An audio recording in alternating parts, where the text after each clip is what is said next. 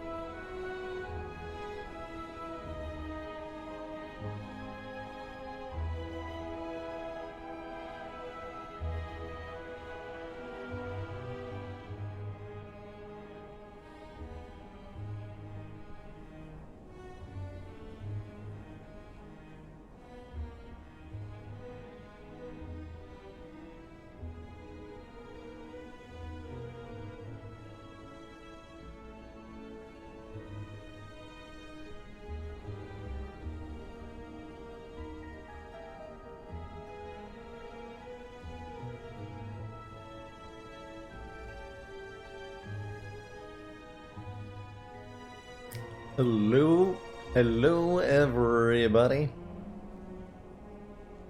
How's it going? Avox Silence, Ditherin, Red Fred, Twitch forgot my account, Dozy Lion, Seebly TV, Malkavian24, Baronth, Jet Raccoon, Isla Cruz, Rose Squid, SRF, Epona21, Jin Fizzes, thank you so much for the heckin' cute year of support. Wow, it has been an entire year. That is crazy. That is crazy. Spicy Noodle Bucket, Stark Debbie, Psychedelic Funk, Cryogy, Arboreal Octopus, Ender Grim, Aroc18, Shay Lind, Reeveside Dave, Rhinox, I'm late! I should be early today, slightly. I think we started like a whole 5 minutes early. If I'm appearing late, it means something somewhere has gone wrong in the communication phase. I've gone live at precisely the moment I intended to.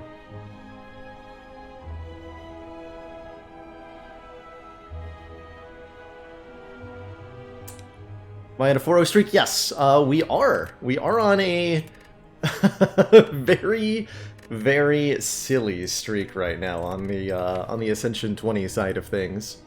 So yesterday's stream was whatever this was. I don't really know how to describe this one. I highlighted both the Prismatic Shard runs from yesterday, by the way. If you want to go check those out. This was like every weird thing that Defect can do at the same time. We had Mummified Hand with multiple copies of Heat Sinks, I believe. Yeah, 2 Heat Sinks plus and Mummified Hand. We had Black Star giving us tons of relics. We had Dead Branch with Recycle, and then I added like Infinite Blades and Blade Dance, courtesy of Prismatic Shard, and it got all sorts of dumb. And yeah, there's a barricade here too. So this was This was pretty fun, and then we did very little difficulty in destroying everything.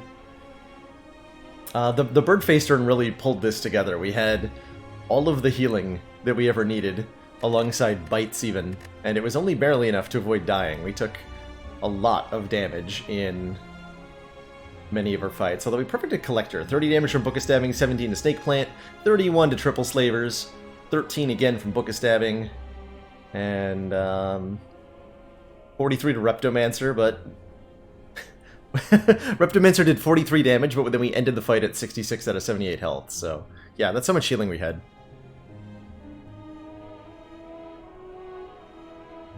Breaking some Spire fundamentals. Oh, looking forward to reading about that on Discord, Endergrim. Really curious to see how modding can push the limits of the game.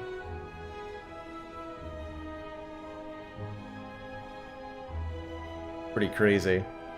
Just beat A4 on Ironclad with Whirlwind Chemex in the first shot. Amazing, Drunken Mimes. Some of my best speedruns have been something along those lines. Then we had a pretty good Watcher run. Started with an early lesson learned, and literally everything got upgraded as a result. So that was fun. A second, this one much earlier, first shot Prismatic Shard. We bought that here. Yeah. Floor 11 Prismatic Shard, which turned into Double Juggernaut, Glacier, Cool-Headed, Hologram, Vault, Leg Sweep, another Blade Dance. Both of my shard runs picked up a Blade Dance, that's funny. Oh, because of the Kunai, because they both had a Kunai, right? Yeah, both of those had a Kunai. That's why they both ended up picking up a Blade Dance, probably. Going Pharazone. Welcome, welcome.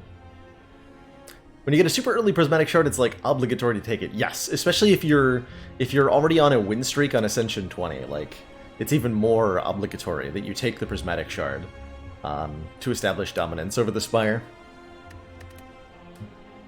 And then this Silent Run, which was pretty good. We lost our Lizard Tail to Slime Boss, and then won because we had Toxic Egg and Frozen Egg together. Can I explain why Shard is good? I don't know if I can explain that, because I'm not sure that I can agree with the general sentiment that Prismatic Shard, quote, is good. Prior to the release of the Watcher character, Commander, I think it was widely accepted we've just received the support of another council that member. Prismatic Shard is paying money to make your run much worse in terms of win rate. But since the addition of Watcher cards, it has felt, this is a subjective experience, but I felt I've had a lot more success with Prismatic Shard. But ultimately, the main reason to take a Prismatic Shard is not whether it's good or whether it's bad. You take Prismatic Shard because it's fun. Prismatic Shard allows you to assemble combinations cross-class that you'll never be able to put together otherwise, and they can be exceedingly broken because they consist of cards that were never designed to go together, or extremely weird. And those are some of the most memorable runs in Spire to me, so they're something to strive for. What do I do in RL? In RL, my day job is, I managed to convince enough people that if I set up a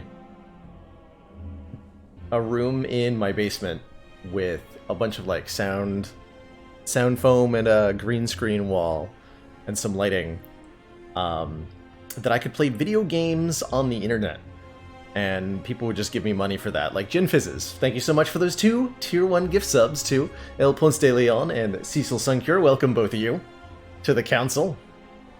Glad you the Prismatic Shard bounty is still paying dividends. Anyway, so my real-life job at the moment is streaming on Twitch, and I hope to continue making that happen. Living the dream here, so to speak. Commander, streaming on full-time on Twitch for... the support of another council member. I guess we're coming up with... let's see, when did I actually leave my teaching job? That was in May, I suppose. This is the last time I worked the real-life job. Teaching introductory chemistry. Drunken Mimes, thank you so much for the Twitch Prime support. Welcome to the council. Enjoy the emotes community. You found smug sense of superiority. Chem jobs isn't over now that channel points exist. That's right. I found a way to market those skills too. I've considered streaming a little bit earlier. Sometimes I will randomly start earlier. Farazone. And I do have dedicated early streams. For those of you in the European audience, I do have dedicated early starts on Saturdays, generally speaking. Although we missed that one last week because of real life reasons. But normally my Saturday streams are 4 hours earlier than the usual start time. So 4 hours, work, 4 hours ago in the past right now This council is when we start on pleased to Saturdays. see our continued support of this project has been worthwhile. I think it's entirely possible that there is a hypothetical future world where I stream earlier more often, but things are where they're at for a reason at the moment. Where did the chemistry fact for channel points option go? Away. It'll be back. I don't have any facts for today, but I have other stuff. Underscore Eidolon, thank you so much for the 2 months. Heck, I'd appreciate that.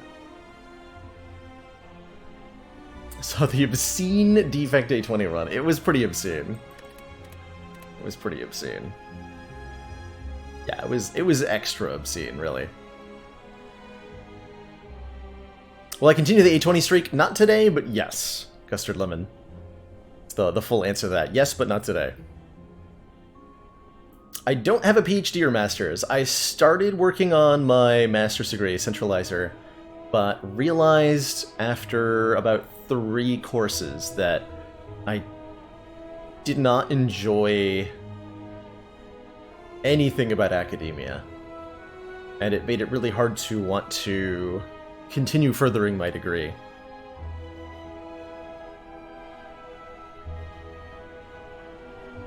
And I found that on the employment side as well. I found that the jobs that I was getting with the degree, I just wasn't enjoying. I pretty much view my entire college experience, truthfully, as a hard lesson in the important difference between doing something that you're good at and doing something that you enjoy. I chose to do something that I was good at, but I didn't enjoy it, and ultimately that caused me to discard it. Having that realization at the end of your PhD, oof, that is definitely a tough place to be realizing that, but regardless of why you have it, a PhD is a powerful thing to have. It opens quite a lot of doors.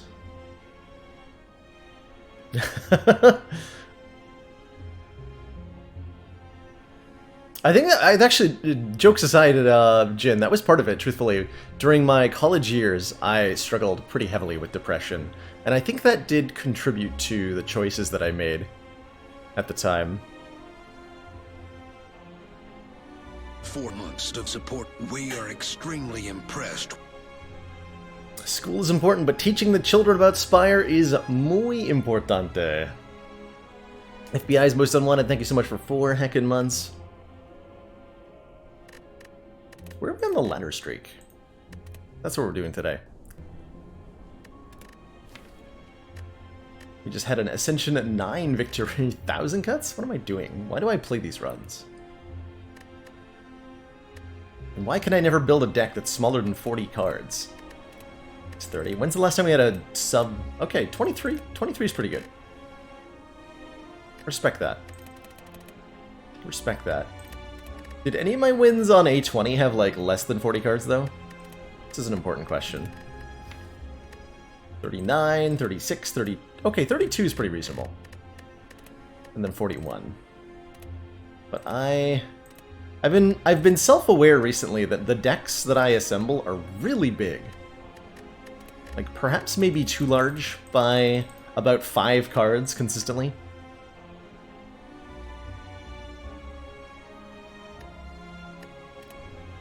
I don't know what to make of that.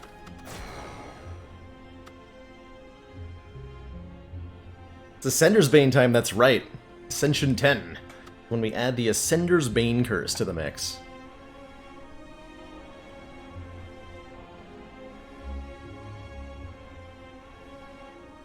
A degree... Ooh, how to describe what a degree is? A degree is... On a functional level, it's a statement to other people, potential employers especially, that you're capable of, like, showing up to the same place consistently at a particular time, and that you are capable of balancing your life enough to accomplish lengthy tasks within deadlines and such. In addition to some assumption of specialization in whatever particular field, but like having a master's or a doctorate, even in a completely unrelated field, gives you a leg up, and in some cases a pay raise over potential competitors in the job field. I can only speak to the state of Connecticut Department of Education, but the field that I worked in, or the public schools that I worked in, state-sponsored schools, they actually had a salary table. There's publicly available information for everybody in the college, pretty much, of the job title, and then the highest degree held by whoever was in that title, such that having a higher level degree, bachelor's, master's, doctorate, regardless of whether that degree is relevant for the position, automatically granted a higher salary to anybody holding the position by, like, thousands of dollars per year.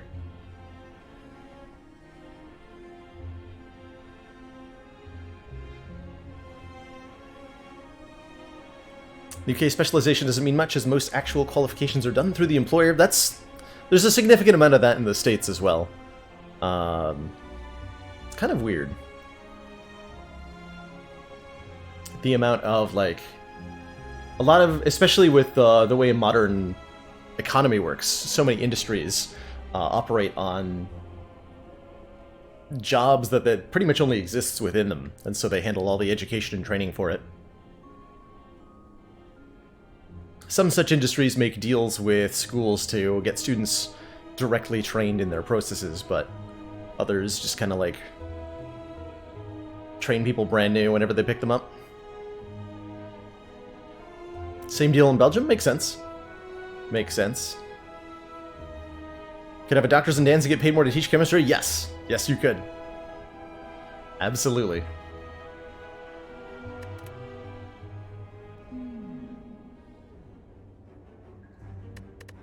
Oh, good old Ascension 10. We've fallen off the ladder on A10 a couple of times before. And it's usually around this time that Defect starts to, like, wobble a little bit.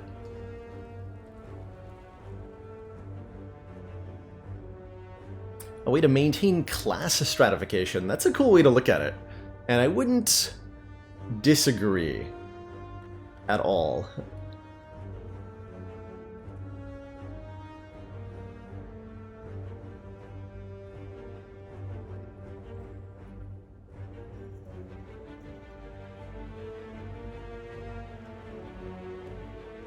Glug Glug Glug wants a dad joke. I think I can come up with one relevant to...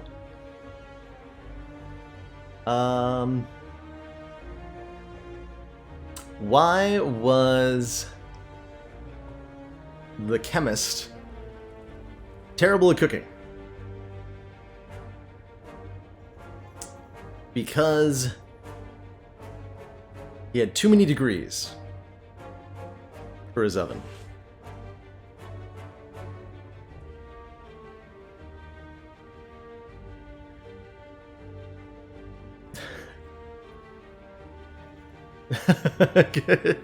You are absolutely allowed to steal any joke that I say on stream. Most of them aren't original in the first place.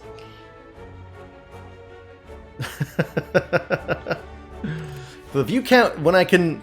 My goal is to be able to identify the point at which I tell a dad joke on stream by the dip in the viewers over time graph. Like, there should be a noticeable downward trend. Such that I can, like, point out, oh hey, I said a dad joke at 4:21 p.m. because that's when everybody left. Going Snakebird. And permission absolutely granted, Failing.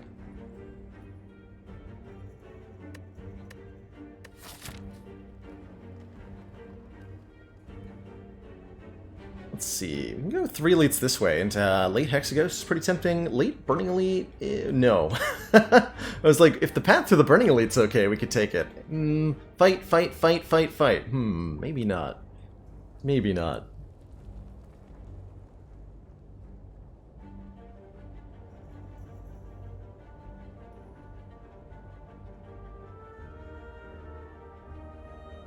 I can unrecovered, but I choose not to.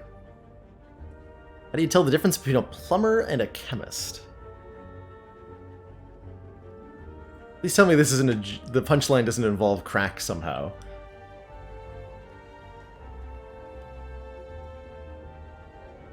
Not a bad idea, Jin, honestly. Ask them to be pronounced unionized. Aha! Thinking about a transform too here. Although I'm kind of forced into... If I don't want to go up one of these horde paths, I have to go to an early shop, so... Let's actually not lose our gold. Maybe just take 100 gold, go to an early shop, and say, we have 100 gold. We have 100 gold. And we're going to a store. Isn't that... quite a bore.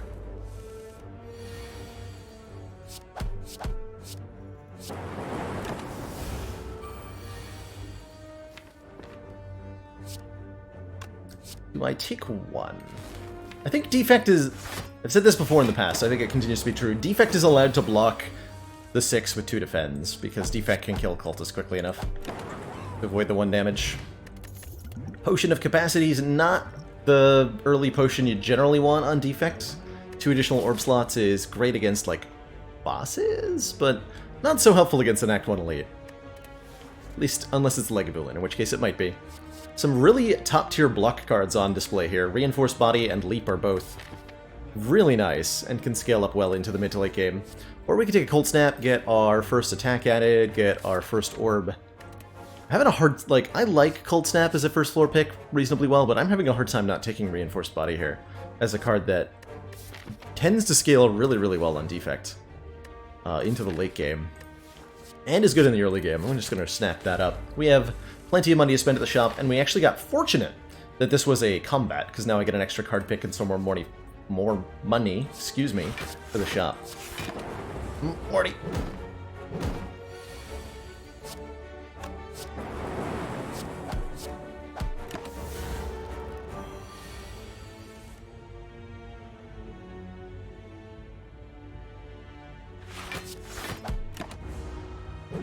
Wild amounts of sadness.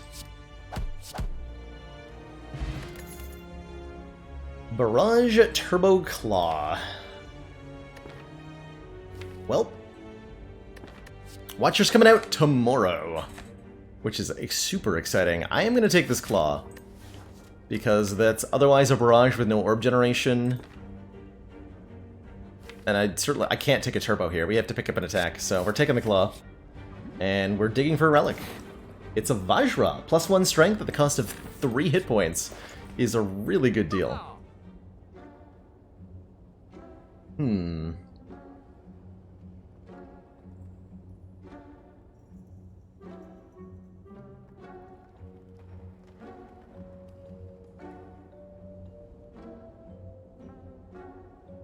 It's the most bizarre concoction I ever made.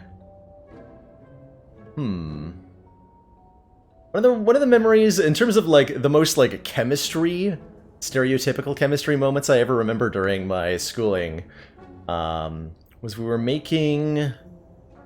were synthesizing aluminum chloride, I believe, was the synthesis. Maybe it wasn't aluminum chloride. I remember the process involved creating a substance by exposing a metal to raw chlorine gas inside a sealed glass, like, little thingy. And you had to... So we had this apparatus that exposed the piece of metal to the chlorine gas, and you had to, like, seal off this little piece of glass with a blowtorch. And I remember, like, screwing it up a little bit. It was remarkable how much they were, like, willing to just trust you with your own bodily safety in this context. Because I did not feel competent enough to be doing what we were doing at all. And I definitely slipped up a little bit and ended up getting... I didn't, like, breathe really in any, but I got a solid whiff, is how I'll describe it, of chlorine gas. Which sent me into a really unpleasant coughing fit. As one of the most... It ultimately wasn't harmful, but it was definitely a really scary experience of like, whoa. Had that been, you know, a little bit higher level exposure, that could have done some real damage. And we are not working with safe stuff here. I've not read anything called Ignition. Haven't heard of it. Always feel like drill is really bad. Drill is weird.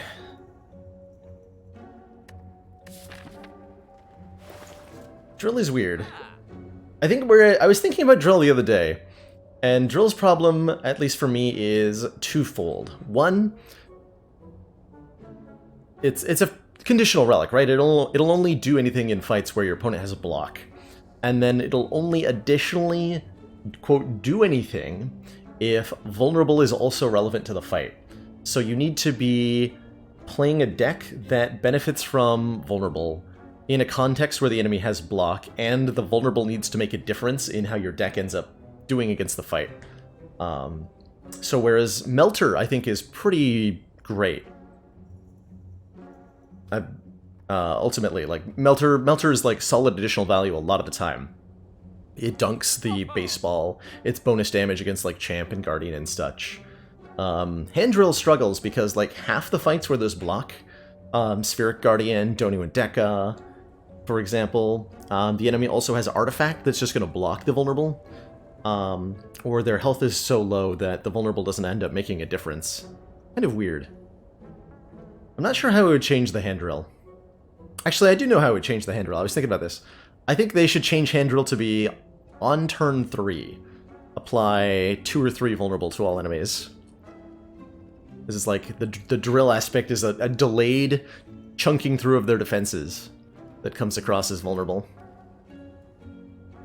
It can still be useful, but it's hard. It's less that you can build, like, it's not about building a particular deck to take advantage of the Hand Drill, because the Hand Drill is so dependent on what the enemy is doing. And there's no way to give an enemy block.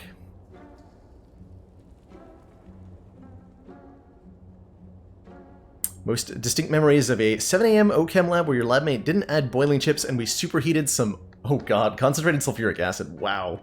I had a student once manage to superheat just water in a beaker, trying to boil it. They ended up superheating it instead because they got, like, the one perfect beaker we had.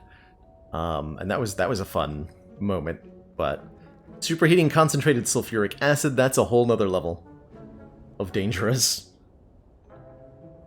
Do you know the first French fries weren't made in France? That doesn't surprise me. We get interesting names for food all the time. I really appreciated... man, when was this? When various businesses and groups in the US started calling them freedom fries over some political disagreement with France.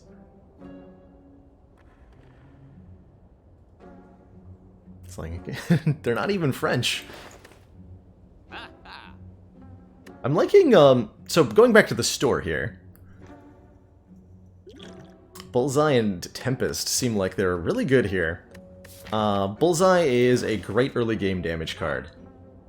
Lock-on makes your lightning orbs hit so much harder.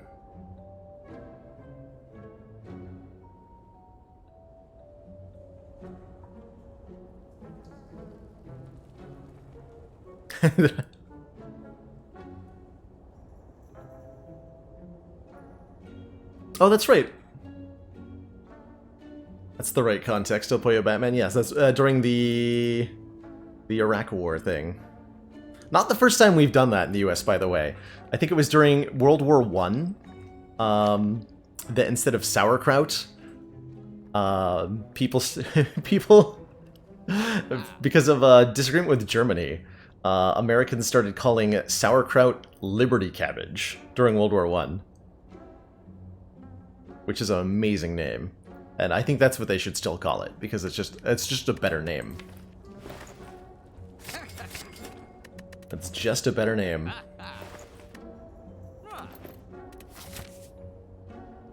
So we had 2 fights. I think I go with the event first. Where? Upgrade on Tempest is pretty tempting. Zap is similarly functioned. Let's just upgrade our Tempest here. For +1 Lightning Orb, that'll make a difference against Gremlin Nob. This will be an easy pool fight. The first 3 combats in Act 1 are from the quote-unquote easy pool, so these really basic encounters that aren't too difficult, aren't too damaging. And then everything after that comes from the hard pool, which can include stuff like 4 gremlins, 5 slimes, etc., etc. 16 plus 9, 20 lots? 20 lots. Okay, a focus potion. Now that's... Man. If I hadn't taken Bullseye and Tempest here, that'd be a really good Hyper Beam. Do you think I like the Charge Battery? Add another block card. The additional energy goes really well with our 2 X-Cost cards. This deck is already looking like it scales really, really well with additional energy. And I think we're at the point where I'd consider like a Turbo or a Double Energy pretty happily too. Beam Cell could be nice as well, with our Vajra. I'll take the battery. Okay, Legavulin I think we're best equipped to beat. I can either get out a second Lightning Orb or Scale Claw. Let's go with the Lightning Orb, given that we have Bullseye and stuff. Need a Chemex now? Yes. We need a Chemex now. Can I afford not to Bullseye? I think I'm willing to use my Focus Potion here.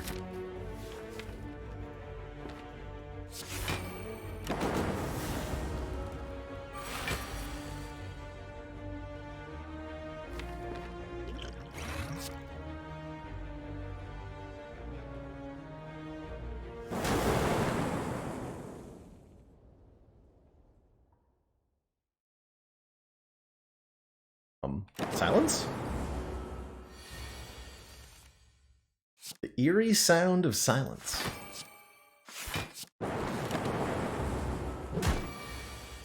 But why? Also, dang. If I'd drawn any of these 3 cards, we wouldn't be taking damage here.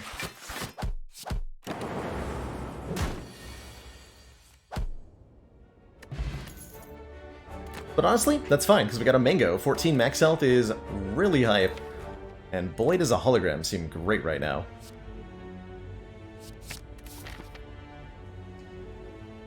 Yeah, where's the wakey wakey sound? Exactly, it's gone, it's missing, it's absent. Stolen away from us. Strike Dummy. Strike Dummy means our strikes hit for 10 damage. Which might be enough damage that I can actually upgrade before going on the double elite path here.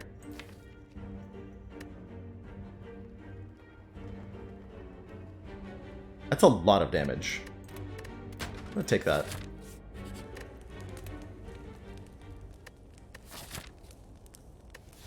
Resting is the safe choice. Resting is the safe choice. Probably don't need to rest here, but it'd be really embarrassing to lose to lose my defect run this early on in the streak here.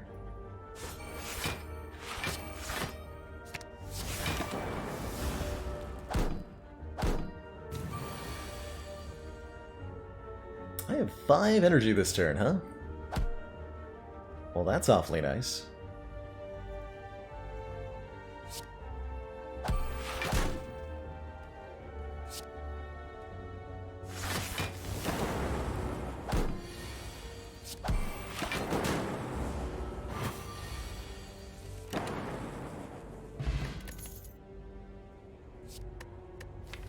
Buffer?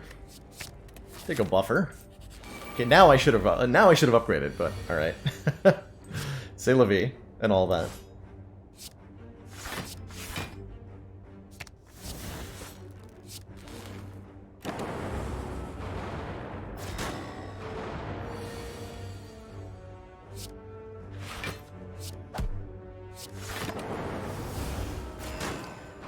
Do I ever take the relic choice in the box at Donut Banana event? Basically never. It's, I think, the worst exchange of curse for relic that the game offers.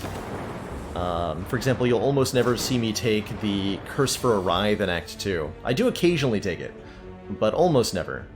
And the relic for a curse in the box versus donut choice is worse than that. The main reason that it's particularly bad in that event is that you're giving up the opportunity cost. Which is to say that by taking the curse for a relic, you're not able to take...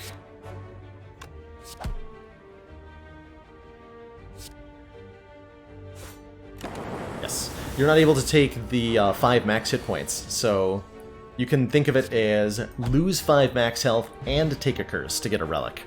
And when phrased as such, it really does come across as just a worse deal than all the other take a curse options, pretty much. If it was a rare relic, specifically, ooh, that would make a really interesting choice, Champion Beef. I would really like to see that change.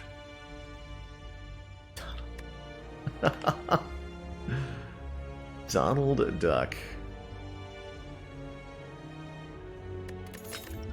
Okay, now we have something going on here. Whoa, hold on. We got some... we have some top-tier relics here. Prey Wheel makes normal enemies drop an extra card reward, and that's a big deal. If you could know the relic, then all bets are off. There's plenty of relics worth giving up 5 max health for. And getting the curse.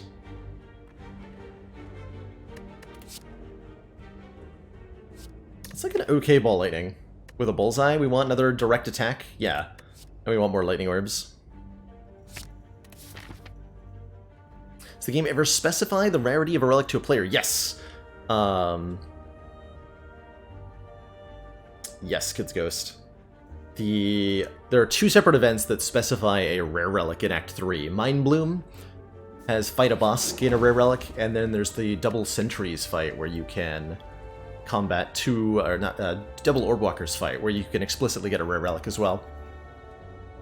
But I believe those are the only 2 cases. Well, that and the various starting bonuses. Get a random common relic, get a random rare relic. Do I take an upgrade or transform? Usually you'll see me take a transform early on. We're a little bit further ahead now, though. Feeling good that I took the safe path, by the way. I think it's going to mean that we keep these potions. So my usual choice here is transform a strike. Our strikes are 10 damage, though. Maybe I transform Zap. Oh, that's a good idea. It's a barrage now. Alright. I can live with that. Barrage Vajra? Barragera?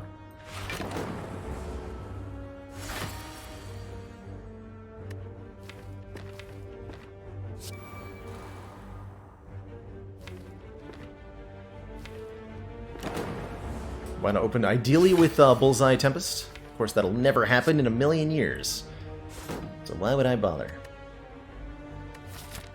This is like an okay potion of capacity. I don't think we need it, though. Barrage That's oh, I was not supposed to defend there. Good buffer. Wasting my own stuff.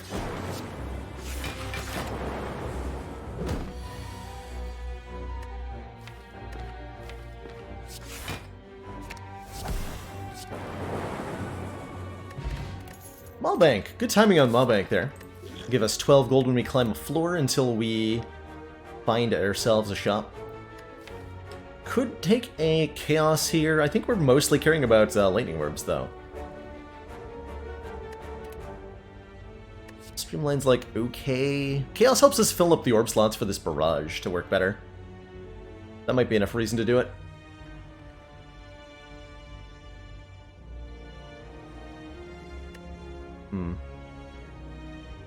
I think I'm gonna skip, though. And we're going to upgrade. Buffer's a really good candidate. I like the reinforced body upgrade. I like charge batteries upgrade. I like the bullseye upgrade a lot, too. I like the bullseye upgrade a lot. That should make our victory against Hexagos pretty easy. If we want to use either of these potions, we can, like, definitively defeat the Hexagos with no effort, but I think we don't need to do that.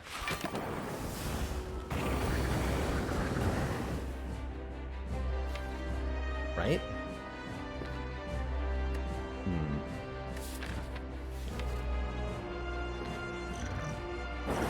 Changing my mind.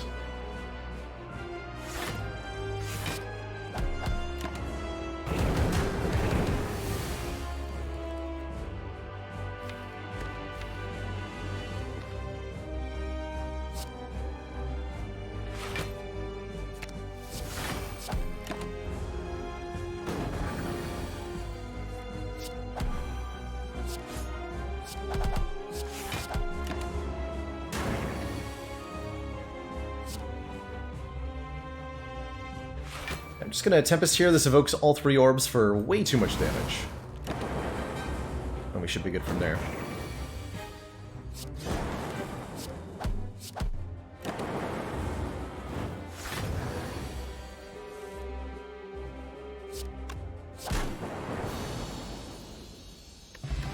Cool.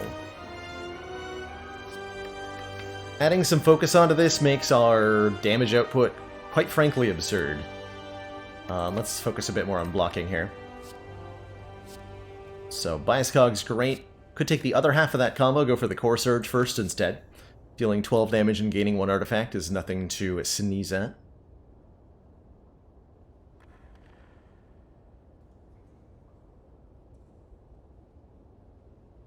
The fire symbol next to our floor level. This indicates the current ascension level, Bumble. Each ascension level adds a custom modifier onto the run that changes things a little bit to be more difficult.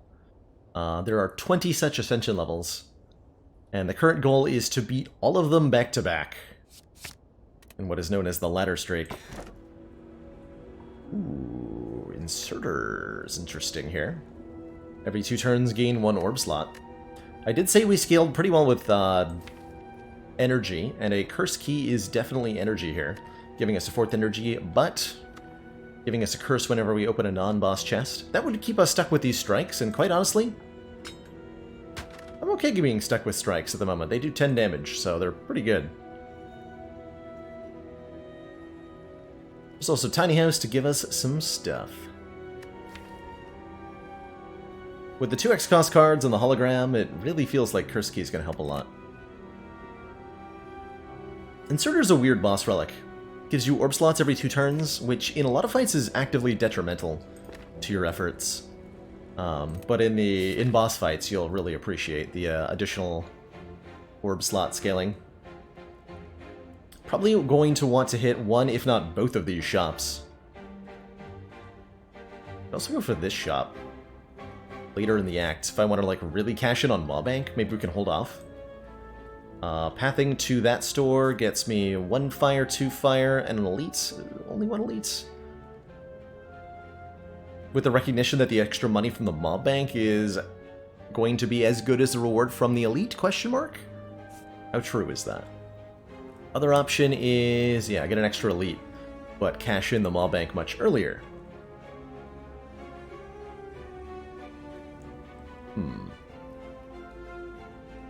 Let's try to cash in the mob bank later. Take 1 less elite fight. In these early combats, we're going to be playing the Bias Cognition basically as soon as we draw it all the time. With the additional focus increasing our damage output so much that we hope to end the fight before any negatives can occur whatsoever.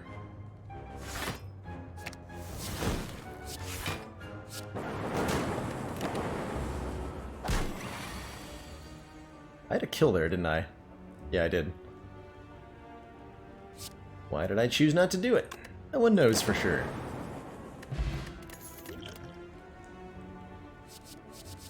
Cool-headed is a nice way for us to start blocking with our focus that we have. Oh my. Chill Plus versus Leap Plus. We're certainly taking one of those two cards. Leap Plus is so much block. 12 block is more damage than any enemy in the game can do in one attack. It's 100% true, and I did not just make that up.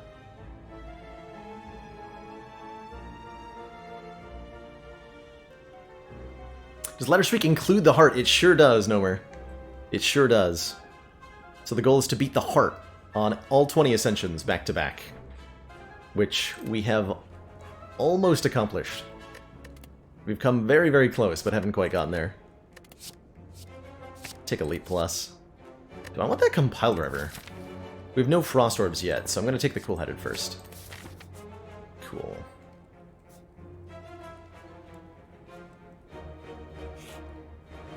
Are you ready to spin the wheel? I am! I'm ready to get 200 gold, which means I immediately regret pathing away from the shop.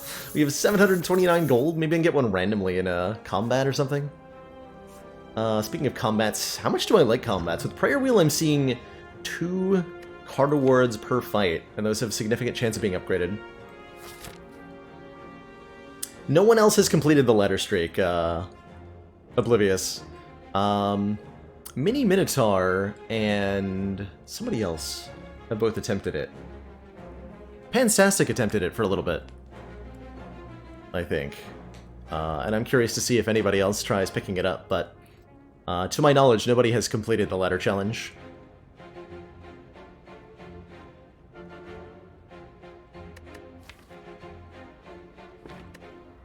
Coddles, you finished it!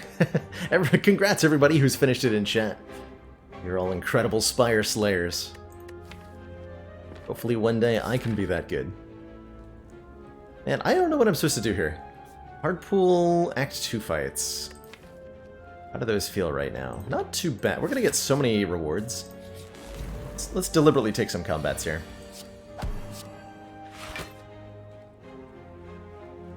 Double bullseye? Double bullseye.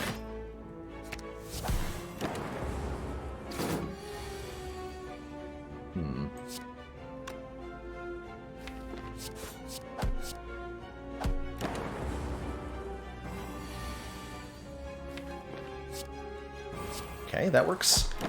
If we don't draw any good cards, we can just buffer our way through life. I like it. So if I bias Cognition, we go to 4 focus. Tempest will then channel 4 orbs. That feels like it's got to be a kill. Yep. There's those upgraded cards I was talking about. I like a chill here. And I think I like an upgraded Steam Barrier. Help get our blocking game going, like, really good. Might be too much block. And there's the random merchant we wanted. Oh my.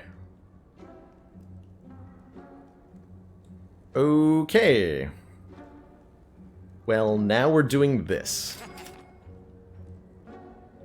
Chemical X makes our X-Cost cards do 2 more than they did before. So Reinforced Body and Tempest both got a lot better. There's a Seek here.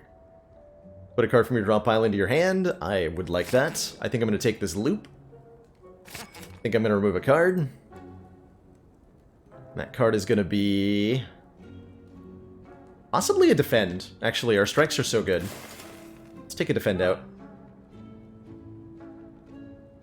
Do I want Meat on the Bone or Toy Ornithopter? Probably want one of them. Toy Ornithopter is 5 health when we drink a potion. Meat on the Bone is 12 health if we end a combat below half. And I don't know how often that'll occur. Violence is kind of interesting here too, just to get our attacks into our hand. As kind of like card draw, but not really.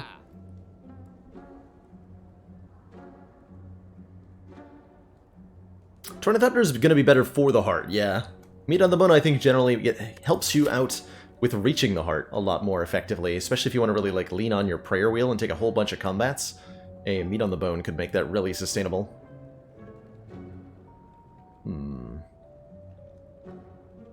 I can go for 2 elites now. I don't have to go to the shop.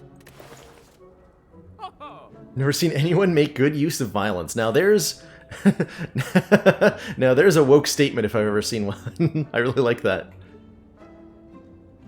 Really makes you think. Do we try the SFX? Hold on, I want to...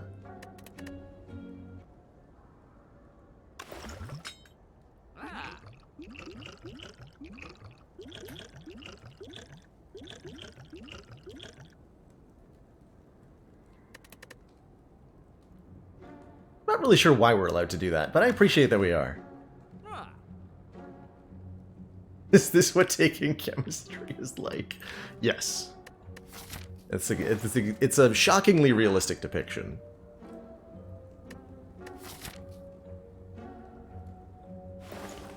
I'm gonna take the Ornithopter. And we're gonna save the rest of the money.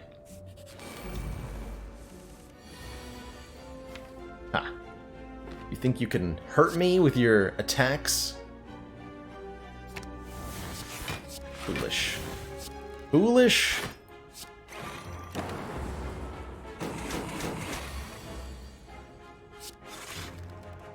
No longer foolish.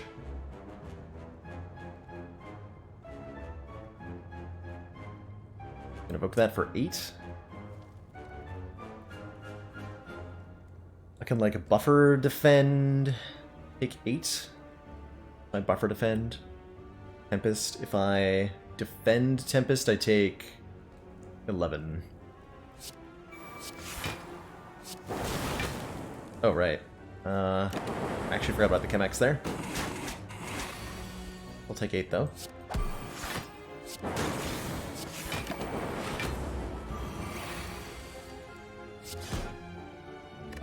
Doing pretty good damage. Woo! Doing pretty good damage, though. Double energy. Actually less interested in that now that I have the Chemical X. But it's still pretty powerful, right? With the hologram and the Seek and the X-Cost cards, double energy seems pretty good.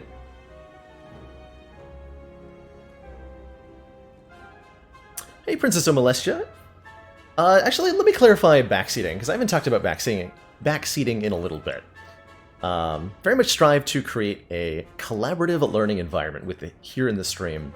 And so questions on why I've done something or suggestions on what to do or comments along the lines of, oh, here are the decisions that I would make in this situation and here's why. All of those are really, really welcome. The only things that I take opposition with too, along the lines of backseating with chat comments, are either direct commands to me, like take double energy, for example, is not a comment that I think would be helpful here, but something along the lines of, I would take double energy here because I think it'll make our X-Cost cards that much stronger, is a super awesome, great, great comment to add. And the other ones that I think aren't helpful are comments that are simply the name of a decision that's on the screen, like recursion, with no elaboration made to it. Doesn't give me or anybody else in chat a whole lot to work with. And there's more left unsaid than there is said, creating, I think, what Sneaky Teak would call a kind of high noise comment. So those would be the things to disincentivize, the kinds of comments I'm hoping to avoid. And I usually don't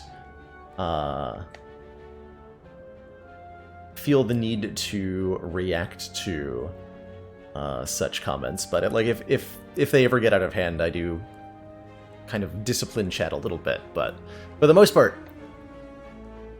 if you are explaining reasoning or trying to get an explanation for something, it's more than welcome and helps create the kind of chat environment that I'm looking to make. Well, I do when I have 10k viewers and everyone says OMG demon form when offered. I'm surprised. I'm genuinely shocked at how readable chat has continued to be as the stream approaches the 1,000 regular viewer mark, which is shockingly a number that's in sight at this point. When I've seen other streams of similar size have vastly different chat environments.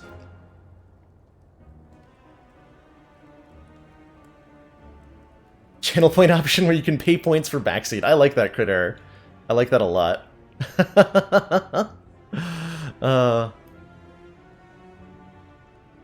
And just to nip a conversational topic in the bud, I would prefer that we not speak ill of any other streamer or the choices they make here in our chat. Streamers are a pretty tight-knit community, and I like to keep it positive when it comes to other folks. And our own. Definitely take an Electro. I'm going to grab the double energy a little speculatively. We're well on our way to a 40-card deck, and I can't stop myself. Someone help. We speak ill about kiwi pizza? Like, the fruit? On a pizza? I've heard of pineapple pizza, but nobody has ever said anything about kiwi pizza to me. Kiwi pizza. What does it mean?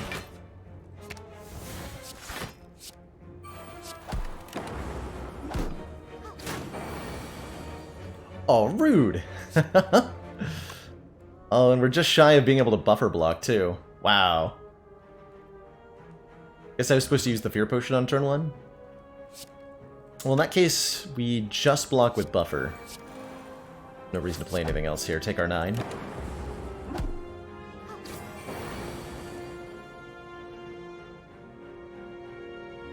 I was, hey Donkey Job, noticing that I'm usually ending with like 35 plus cards. That is often intentional. And I think part of that is... Commander, we've just received the support of another council member. Decks with more cards in them tend, at least in my personal experience, to find more success against Heart specifically. So, given that I'm looking to defeat Heart on every run, I end up taking a ton of...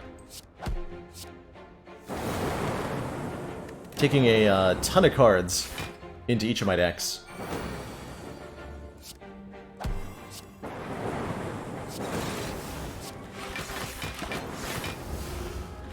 It's also, I think, generally more true that the higher Ascension you go, the more valuable it is to add more cards to the deck.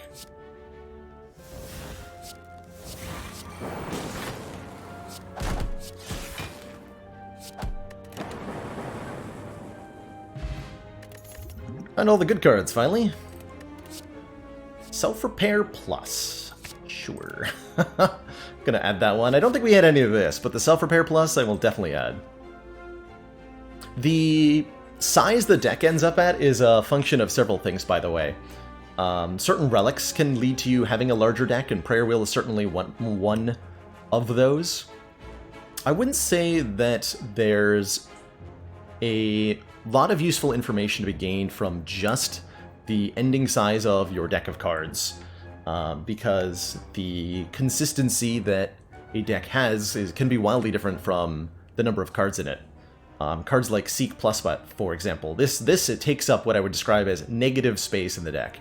This is a card that, no matter how big your deck is, if you add a copy of Seek to it, the deck plays like it's smaller than it is. So if you have more and more of cards like this, it can lead to having a larger card count, but a functionally smaller, more effective deck. Powers are a significant part of that as well. The more powers you have, the more of them you're going to need. Since you can't play powers multiple times, scaling up against Heart typically requires a number of powers to make happen. So going problems IRL. What do you believe is the ideal deck size, Probs, if such a thing exists?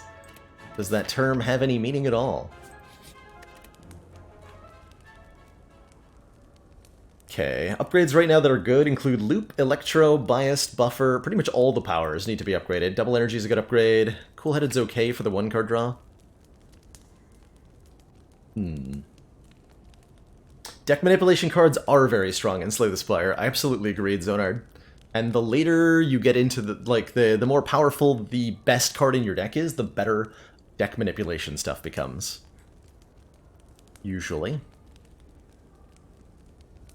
Gorgon Socks wants a chem joke. I can do that. I can do that. Do you know any organic chemistry jokes? Because I know alkynes.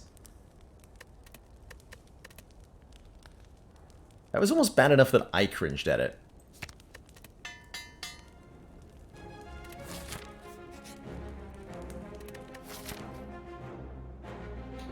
I think I'm going to end up skipping this chest. It's a small chest, and I think I'm deciding to fight 2 elites, especially now that we have a self-repair plus.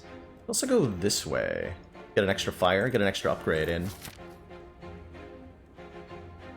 Eve Cop wants a dad joke. Why should you not shop at expensive wig stores? Because it's too high of a price to pay. Oh, we gotta head on upgrades this way. That works nicely. That works really nicely. Bad organic chip jokes are not ethical. Love it, Ocean Librarian. That was great.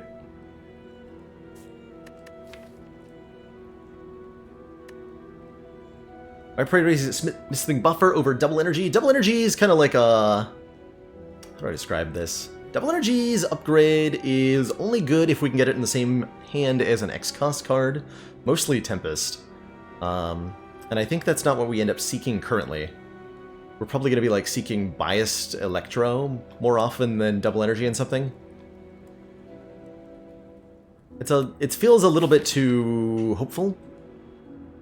And the card is meaningfully doing value, as it is, I guess is the way I'm going to describe that. I'm going to go for the double relics here. Probably going to use my weak potion right about now.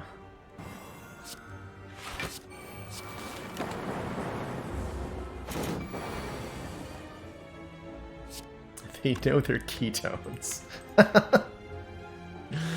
Oh, these organic chem jokes are tough here. Keep them coming, everybody. Okay, this doubles my energy back to 4. Honestly, I'll take it. And we'll evoke this twice. That immediate value out of it. What a nice time to draw Buffer. Good job, Buffer. You know what we didn't draw quickly enough was Bullseye, though.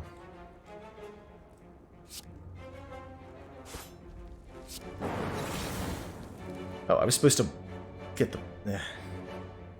These will do 18 each. Look for 9. I seek Bullseye Tempest.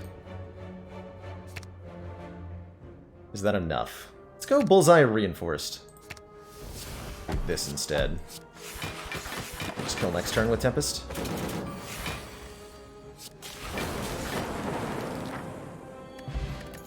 Bird-Faced Urn. When we play a power card, heal 2 hit points. 1, 2, 3, 4 power cards currently in the deck, so this is up to 8 hit points per combat. And speaking of powers, Force Field might be good for the same reason, although I'm thinking that we want an upgraded Force Field. So like maybe I just don't take this. We try to find an upgraded one at some point. I just gave up on math. The first class I ever dropped out of in college was a math class. Oh, and self-repair, yeah, we have 5. Ooh, that is a good force field then.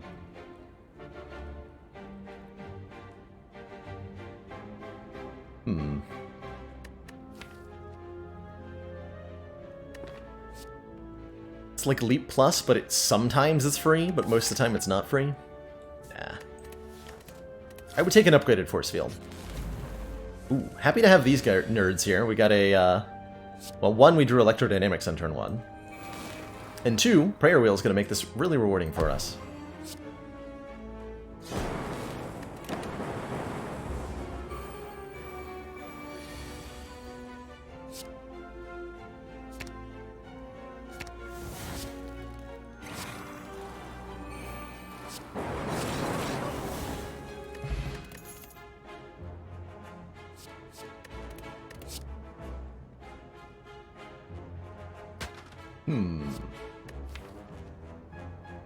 Thunderstrike.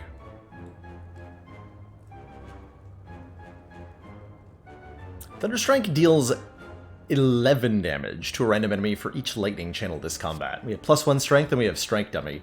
This card hits for 11. What did I drop out of the math class? It was... I want to say too ethereal for me. That's not quite an accurate description. The course was less about like problem solving and more understanding fundamental concepts of math, doing mathematical proofs. And the grading was a lot more subjective and without constant feedback. Like, we didn't have weekly assignments that I got back grades for. The bulk of our grade came from one midterm, one final, and like one group assignment probably at some point. And so we were hitting the halfway point of the semester. I had nothing to base to like assess how well I was doing in the course. And the anxiety and stress of it ended up being too much for me, so I pulled out of the course because the course format ultimately like didn't fit what I was used to well enough for me to function in it. It was an honors math course. I don't know how to describe what it was. Hard to remember. I didn't understand it very well, which makes it difficult to describe. Is there any way this Thunderstrike could be any better? We could have a Necronomicon. That would make it a lot better. But it's still pretty good. Like, good enough that I'm going to take it. So now I was talking about ending up with, like, large decks. One of the ways you can end up with a really big deck is if you keep being offered cards that are already upgraded. The more upgraded cards you see, generally the bigger your pile of cards will end up being. This is a good turn 1. I like this turn 1. This turn 1 is great. I'm not even going to play that self-repair.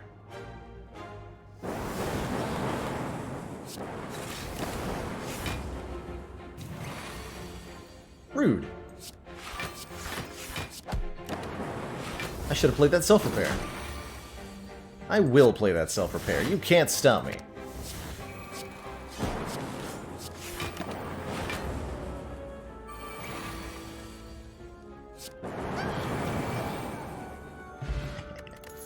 That was satisfying. I'm so glad we picked that up. This deck feels like it wants a storm.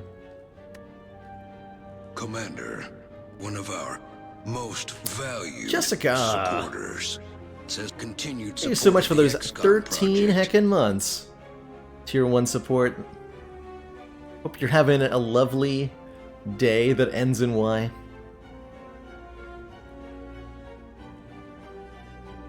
My favorite math course.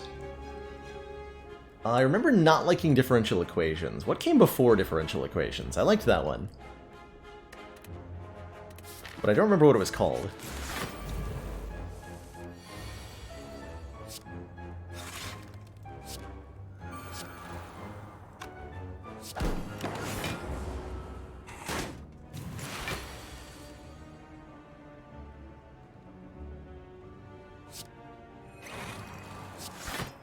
This is where the double energy is sometimes lacking a little bit still. We do buffer this hit. What if I was meant to actually kill this on turn 1 because of the buffer? Or direct my damage towards it on turn 1 more accurately? Oh, 1 lightning. Okay then. Doesn't seem like it's worth my time.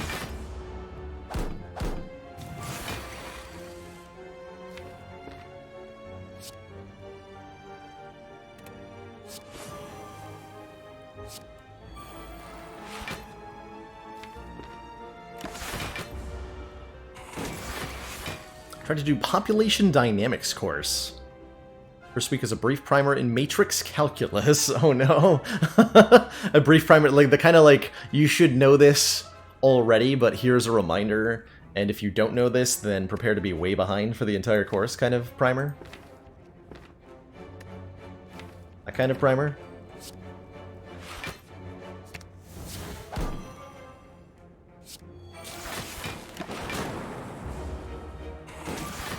Actually feels like we played Biased a little bit too early this time, but only a little bit. Commander, one of our most valued supporters says continued support of the XCOM project. And First Dane, Streamer Central in here tonight. Thank you so much for the 7 months.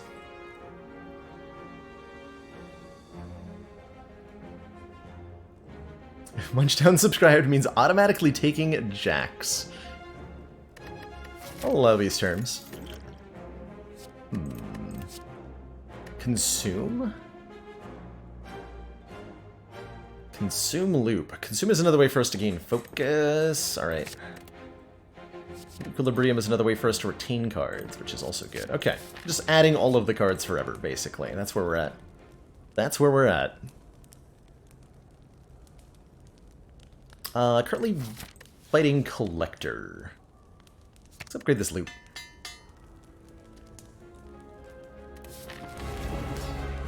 Incrementing ink bottle, that is definitely a thing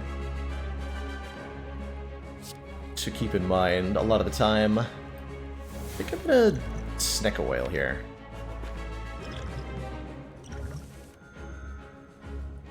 Okay, our bullseye is gonna be 3 costs for the fight.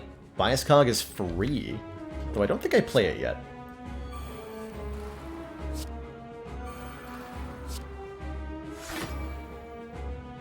I think I actually, no, I do play it here. Need this charge battery. Play the bullseye, not the bias cog. Muttering to myself. Consume plus inserter. We passed up on the inserter already, so we won't be seeing one, but it is a sweet combo. What would be really nice to have right about now is electrodynamics in play. At least that's not enough, right?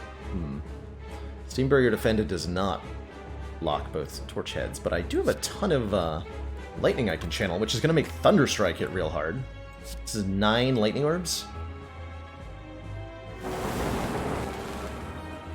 Cool. And we buffer both hits. Then I draw Electrodynamics and Thunderstrike, which deals how much damage? Unfortunate that I can't actually play the Thunderstrike here. If I play Electro, we're gonna kill this one. Only get 2 Frost Orbs, I'm fine with that.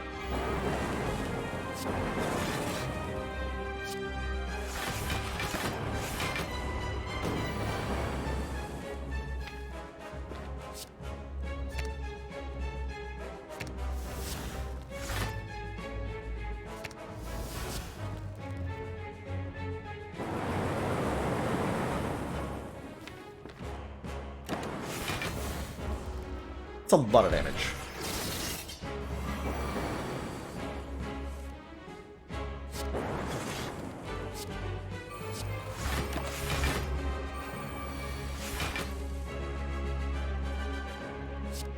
Yeah.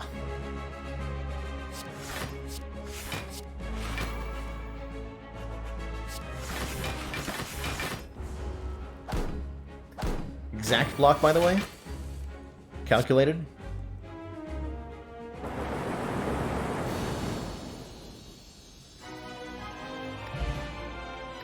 Good fight.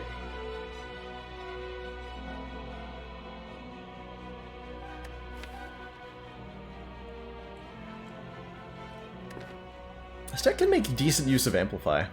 Although I like the machine learning, honestly, to make this a little bit more consistent with how large we're becoming. Adding some draw seems good. Could also take Creative AI, because we have a bird face turn, and that is theoretically infinite healing, which is kind of a big deal.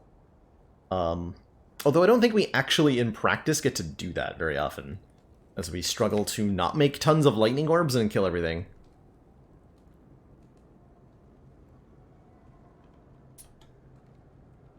I'm gonna go with the machine learning.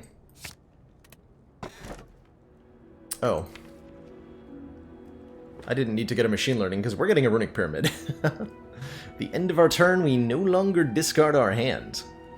Theoretically, the other options are Velvet Choker, giving us an energy every turn, but inability to play more than 6 cards per turn, or Nuclear Battery, letting us channel a Plasma at the start of each combat, but there's, as ever, no way I'm not taking the Pyramid.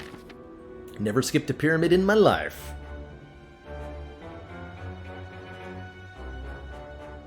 Convenient location for the Burning Elite. I like that. We can fight 3 elites, including that one.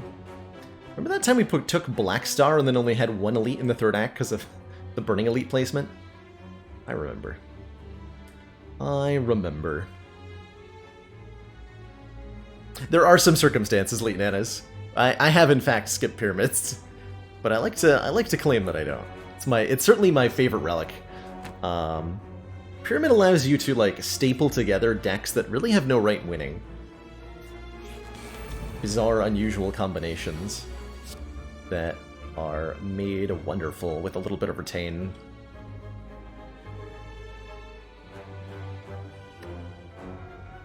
What am I putting in play here?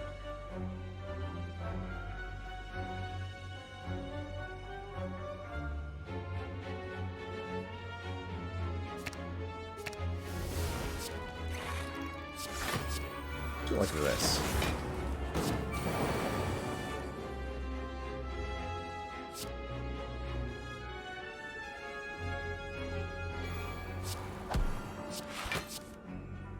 Offer? Amazing.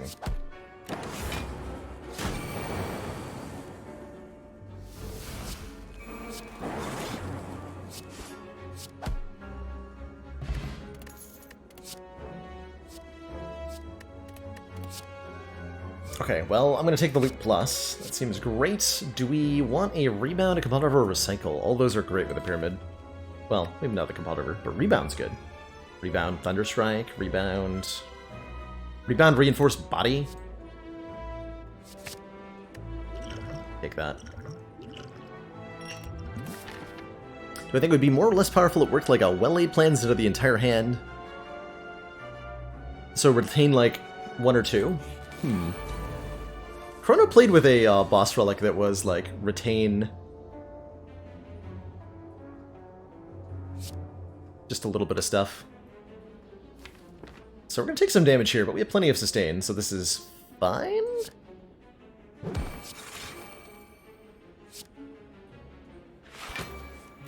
This is fine.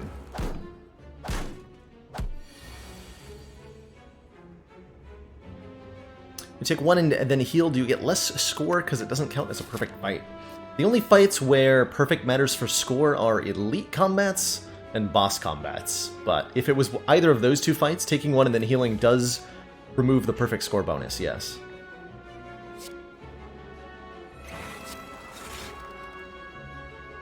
Oof. Rude.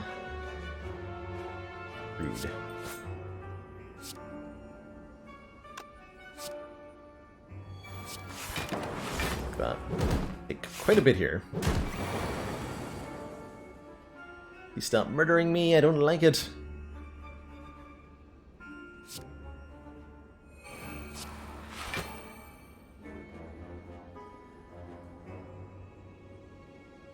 Just shy of being able to kill. Incoming damage is 34, we have 22. So Reinforced Body even for 0 is enough, so I can buffer Reinforce.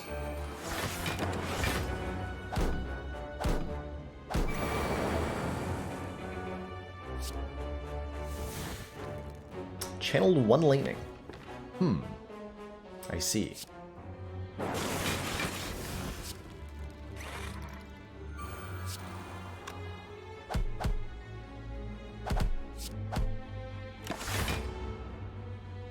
Now waiting patiently for self-repair to come into play. Well, not patiently. I think that's the wrong term to use. Angrily. Angrily waiting for self-repair.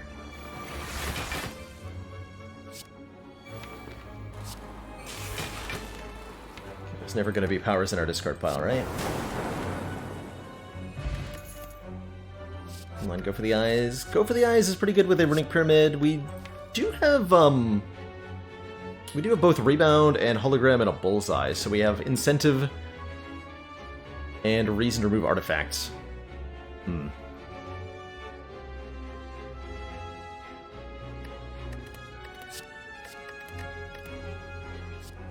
Rather have upgraded cards, though. I think we can hold out for upgraded cards here on Ascension 10.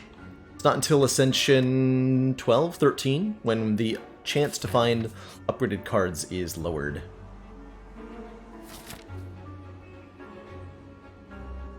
One thing I didn't consider is that we have a Runic Pyramid and I have to take a curse here. Maybe we can find an Omomori in the shop. Assuming I'm going to the shop. Maybe I'm going 3 elites. Curses. Literally.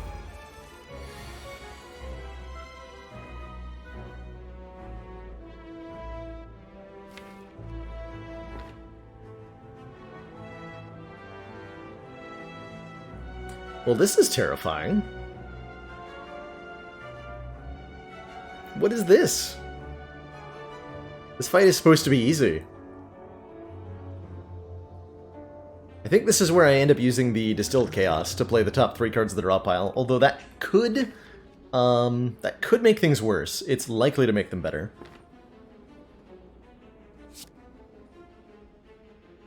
We're going to charge battery first.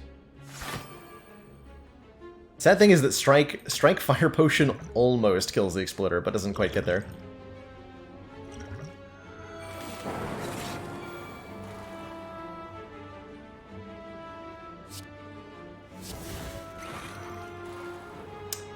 Yeah, on second thought, this fight's really easy. Good potion.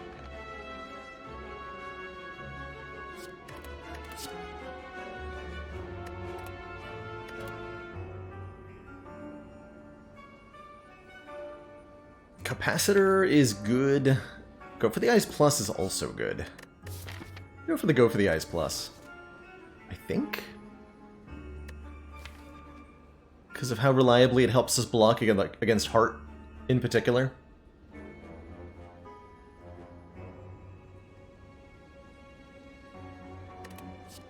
Can I see what was in here?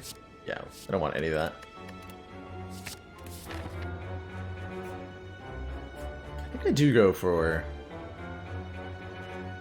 1 extra elite here. That can't be true. No, that can't be true. That was a good decision to not go there. Wow.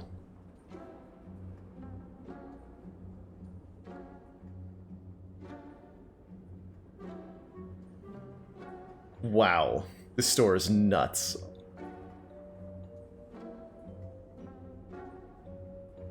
So what do I mirror? There's a lot of good options. Although with the deck being as large as it is, it feels like it can't be anything other than mirror Seek. And then buy a 3rd copy of Seek. We could take Dolly's Mirror. Yeah, we could take Blue Candles just to get rid of the curse that we're going to have. We could take Dolly's Mirror to... we could take Dead Branch, excuse me. Although we have a Runic Pyramid, and Runic Pyramid Dead Branch is a little bit iffy. We could buy a Blind, which could be nice.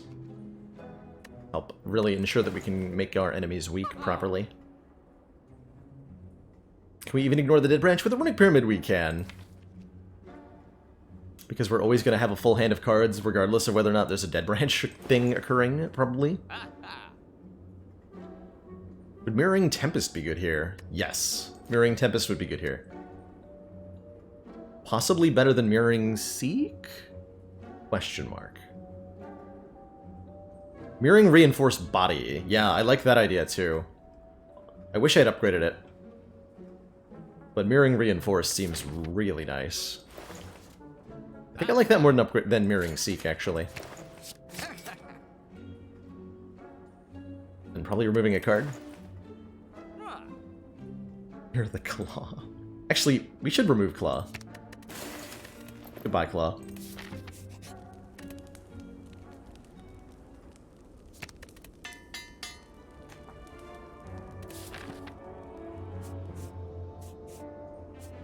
Can't go to this shop because we'd lose the run immediately, so go here.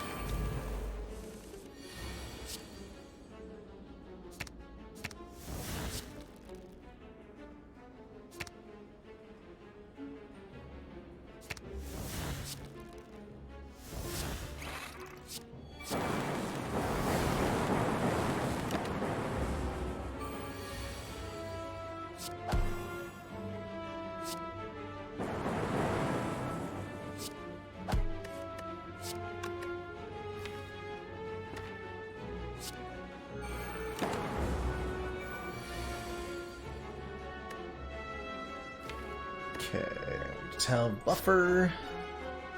Honestly, just buffer. Honestly, just buffer.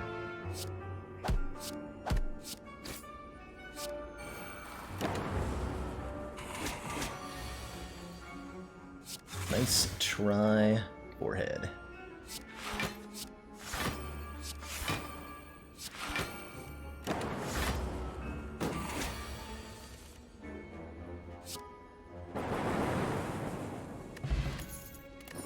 Hey, Darkstone Imperium will give me max health when I get a curse.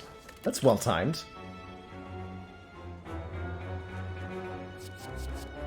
One of these two? I think we take the Defragment Plus because we turned down the... or because we got the second Reinforced Body for blocking. So we're on our way back to 40 cards here. But with 2 Seeks in the deck, I'm not actually worried about consistency here, generally speaking.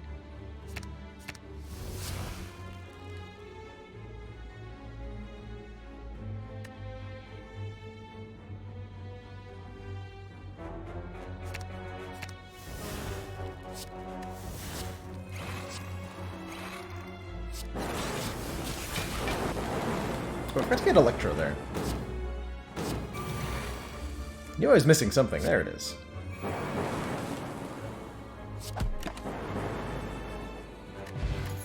Peace Pipe. Okay, we can now remove cards from the deck at rest sites, and I think I'll be doing that rather than upgrading at the couple remaining. We can get rid of the curse immediately. Ooh, I like that.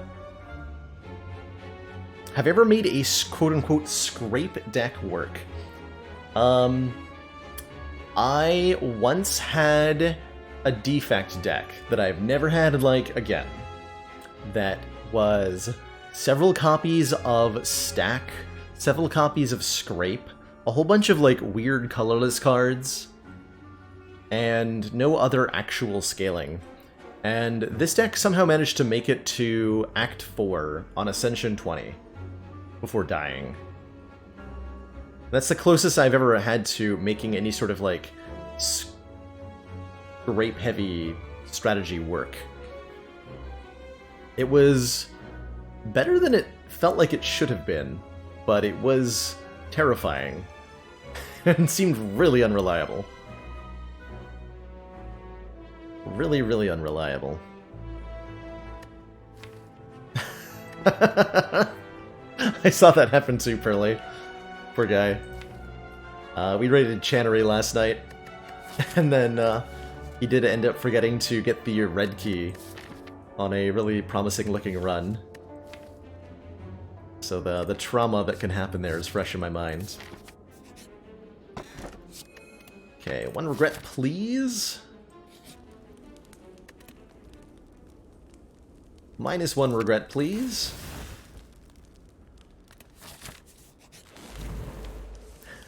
How's it going, Jennery? I didn't see you there.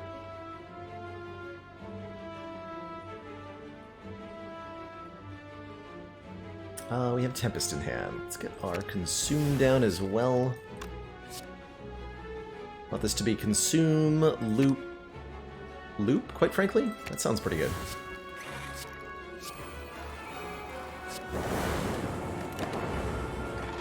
There's other options I could have taken as well. But that's the one I wanted.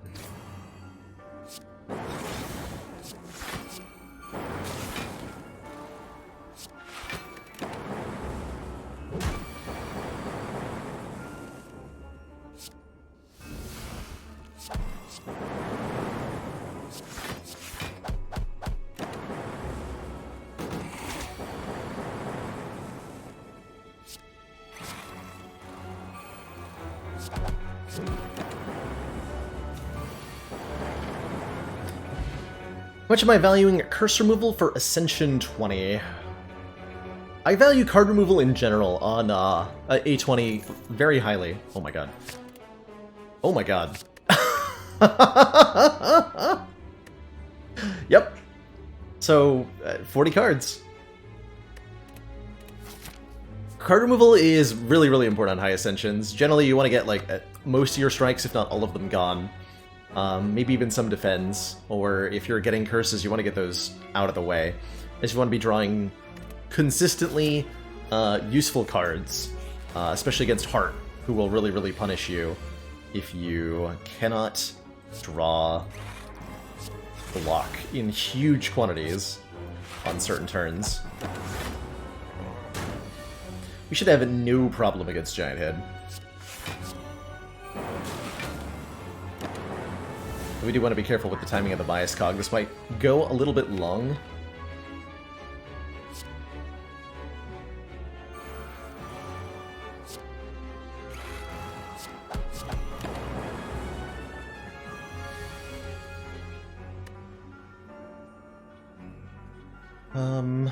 Can't actually full block that. We just partially block that, then.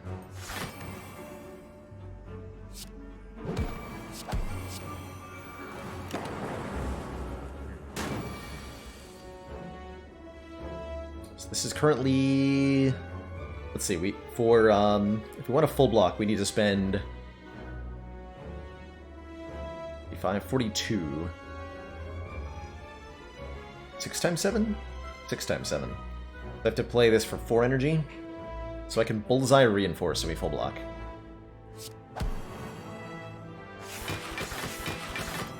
Cool.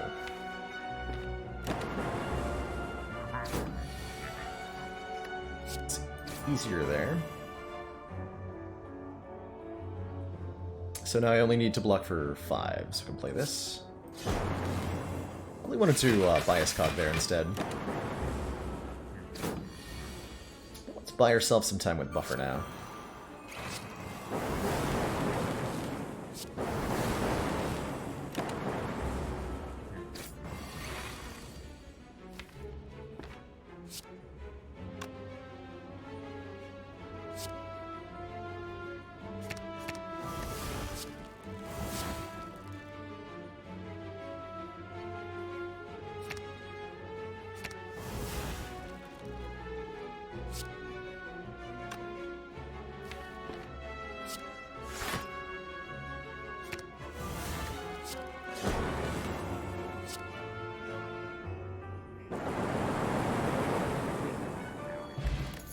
Got him.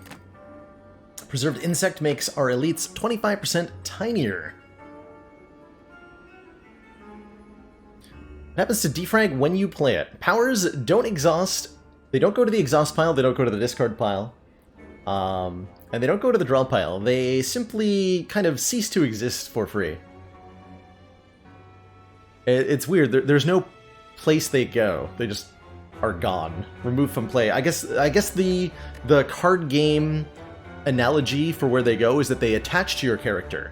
So the power card is like if you imagine sliding the card under the defects character model on a physical game. That's essentially what's happening to them.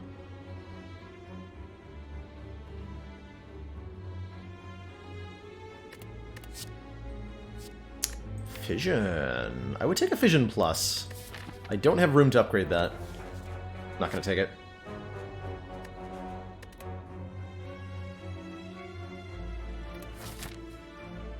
Sitting in play. Yeah, that's a good way to look at them.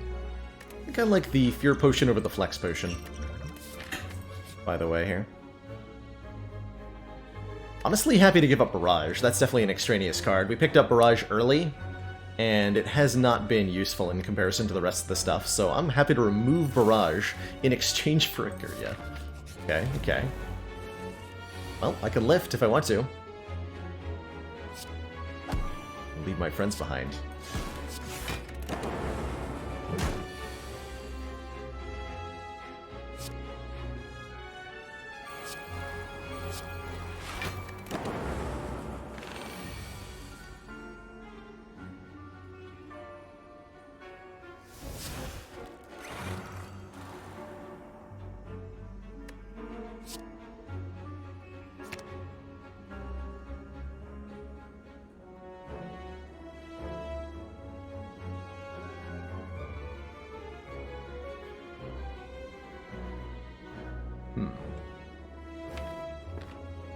You want... Bullseye's already applied. Okay.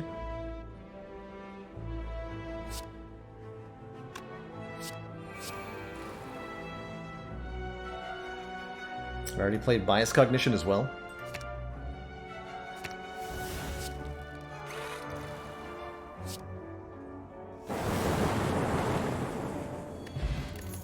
Good. Turbo Plus. Yeah, I'll take that.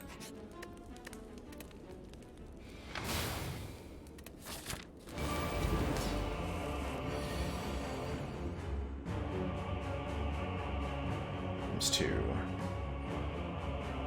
Could buffer this hit. I think that's a waste of our buffer. Can I explain how I'm getting an extra energy on my second turn? From playing Charge Battery on the previous turn. This card right here. Gain 7 block, next turn, gain 1 energy. We have a couple of these in the deck. So they occasionally give us turn 2 energy.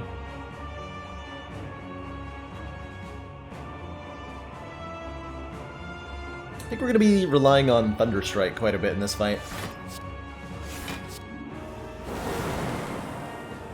It's already at 7 lightning orbs. Good. It's a good place for it to be. Reinforced blocking. Just need to block for 4 here. Just let me do it like this. Excellent.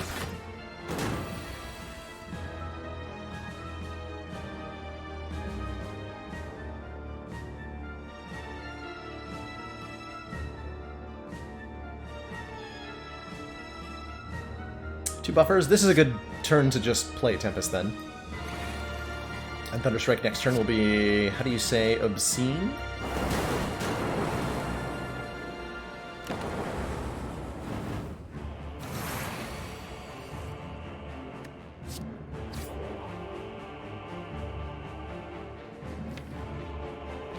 What am I waiting for? Even rebound it? Not convinced it kills anybody right now. 9 times 5 is 45. So rebounding reinforced does quite a bit here.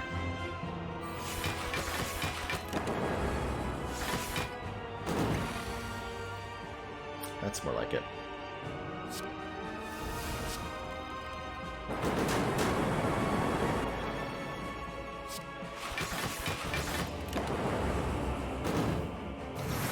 Michael X wants a dad joke.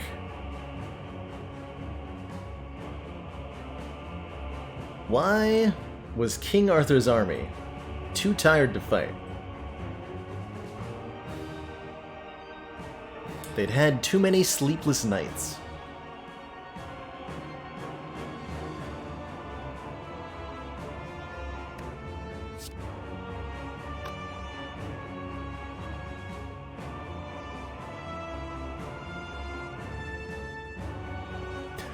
A little bit of an awkward position we find ourselves in here.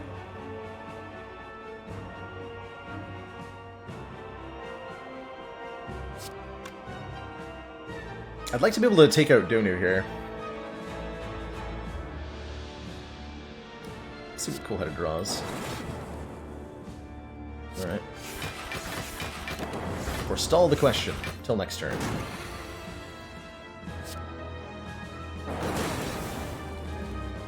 This is not forestalling it enough. We got the old Runic Pyramid Handclog problem going on here.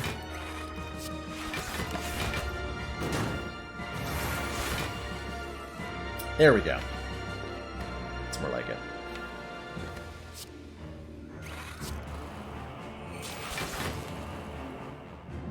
Eight to both of them. Evoke Steel 13. Seek for Hologram. We can get Turbo back. Perfect.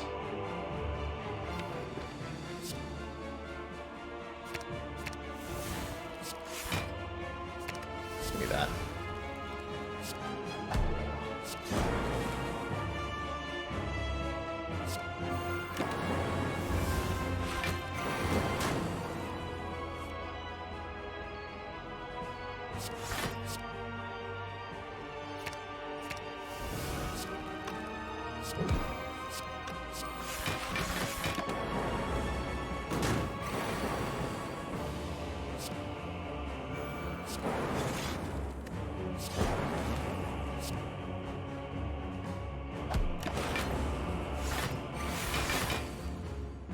There we go, getting ourselves back up to full health. Not a millennial anymore. Rip indeed, Ghostcar. Pretty sure that's how it works. You have graduated to Boomer.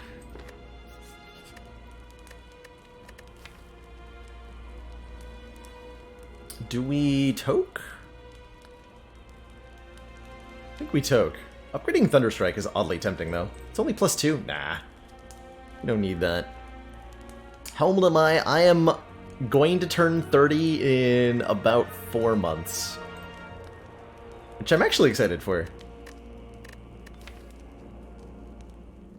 30 feels like a pretty cool transition from where I'm standing.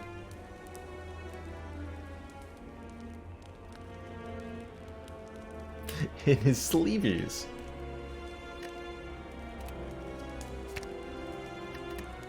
Those defends are so bad. Lift or else. Alright. We'll do it. Just for you. Makes the Thunderstrike better. No! Bag of Prep seems okay. Card remove is pretty good too. How do I feel about my potions? I would like a weak potion to fight the heart with. Other capacity potion's pretty good too, actually. Although I'm literally 1 gold off from potion to capacity card remove. I could do Bag of Prep weak pot instead of fire pot. Let's do that. That's the play, and I'm sticking to it. We could have bought Apotheosis there, by the way, but most of the deck's already upgraded. So no.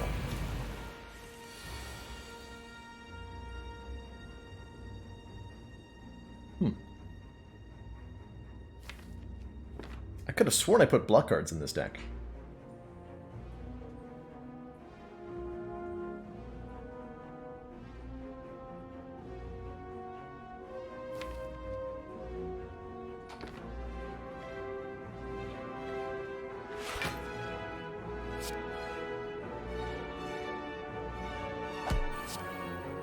I'm committing to have to turn around next turn. Like that, then. Want to get some damage on Spire Shield here? Got Strike to turn around with, but decided not to. Oh boy.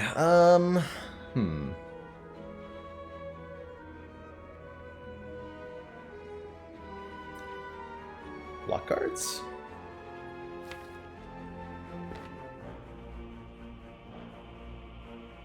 If I bias cog Tempest, we get 5. This will hit for 6.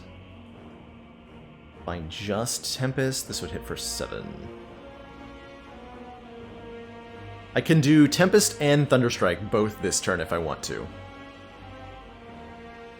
I can also save 12 hit points by using the Fear Potion to chew through Artifact and playing Go for the Eyes. It seems really reasonable, actually. And I can do that after my crazy other play, too. Although I can just go, like, Biased, Consume, Defend, Tempest after Turbo. Does some damage. It's not going to kill anything, though.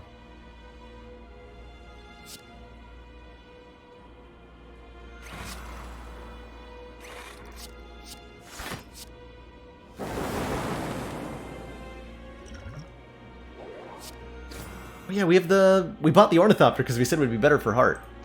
And indeed it was. Indeed it was.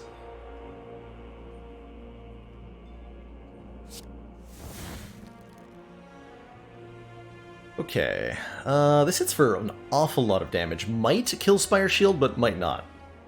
If it does not, Reinforced Body will block for 45, which will not be enough. Or I can buffer and take 4. Go for the kill gamble? Go for the kill gamble. Oh dear.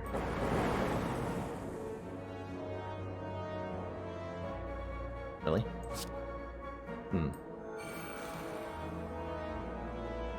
That's fine then.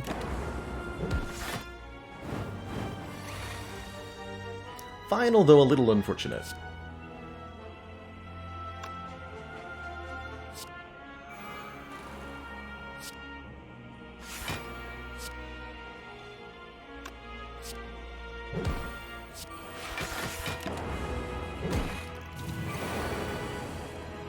Trying to get as much health out of my powers as I can.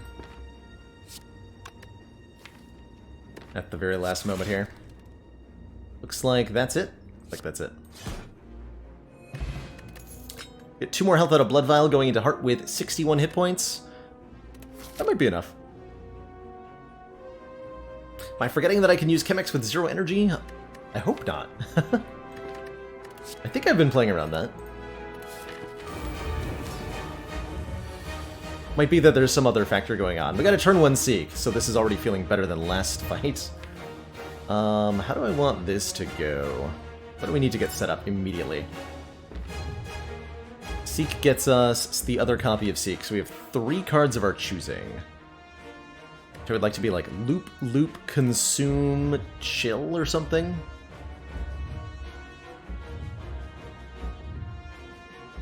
Definitely get a capacity potion, that's for sure. Don't have a lot of sources of frost orbs in this deck.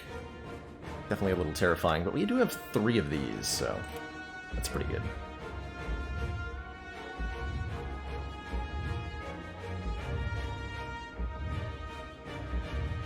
So if I want to seek for Loop Loop Consume, we can do that. Costs 4 energy, so I could also then play the Equilibrium to block the Beat of Death, which is not that big a deal on this Ascension. I could also not seek, which seems insane. Seems pretty insane.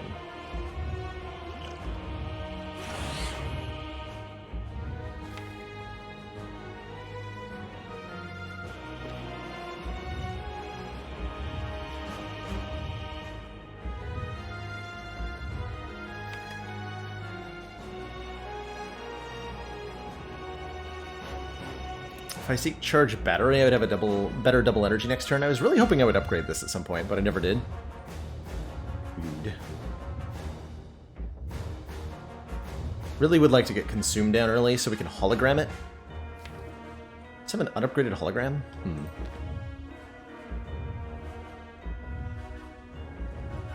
Maybe I want to play... If I double energy, I have 6. I can go Consume, Hologram, Consume. Loop.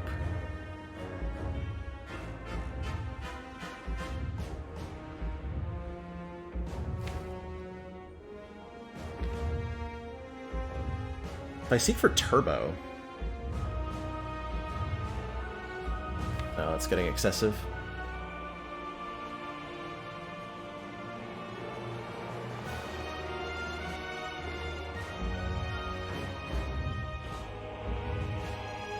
Let me get a second Frost Orb out.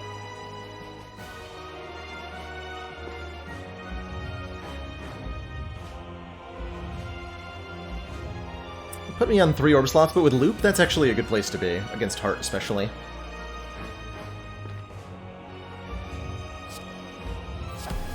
Okay, I'm gonna take some Beat of Death here.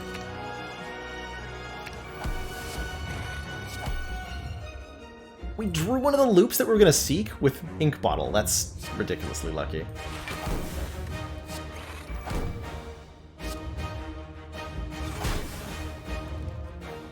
If I'm gonna loop this Frost Orb... Oh, I can't really do that. I just want to play this loop. We just keep the Seek in our hand, I think, is where we end up. Let's keep that Seek in our hand. Feels good.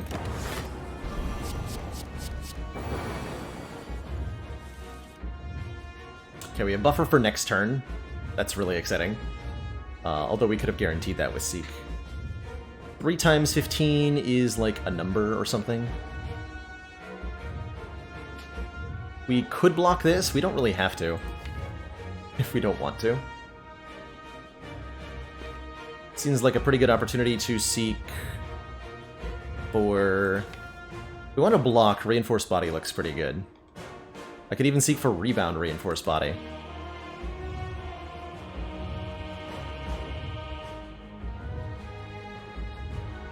Well, that's true, Pearly Whirly. I think we're going to appreciate the damage, ultimately.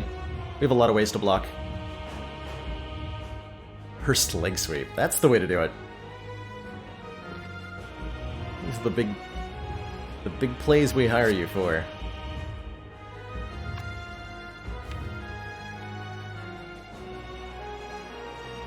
Yeah, I think I block with Reinforce. We're going to block next turn with Buffer. I want to get the other loop in play.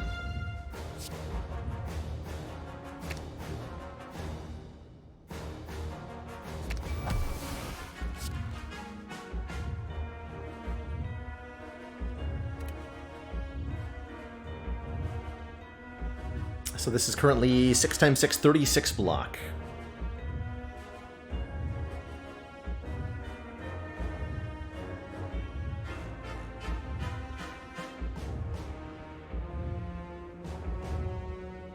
I can loop a frost. I don't want to loop a frost orb. Okay, so we want to go. I think I want to turbo after. We go reinforced turbo loop bullseye strike. Just get this stuff out of my hand.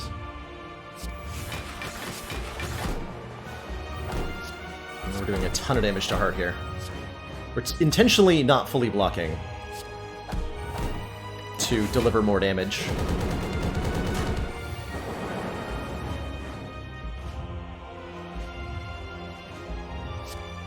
This is Equilibrium Buffer. Not the fanciest play, but it works.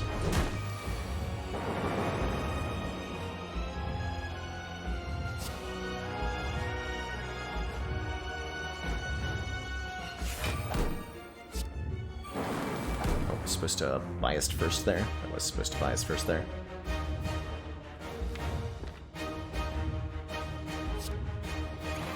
That's good though. Okay, we'll buffer next turn. So this is, we just play Tempest here, I think. We're already fully blocking this thanks to that loop. Next turn I charge Battery Thunderstrike for 1,000,000. We do tons of damage here.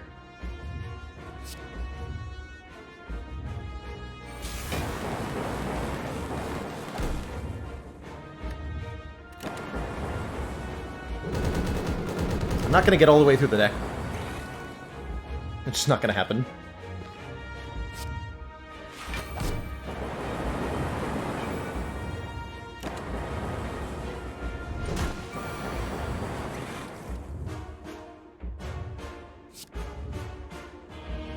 I just play this.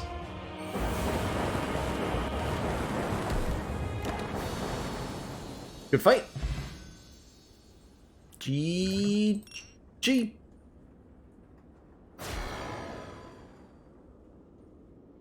GG.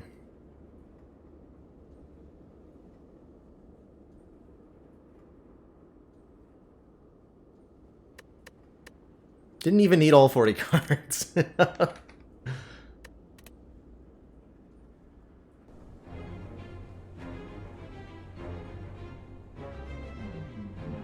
Now what? Has it been done? Buh. Spire sleeps. And? So shall I. So shall I. Alright. Watcher has 1 fewer potion slots, which means we have 1 fewer potion that we can discard after beating the heart. Gonna make this quite a bit harder.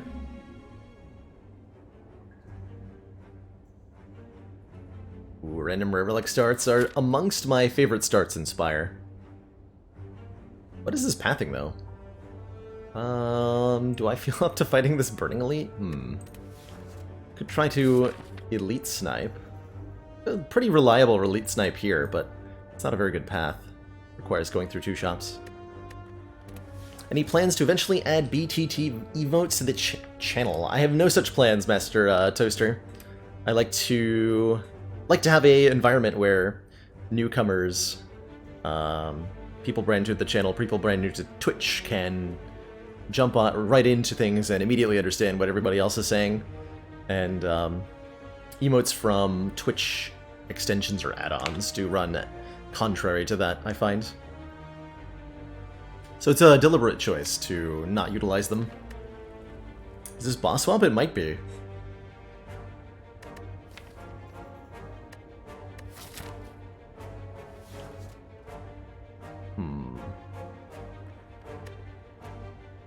Transformer card is pretty much a reliably good start. It gets you head-on removal and adds a random card, which could allow you to get through an elite easier. Neo's Lament. I think we've seen many a time. It can give you free elites if you check out your pathing ahead of time. You should always be, by the way, when you're on the screen, you should always take a look at your map and see what your path options are before you settle on a starting bonus, because the paths that you have can really change which bonus is good and which bonus is not good. For example, something that says lose all gold is a lot less good if you plan on hitting an early shop, for example. Looks like I'm fighting a ton of elites. Give me a rare relic. See if that... Yeah, that's gonna be good enough, I think. That's gonna be good enough. Pocket Watch says, whenever you play 3 or less cards during your turn, draw 3 additional cards at the start of your next turn. And I believe that Pocket Watch is so strong that we can probably now just go like 4 elites with no fires.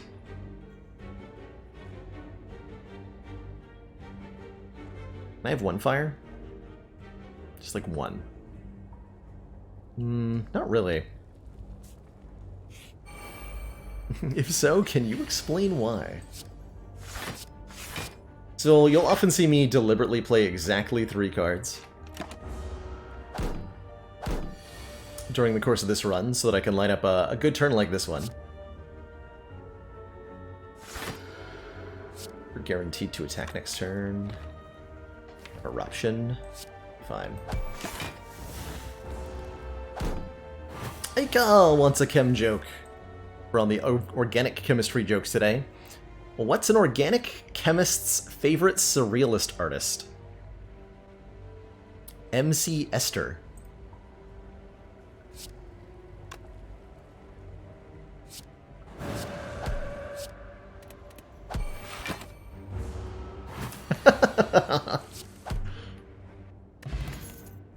Ooh.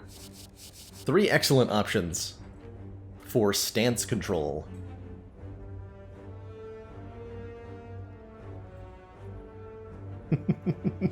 Excellent work, Commander.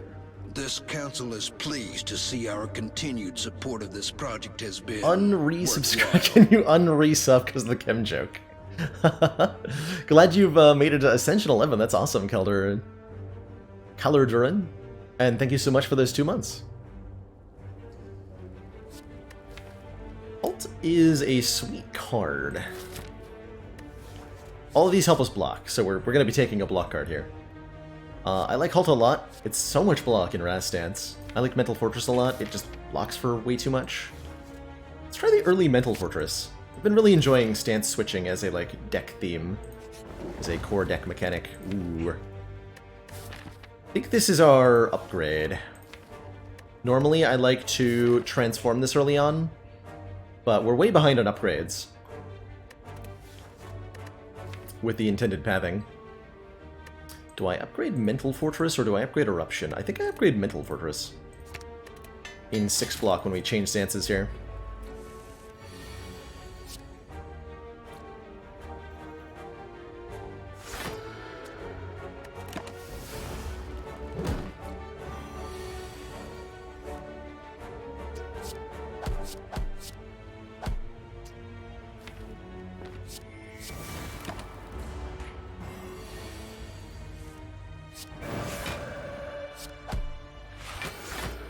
Commander, one of our most valued supporters, says continued The support Six of the Ninja XCOM project. You 2 are now a watcher. Thank you so much for that continuing Twitch Prime support. I like foreign influences, but because we have a pocket watch, we're looking to not play more than 3 cards per turn. A card that is 0 cost and gives us another card. So essentially 2 cards in 1 runs contrary to the pocket watch. So it's something we don't want. Decide against kiwi pizza in favor of mango pizza. Ooh, that sounds... I love mango. I've never tried it on pizza, but it sounds like it could be good. Stance switching makes Crescendo kind of tempting, but I think we need attacks to actually double. Let's take a Sash Whip here. Not because I think it's amazing, but because I think it says attack on it, which I believe it does. Do this in the correct order. We do lose the pocket watch there, but that's fine.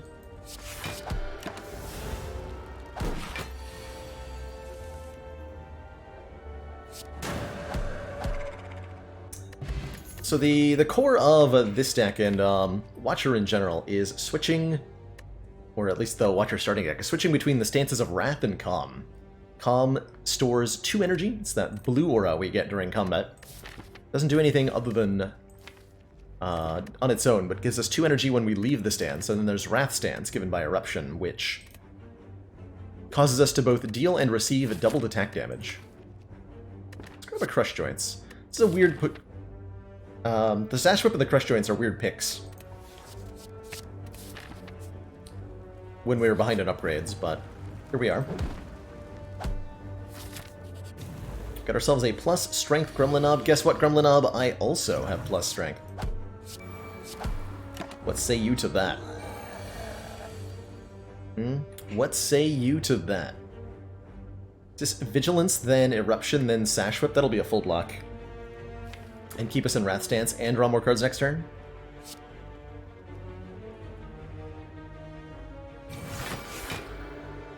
Wait. Oh. No, it won't.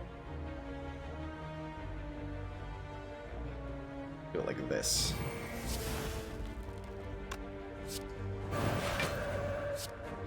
It is a full block, though. No, it's not. It's almost a full block. Ignore me. Please draw lethal this turn, because that's so much damage. Okay, good. Whew. A little bit spicy. Empty Fist lets us leave our stance. I also like the halt. Empty Fist seems like a good addition. Baylor Smork. I like that. Baylor Smork.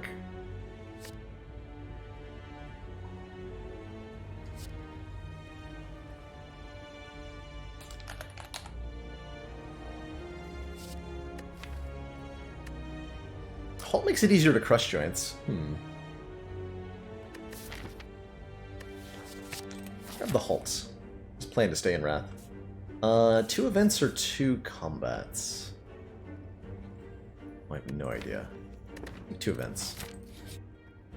Merchant. Enough money for a removal, and I do like a removal here.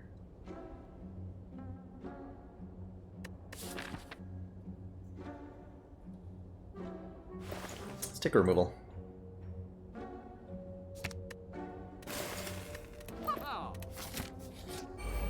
And we gotta fight anyway, okay. Sure. I'm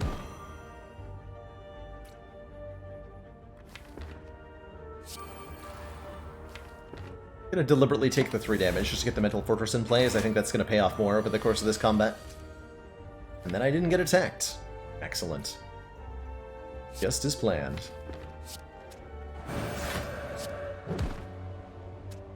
Could Miracle Strike, but then I'm not pocket watching. I want to pocket watch.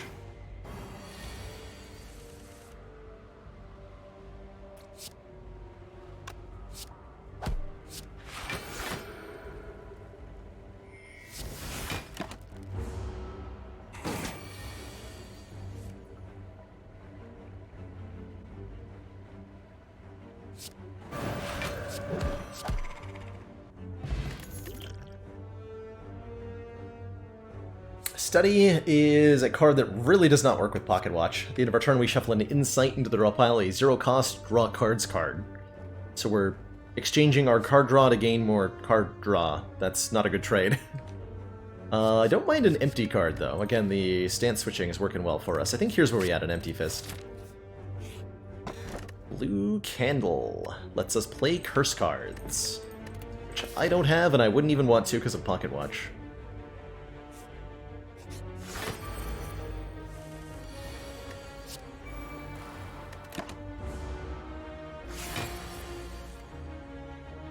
Three keys in Act 1 challenge? We could get there, we just have to recall, right? Crush Joints does not wake you up, but doesn't apply to next turn anyway, so there's no point. Ascender's Bane, we ideally wake up by entering Wrath stance. Perfect!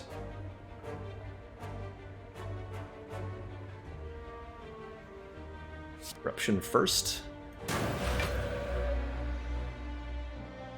A halt, push joints, sash whip, empty fist.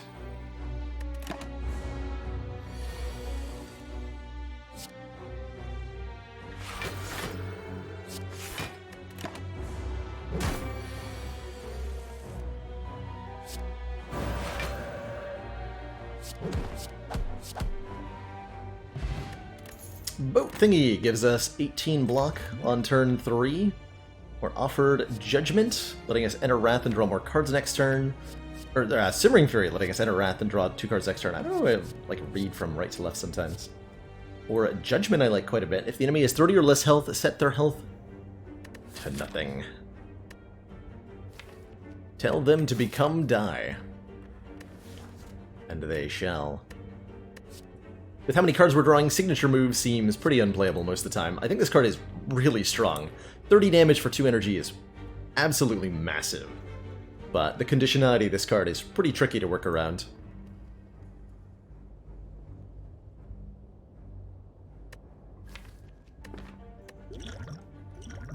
Doesn't have anything to do with, like, reading habits outside of Spire. I think it's, like, I tend to read the card that my eyes jump to first, which has something to do with the card art or the situation. I'm just like, I zero in on something that I find exciting.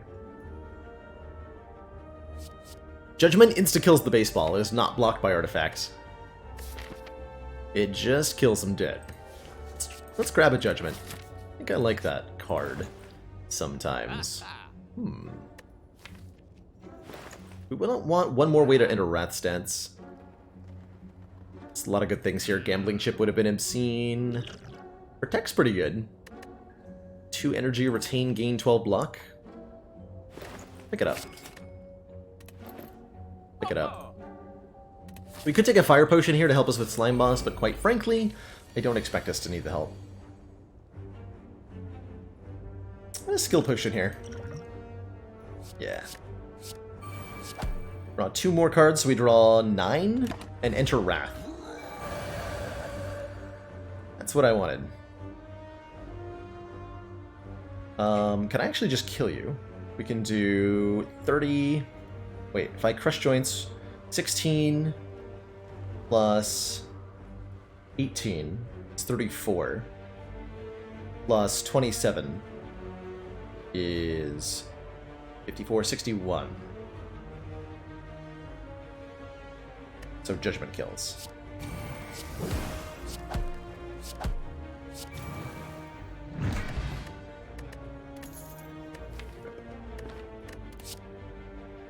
Ooh, Devotion. Power that gives us Mantra every turn. Mantra is another stance. Or not Mantra. If you gain 10 Mantra, you enter Divinity, and Divinity is another stance. It's separate from Wrath and Calm that gives us 3 energy immediately and it causes us to do Commander, triple damage for 1 turn. One of our most valued supporters says continued support of the XCOM project. Krogzar, thank you so much for the 6 heckin' months. 1 shiny new energy badge, and 1 reinforced smug sense of superiority. The letter opener and the pocket watch are a little bit contrarian to one another, but I think we can get used to them. Do we trade in Judgment for 10 max health? In the Purple Fire Spirits event, or the Bonfire Spirits event as it's called, you're asked to offer one of your cards. Offer a starter card. The card gets removed from your deck. If you offer a starter card, you get nothing. Offer a common card, like Crush Joints or Halt, you're healed for 5 health. Offer an uncommon card with a blue border across the top, you get healed to full. And if you offer a rare card, anything with a gold border, you gain 10 max health and a full heal.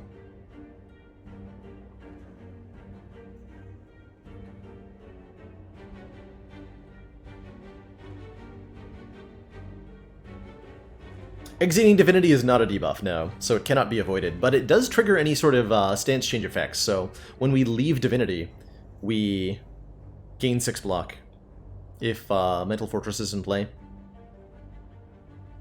Common non-starter card heals you for 5, like Sash Whip.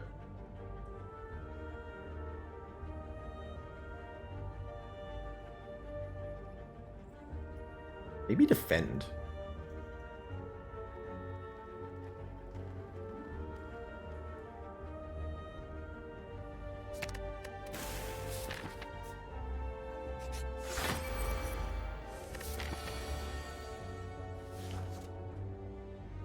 second or third Lego villain I'm fighting. Feels like the third one, but that's impossible. I feel like I've seen you forever. So many times. Too many times.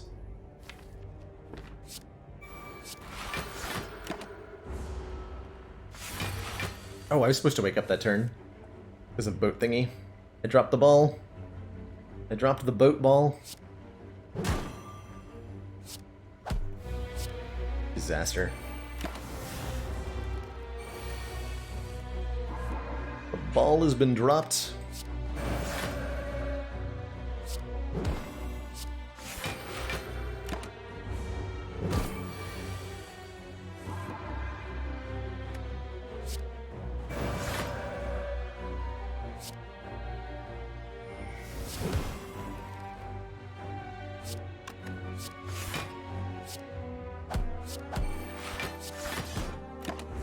Frickin' got him.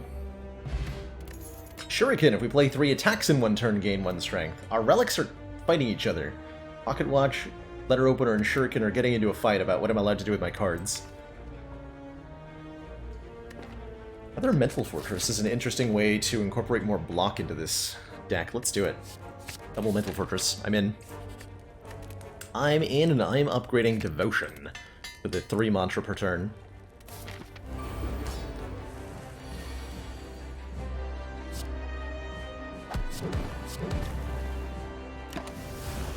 Acquire 1 strong. Ooh. Next turn I have Halt and Vigilance.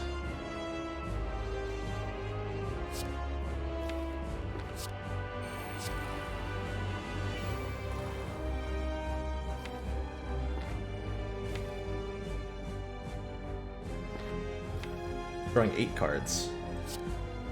Like this. Oh, I have 18 block from here, too. I think we can actually just full block this. Yeah, I do.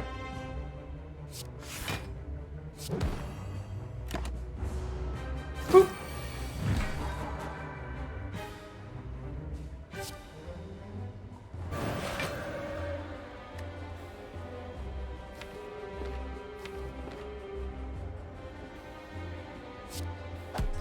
Take these slimes willingly. We're gonna go for an even better split than this. I could just play Empty Fist. We gain a strength. Split at 72. Yeah.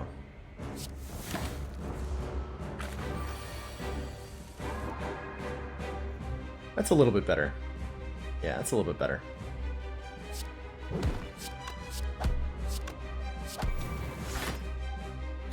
We'd upgraded Judgment. I could Miracle Judgment and get a kill there. And this turn we go Divinity, so triple damage. Making this really easy on me.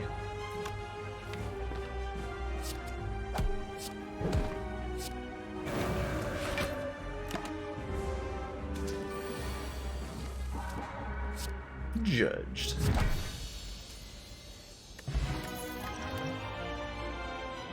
Double Judge. Hard not to want to take Brilliance here. Brilliance is a immediately powerful attack that does additional damage based on how much Mantra we have gained, and with the Devotion plus the deck, we're gaining Mantra pretty effectively.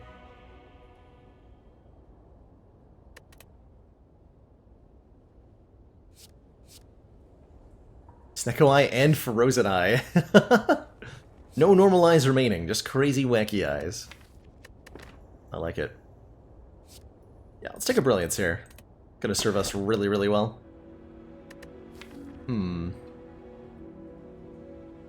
This deck appreciates additional energy, but does not require it. Especially with an energy potion. Our options here are Busted Crown, giving us a 4th energy, but future card rewards have less options. The Slaver's Collar, getting us an extra energy, but only during boss and elite combats at no downside. Or the Calling Bell, giving us 1 unremovable curse. And 3 relics, which I honestly like quite a bit right now. Those relics are 1 rare, 1 uncommon, and 1 common, guaranteed. Let's take it.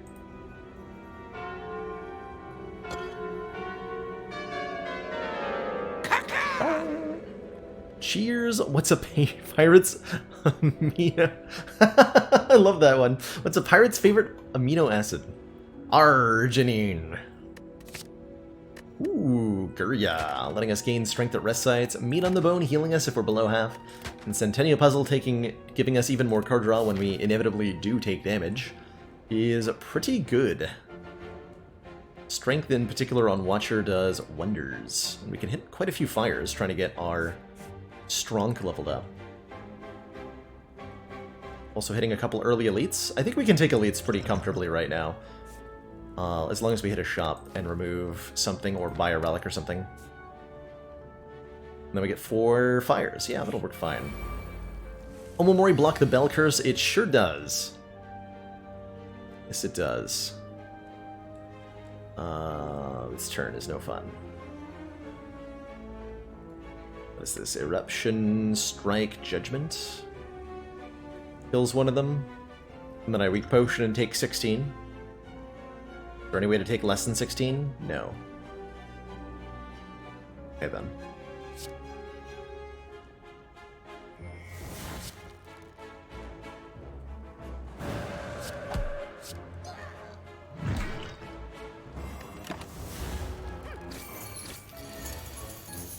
A little unfortunate to take 16 this fight, but it's only 16 that we're taking.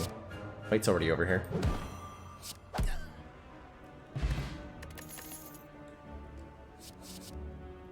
Like, Flurry could be good in this deck, actually. Flurry could be quite good. We're switching stances a fair bit, but a Pocket Watch, though.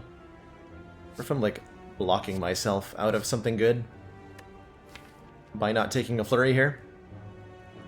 Maybe.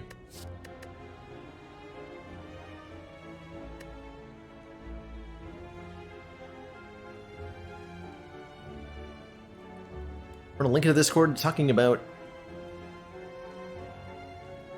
briefly reading from Ignition. Oh, the book you were talking about. Okay. History of liquid and rocket propellant. That is definitely up my alley. Ooh, Orichalcum is some free block. Like it.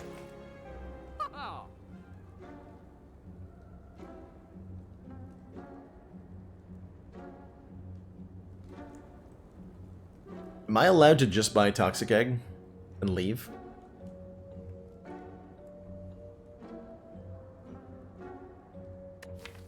Because that's what I want to do.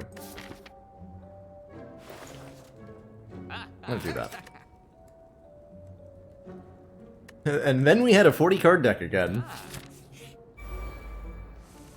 It's true. It's actually better not to play that. Play 3 attacks, block with Orichalcum here. What's the half health mark for this deck? 32? 33. So anytime we're below 45 health, we can potentially gain some health.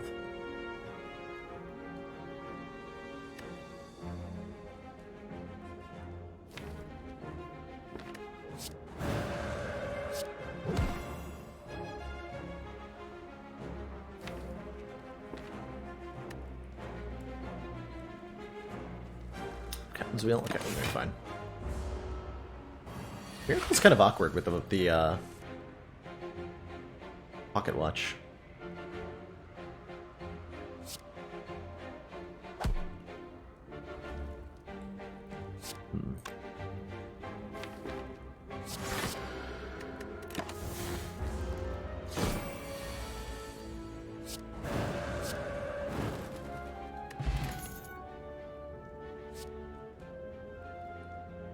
Fasting is a cute way to keep the Pocket Watch relevant.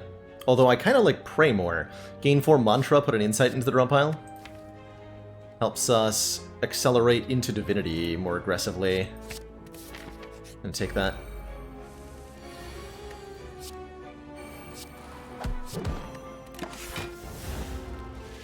Snecko versus Pocket Watch just plays like having a real copy of Snecko Eye most of the time. Pretty good.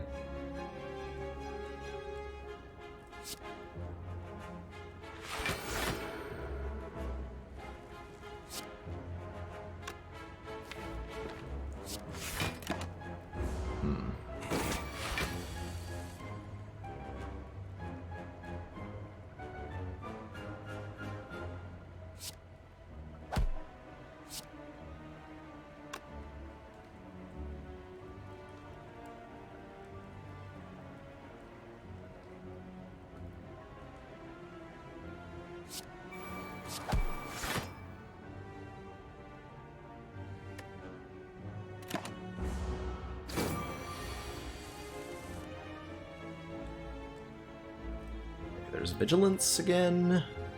A free Eruption, actually. This is really good.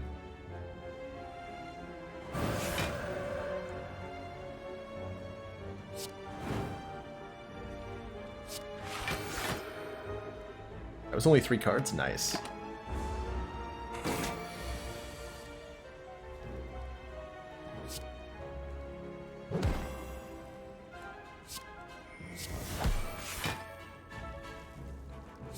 No! I mismathed.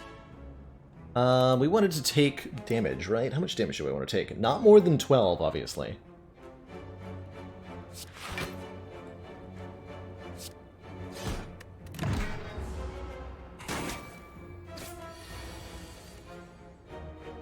We want to go down to 33, so I'd like to take 4 if possible, which I can do.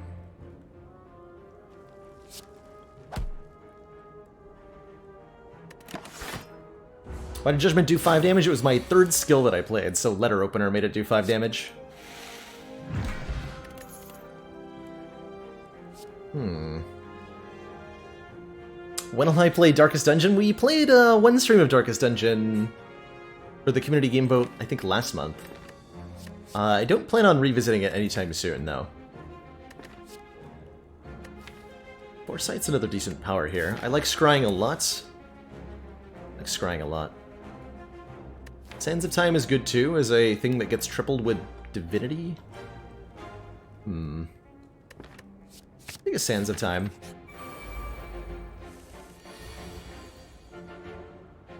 Oh boy.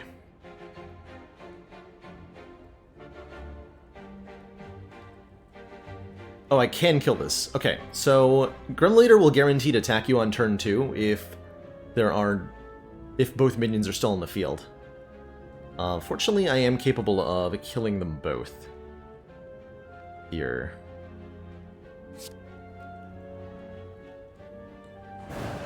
By using the Letter Opener.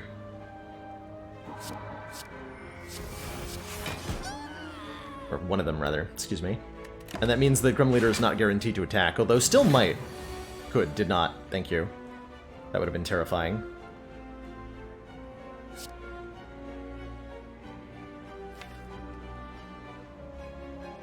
Okay, staying in Wrath here is definitely dangerous. Going to do it anyway.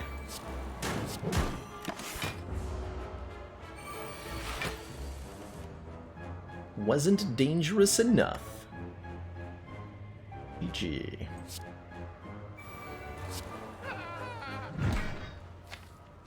Continue to stay in Wrath stance?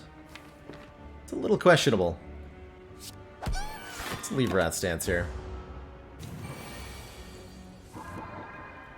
Let's go back into Wrath. We'll automatically enter Divinity at the start of next turn. I can actually just Empty Fist.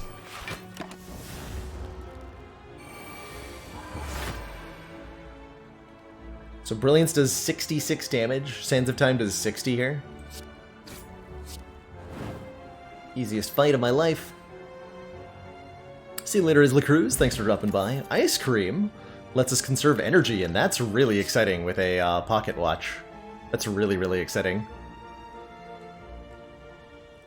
Tantrum is here. This is Cut Through Fate. Grim Leader even attack one time? It did not. Although we deliberately attempted to prevent it from doing so.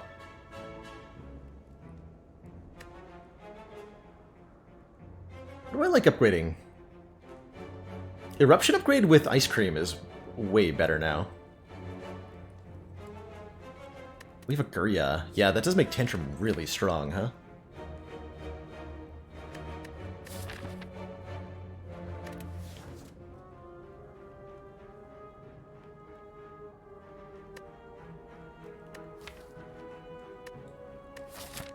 Probably going to be lifting 3 times before champ. Hey, Lord of Legend. We are currently on our ladder streak, which is on Ascension 11.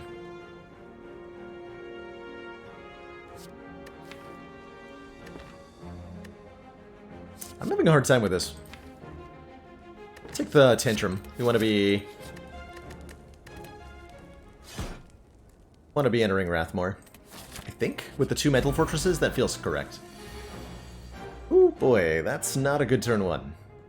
Through both curses here. Ouch.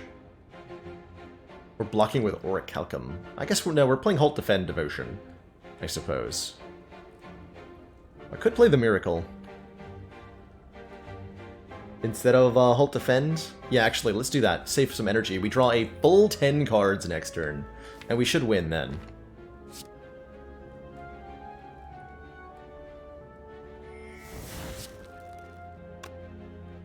Do I even play Devotion? Yes. It's definitely a rough turn 1, though. Thank goodness for Meat on the Bone. Not only will that heal us after this, but we'll be so low health we'll get healing after the next fight, too. As long as we can avoid taking damage. Easier said than done. Fortunately. Okay, we are being most savagely attacked. This will be enough block. Kill this guy. Might mean I'm entangled next turn. I'm okay with. Do 32. So 12 plus 32 is 40, not enough? 40 not enough, huh?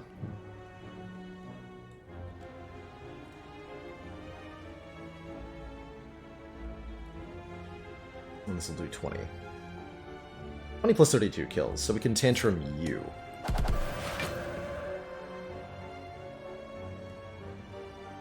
Just need to bring you below 30.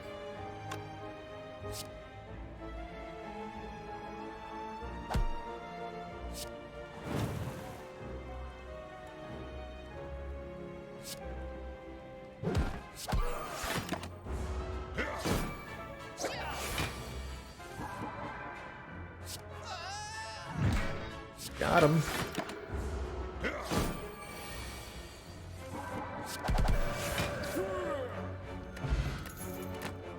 Cool, so that wasn't too bad. Guess we could have used a potion at some point during that. Foresight Plus is too good to ignore, I think. Scrying 4 at the start of each turn. I'm gonna swap out my potion for a slightly more aggro potion. Best flavor to kill first usually is the red guy in the back, because of his vulnerable and entangle that he inflicts. Whetstone upgrades 2 attacks. We're behind on upgrades, so this is fine. The Eruption upgrade is really significant. We were thinking about spending an upgrade on that, so I'm quite happy that it happened naturally there. Ooh, obtain a special relic, lose Golden Idol. The Bloody Idol will heal us for 5 health every time we gain gold, which is an additional sustain on top of our Meat on the Bone. Could take some max health, but I don't think we want to. Compared to the Bloody Idol. I think it's almost always the right take to just get the Bloody Idol. Alright, we are now maximum strong. The legendary super strong. The legendary taking a bunch of damage on turn 1. Damn.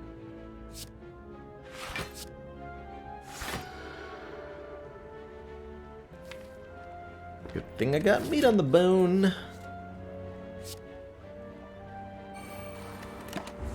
Put Foresight into play. Lets me scry 3. We get to look at what the opponent... Oh god. Please don't do that. Seriously, please don't be doing that right now.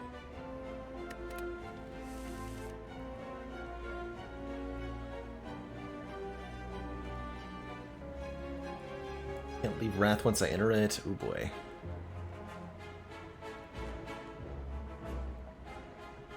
Block for 18. Can I kill Centurion? Better question. This much strength, almost assuredly, right? Tantrum, Miracle, Crush Joints, Brilliance will definitely kill Centurion.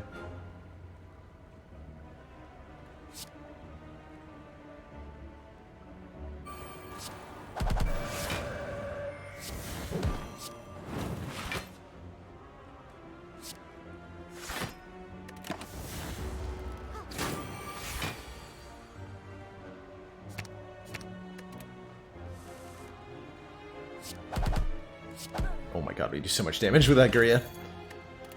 Bottle Miracle's not so good with Pocket Watch. We're at exactly half health after the healing from gold. That's kind of convenient. As long as we get a random fight before champ, that's convenient anyway. Bottle Miracle adds 2 miracles to our hand. So 2 0 energy cards that give us 1 energy back. I don't think we want any of this. No, we don't want any of that. Pay out for a relic. No need to get a curse here. Get ourselves a meal ticket, healing 15 when we enter a store. I think we're okay against champ. We got Orichalcum, we got stuff. The Tantrum upgrade is really appealing now that we have lifted 3 times.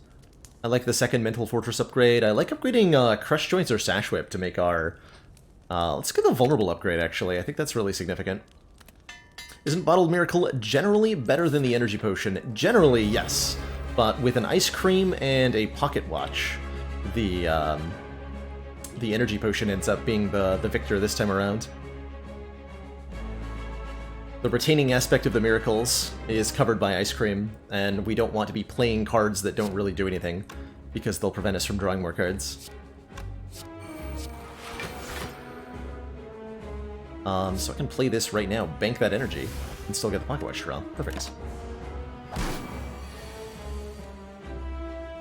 Okay. That's an unfortunate amount of damage you've chosen to try to do to me this turn, champ. Be nice if I drew Empty Fist or something, but whatever. Get our powers down as best we can. Wondering if I just, like, take the damage to gain a bunch of energy. I don't think I do.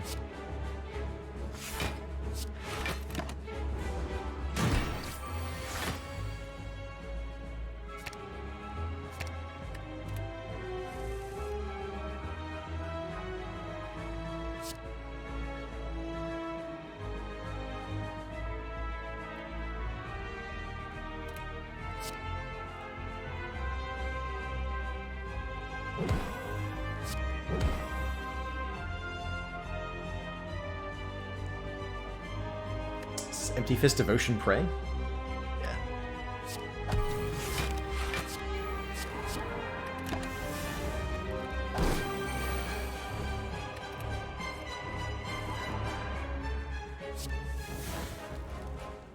Okay, Prey would immediately put me into Divinity, which I don't want to be in.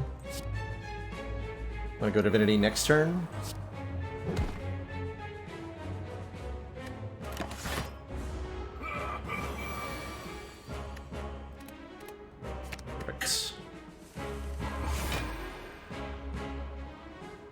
Excellent. So we're doing triple damage here, which means we can dish out a ton to champ.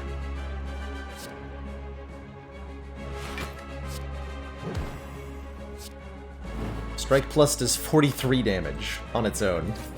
That's while we're weakened.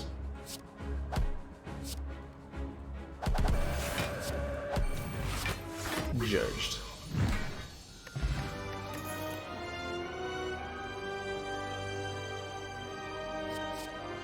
These cards are good. Ice Cream Conjure Blade, huh?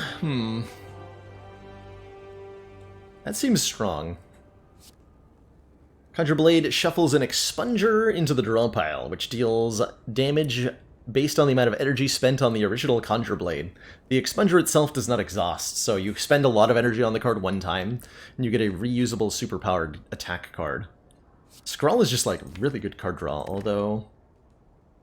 which we do kind of want, as we're starting to lean away from the Pocket Watch a little bit with our super big turns.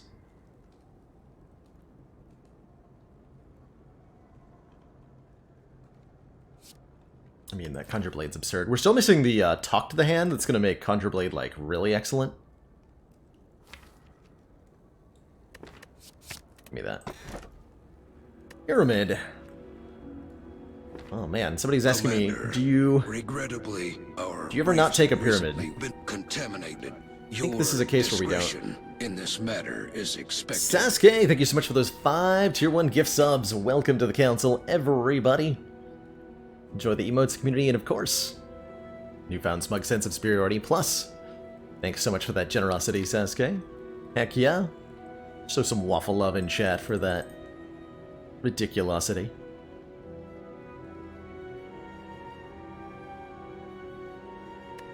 So the big pyramid is a ridiculously strong relic. But a big downside of pyramid in this case is that Pocket Watch is trying to draw us tons of cards to cycle through the deck really, really quickly, and pyramid does turn that off. Oh, you're so welcome, Sasuke. You are so, so very welcome.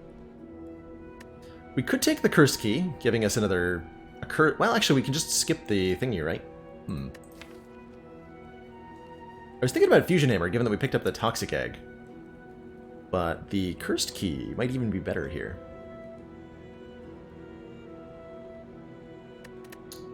Let's take a Cursed Key.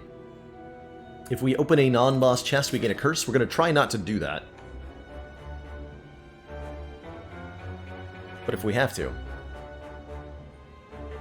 I can fight 4 elites, jeez. I should have taken the Fusion Hammer if I was going to do that. Wow, I can fight so many elites. My lord. Oh my lord. Yeah, that's the path. That's the winner. We found it.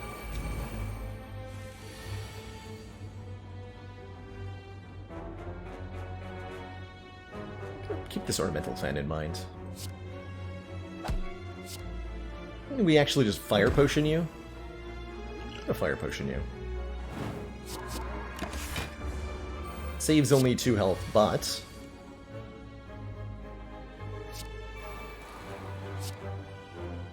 Commander, we've just received the support of another council Los member. Riantos, thank you so much for gifting his sub to Vice Mice Rice. Heck yeah. H to the ECC. Yeah.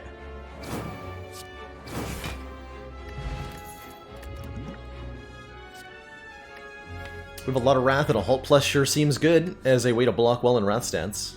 Give me that. 2 good potions. This is a risky fight. We got meat on the bone, and I would like a rare relic very much. Thank you.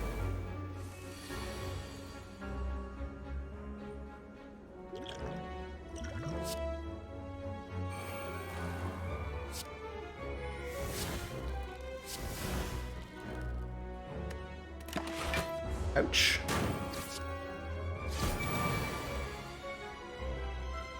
I don't think I need both Tantrum and Eruption, and I certainly don't need Prey here. In fact, I don't think I need Protect either. I just need damage. Perfect. Does 12 times 7 damage. Mental... Tantrum? No, it's gonna be Mental, Tantrum... Yeah.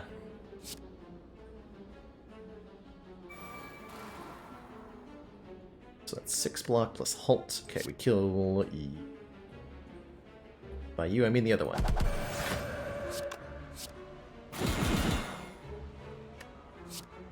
Deleted.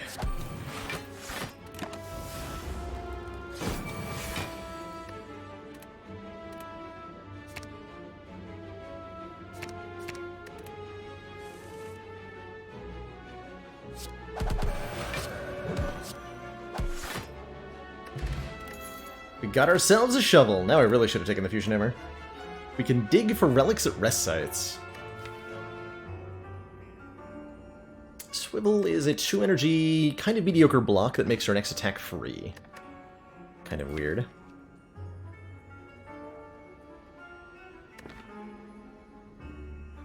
Bowling Bash.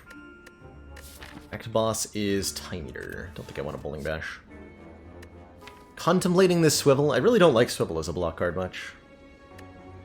Any idea when this hero will hit Xbox? I have no idea, unfortunately. When Watch will be coming to Xbox? She's coming to PC tomorrow on the 14th, but the console ports will take a while.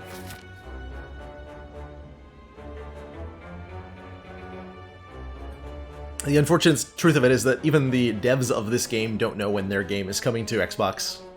Or when their patches are coming to Xbox, more accurately. Oh, meal ticket.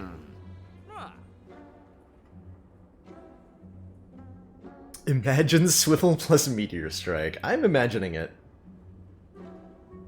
Imagine Pantagraph versus Apotheosis. We've been behind on upgrades for a while. One of our Upgrades the Conjure Blade, most too. valued supporters. Says continued support of the XCOM So project. Apotheosis is a consideration. Apple Tunes, thank you so much for 7 heckin' months.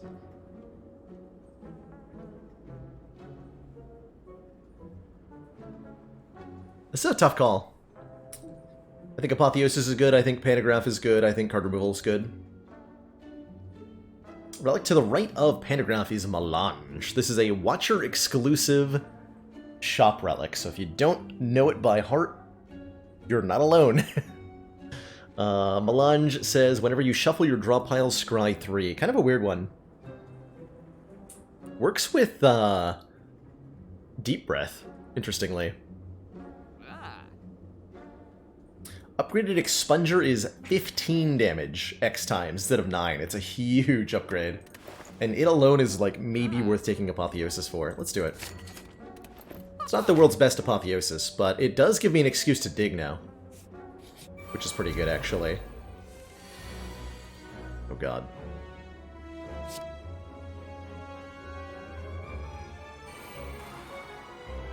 Do I play the Protect? Do I retain the... I think I retain the Protect. Go like this, deliberately take 4.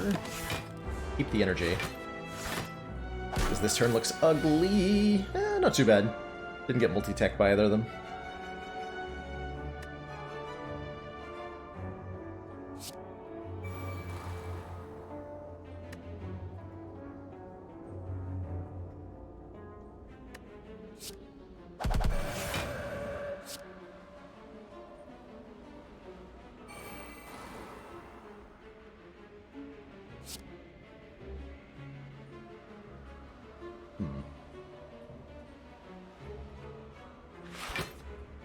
Screw this up.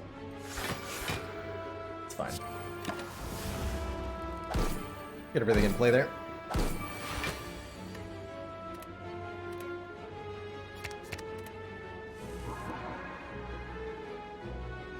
Oh, I can't...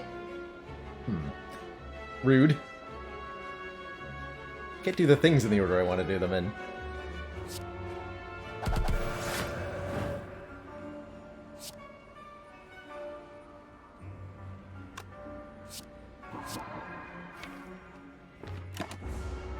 It's mean to Divinity this turn. With an 8-card hand.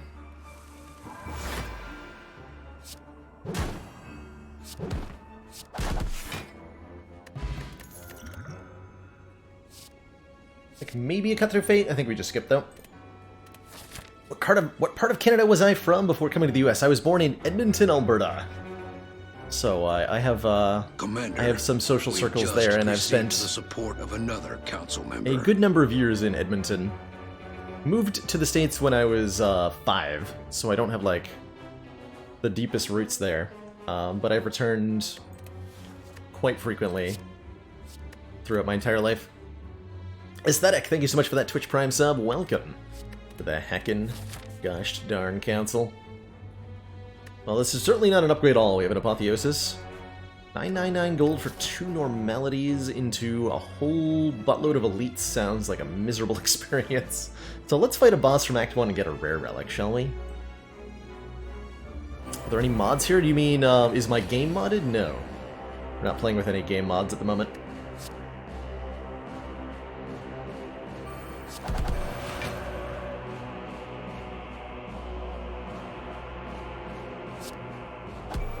What do you mean, like chat moderators? Might be a couple lurking around. I've been meaning to get a few more moderators for the stream. If there are people who are interested in being a mod for the stream,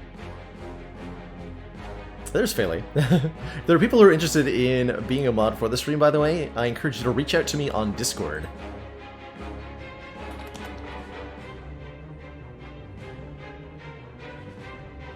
And we can get the process started that way. Hit me up on MySpace. That's right. Friend me. Friend me there. Perfect. We can full block this in Wrath Stance. Sounds great.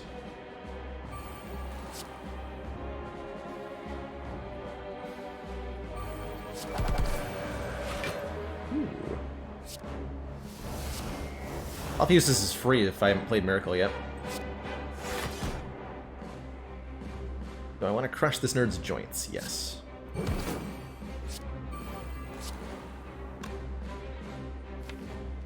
Okay, good turn. Next turn might be ugly.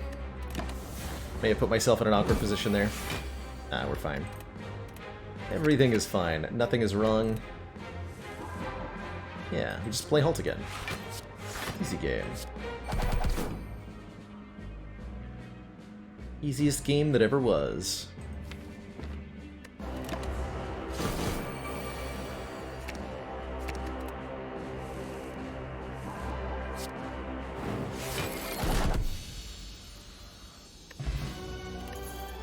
Dead Branch. Whenever we exhaust a card, add a random card to our hand.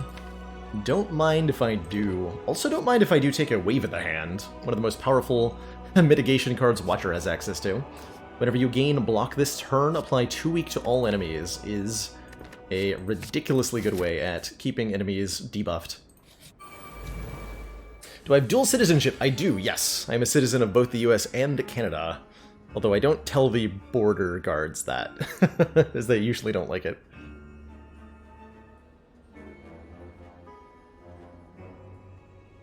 Great question, Oldham. How come Guardian's Thorns don't work like our Thorns? It's weird. Guardian has a buff called Sharp Hide, which is different from Thorns, and different from the Thorns buff that the Spiker enemies in Act 3 have. It's a little bit needlessly confusing, if you ask me.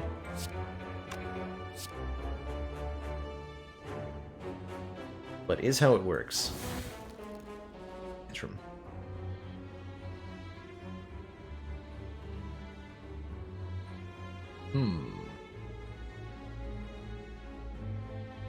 I'd like to draw more cards next turn.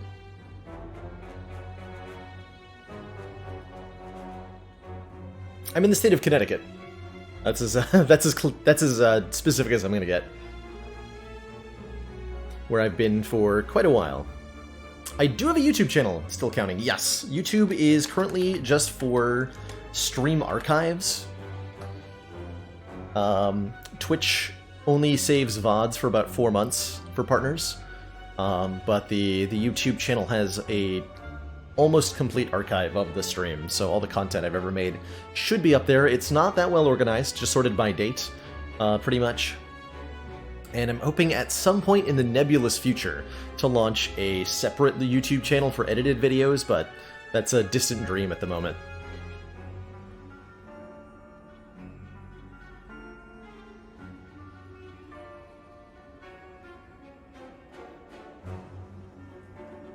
Why do the border guards not like dual citizenship? Dual citizenship is the result of a legal loophole. The United States technically does not recognize dual citizenship as a thing with any country. Technically, when you pledge citizenship to the United States, you also revoke your citizenship to all other countries. However, the United States does not have the authority to make people actually revoke their citizenships, so it's up to the other country to determine whether citizenship is actually revoked. Some countries do accept the revocation, and there are a number of countries where if you become a U.S. citizen, you are automatically losing your citizenship in your home country. But Canada does not take this stance. Canada says only Canada can uncitizen Canadians, and it doesn't do so when someone becomes an American citizen. So you are a citizen of the U.S. because the U.S. gave you citizenship, and you're a citizen of Canada because Canada says, screw you, U.S., this is still our person too. And the disagreement between the two governments as to exactly how this works is the cause of consternation at the border. So usually, the advice I got and the advice I follow is carry only one passport and declare one citizenship when crossing. Since I live in the US, that's the citizenship I claim, generally speaking. You really don't want to get caught in a situation where you're not allowed to come home. And it's a lot easier to come home if you're, you know, declaring citizenship of the place you live in. So I'm a smuggler. Exactly. Exactly. I wish we had one more point of strength so I could kill the other dagger here. I'm thinking about not triggering Pocket Watch. I have a Gambler's Potion. We're going to do that. Dead Branch! Oh my god, I can kill both of them. Brilliant. It's a good card. A good card for next turn, though? No. Well, it might be. Judged. Okay, so this is where the Gambler's Brew comes in. Unless I have Lethal, which I don't think I quite do.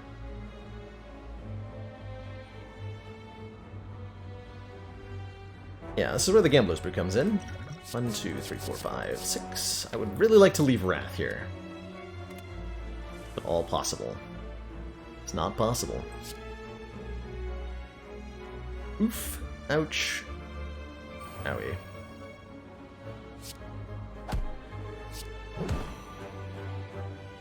Let's let the Orichalcum block.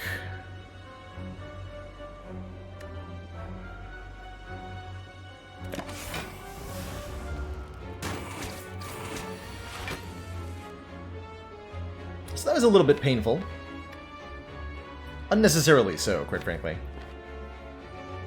Here we are.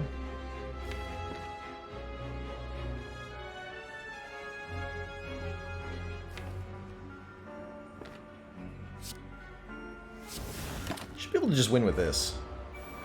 If I did my math correctly.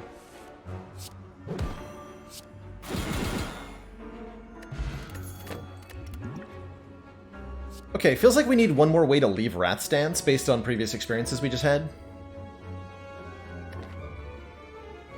Fear no Evil is such a way. Deal 11 damage if the enemy intends to attack, enter calm stance. Feels pretty good. Would I get in trouble if I declared US citizenship traveling to the US, showed a passport to it, but did the opposite, returning to Canada? Maybe? I don't think that would be a problem. But it might be.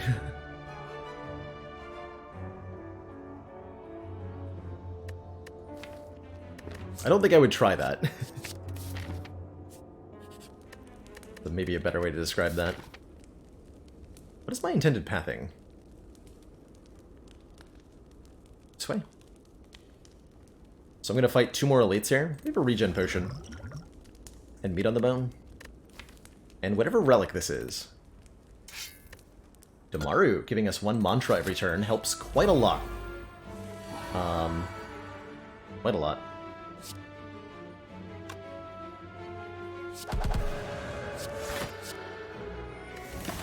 Oh, man. Those reflexes, though. Too much speedrunning.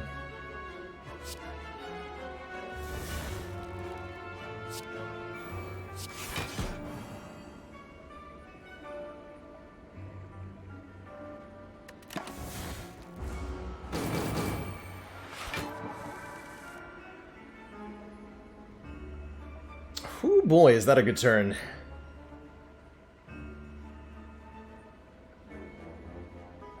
That's a really good turn. We go Mental Fortress, Eruption. We can actually just play the Mental Fortress after we do all the damage.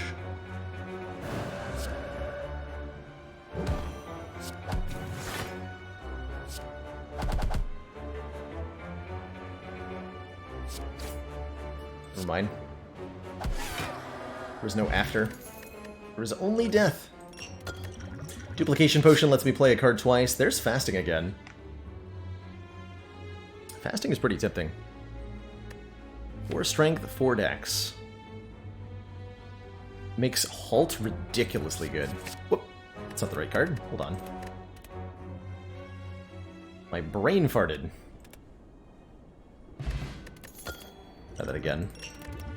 There we go. There we go.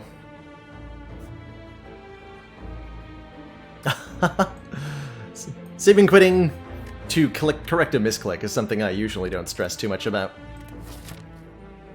I accept the consequences of tactical errors, but I'll misclick, I'll just undo. We do have to get our red key. Probably going to get that here. We're going to skip this chest because I don't want the curse from the curse key. Unless there's a big chest, maybe. No. Might heal us for 5, but eh. Right, Reptomancer Mark II, the rematching. I can kill with letter opener.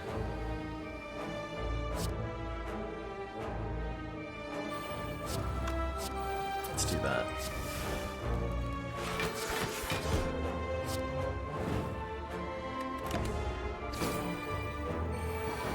Okay, we are being attacked. I'd like to be able to do 15 damage. I'll keep the strike plus. Kill this thing. Not the world's greatest turn, that's for sure. Maybe meant a power potion here. Feels like we're using meat on the bone again. The Reptomancer fight. Dang it, Reptomancer. I asked for explicitly not this. You do it like this then. Hit block. Gross.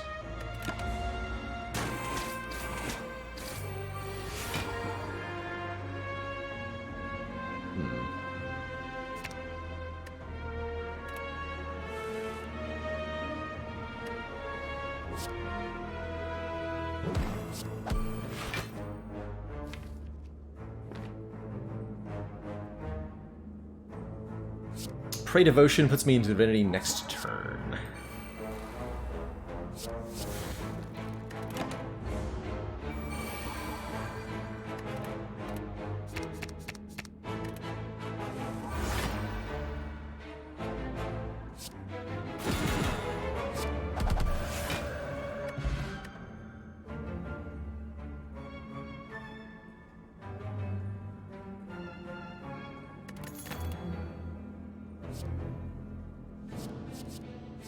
Prostrate's pretty tempting. More Mantra.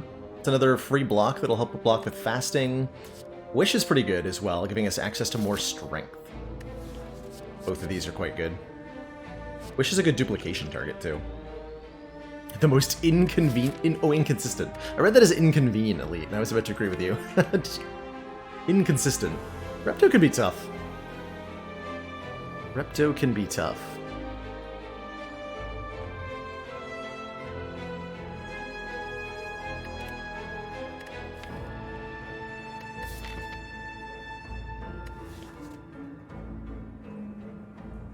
Wish can heal us with Bloody Idol. Ooh, that's a cool interaction.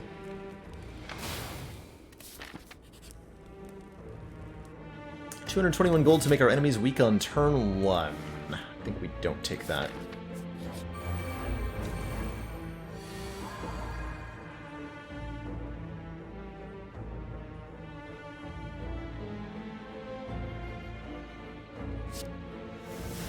Kind of relying on Dead Branch a little bit here. Do exactly what, I'm not sure.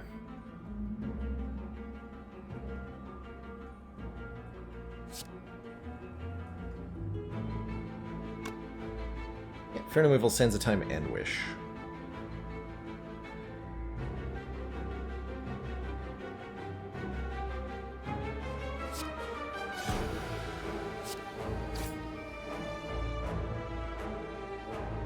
Okay, we use Signature Move. Which actually makes me take more damage. I feel like I could have done that better. But maybe I'm setting up meat on the bone. I am setting up meat on the bone. Excellent. Gotta find a way to take 1 damage. I found it. Hooray.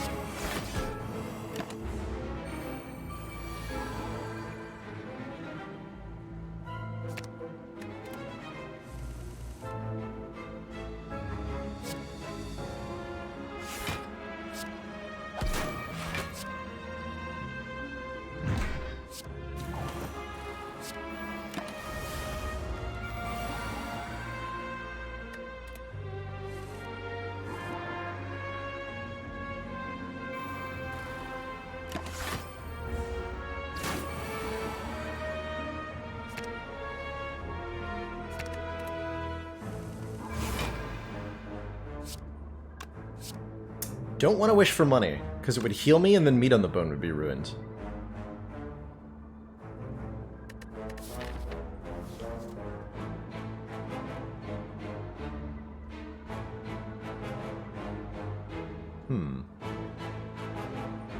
That doesn't seem right.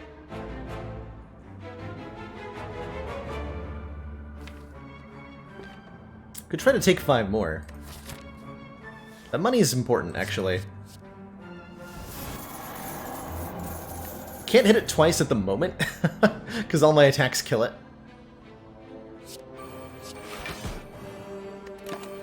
Let's wait for Divinity to wear off here.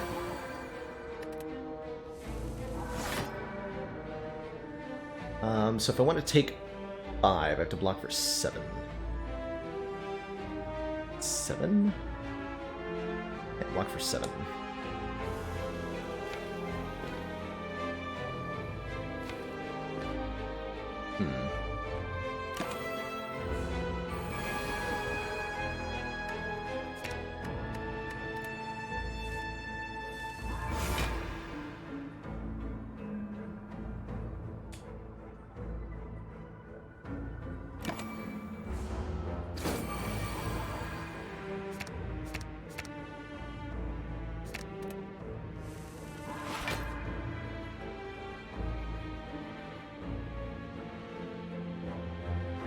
Take 2.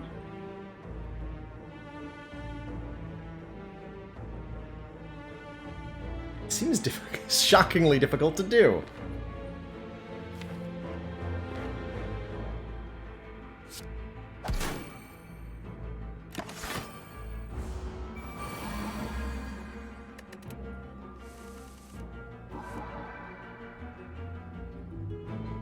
Okay, so we'd like to take 3. I can easily take 4. 4 is good. I will take 4.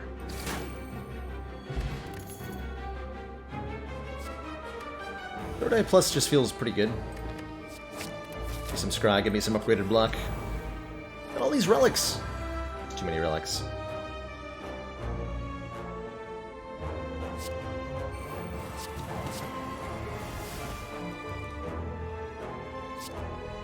Convenient amount to block for. I'll allow it.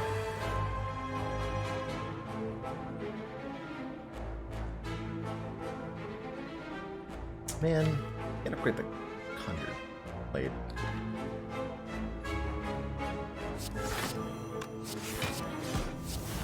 It's not this time around.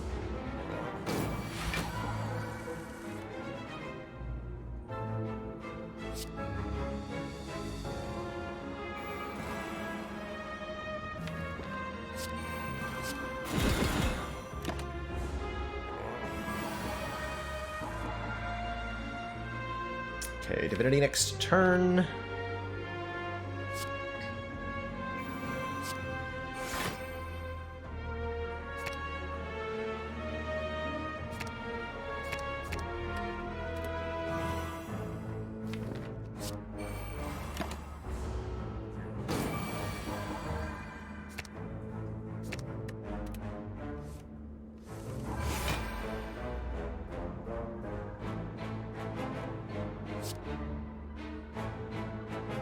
And no damage, and no damage.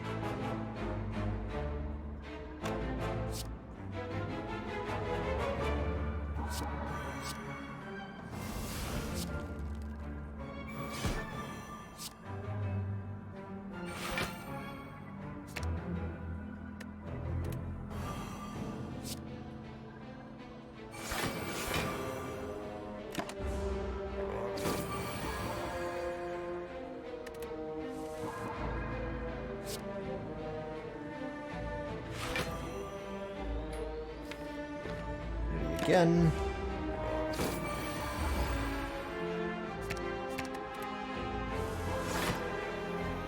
Okay, now we're talking.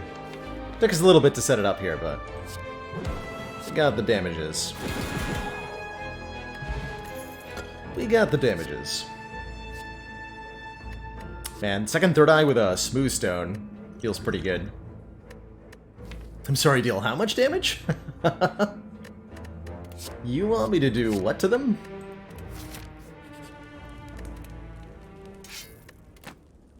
Preserved Insect will help quite a bit against the Act 4 elites. Yeah. Let's see what Miracle gives me.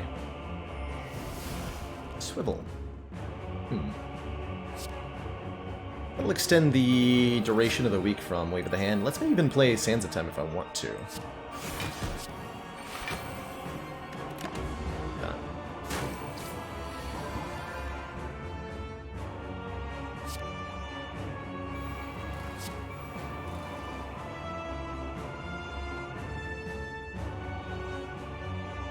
Could play some attacks here, do some damage.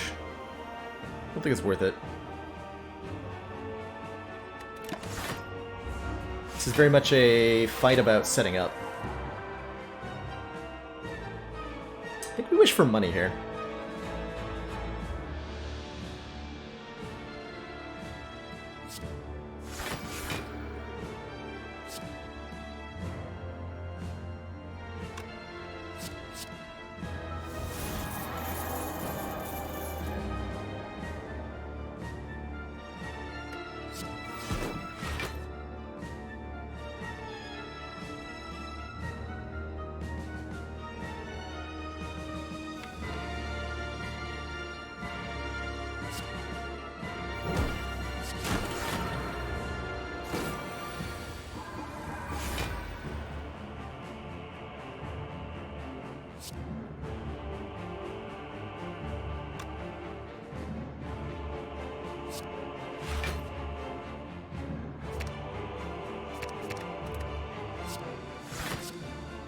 Whoop.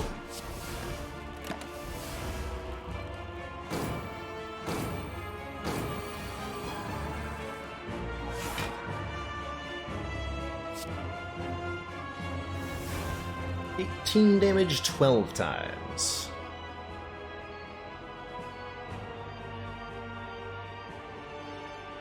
Okay.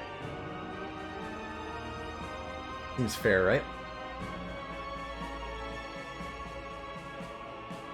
Get fasting to make it 22 times 12, and then we take a bunch of damage.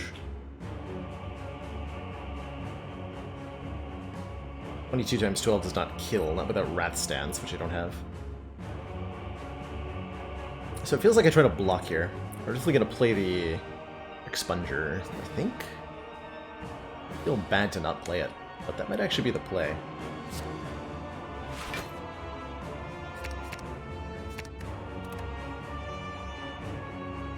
We could dupe potion it to just kill, that's true.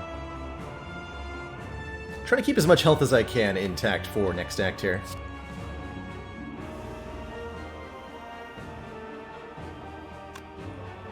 Looks like that might actually just be playing the Expunger. We have a meal ticket, right? So we're going to full health? Okay. Oh my god. That is quite frankly filthy.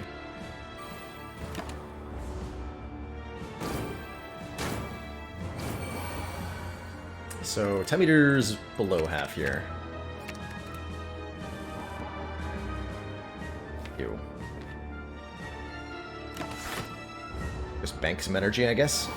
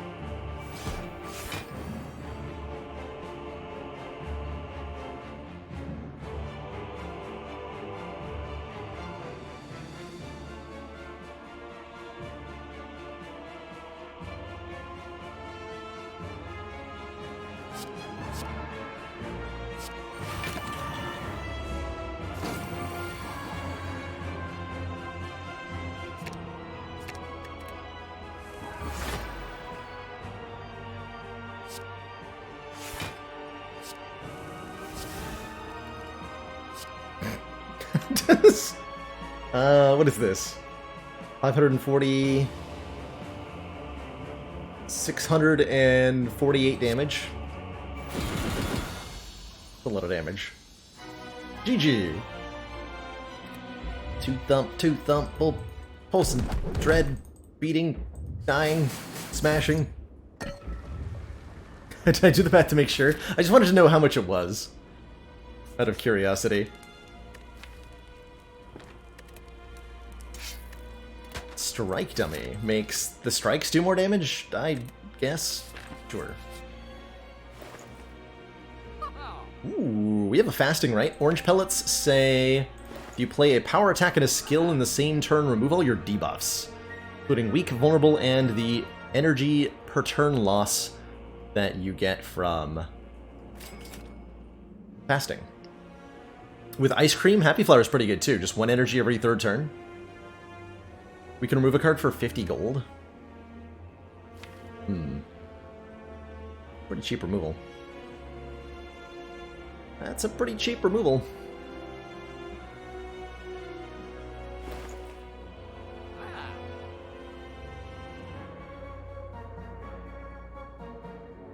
And then I could, like, add Good Instincts in, or I could even, like, remove Defend and replace it with Good Instincts. A better upgraded block card.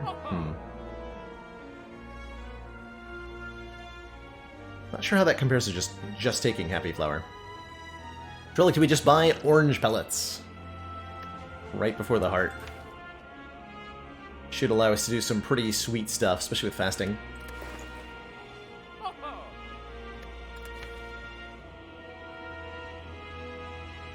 Is there anything I want to keep track of on this screen? Letter opener? Shuriken. Okay, fair enough. Just got a free strike dummy, so we should remove a strike from the deck. You know, you're not wrong.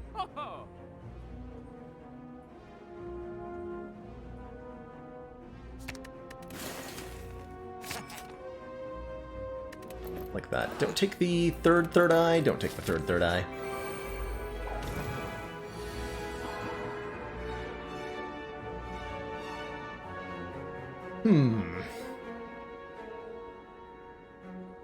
This is not the turn 1 I wanted.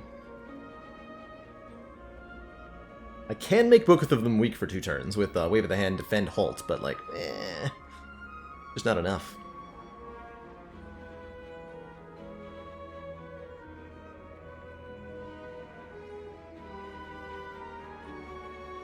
Mask Relic is Smiling Mask, which makes card removals at the shop cost 50 gold no matter how many of them we've purchased. I think this just ends up being Wave, Defend, Halt. We draw... Well, we're drawing basically to full anyway. So I should play everything then. Well, not Judgment, of course, but everything else. In which case, I will use a Power Potion. Devotion, Rushdown, Lickwater. Devotion's good. We have 5. We're gaining 3 per turn, so this is guaranteed turn 3 Divinity. I'll take that.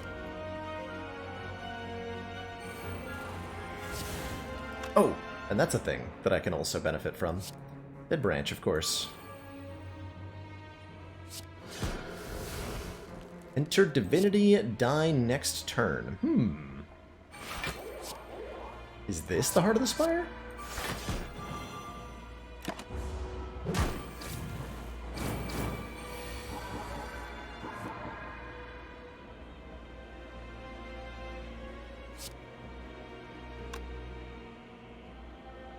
Can I play only 3 cards in full block? Eruption, Halt, Empty Fist.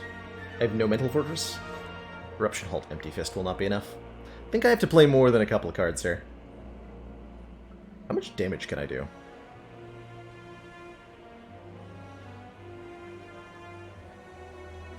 22. Not enough to kill Spire Shield. Although we're lining up a good turn here.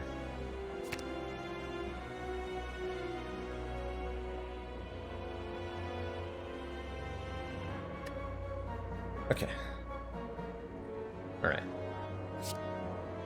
How good is Dead Branch and Watcher? Really good, for the most part. Very strong.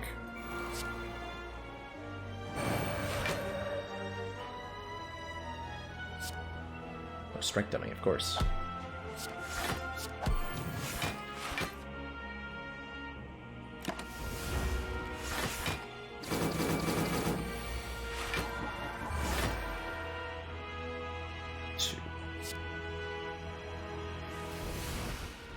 beautiful.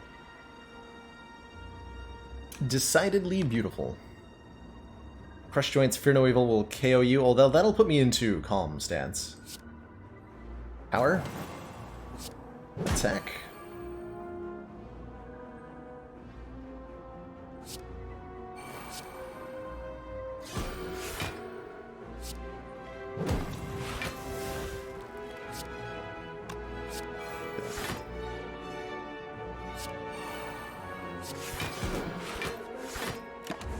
Right.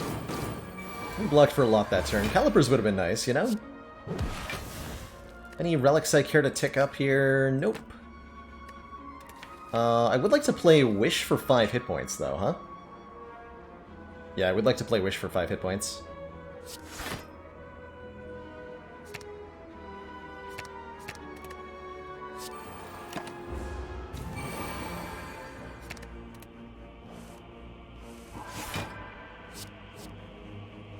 This is actually the best play in this fight? Man, that's so cool.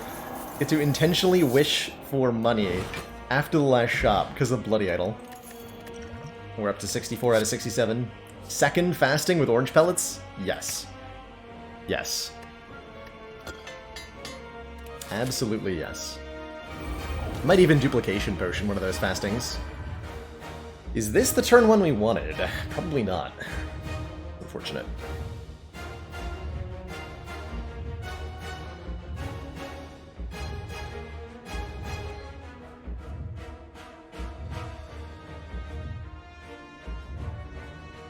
Do I not play Vigilance? I think I don't play Vigilance. This looks like Third Eye, Prey, and Miracle.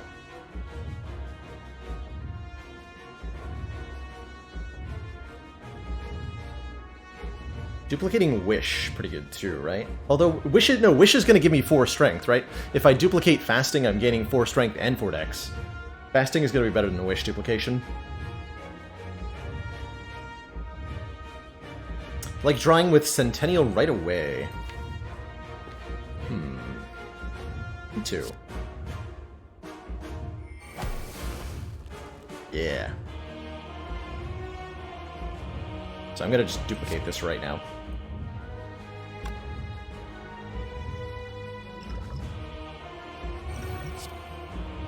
Do we have bird face turn? No. Right? No.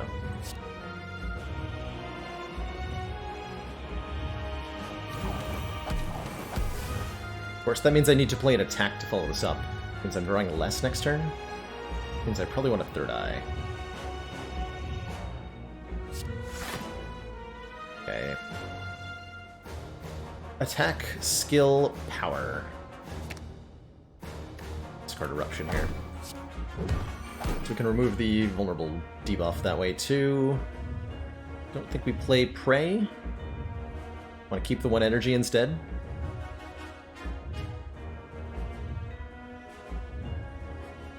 I'm sorry, I have how much dexterity?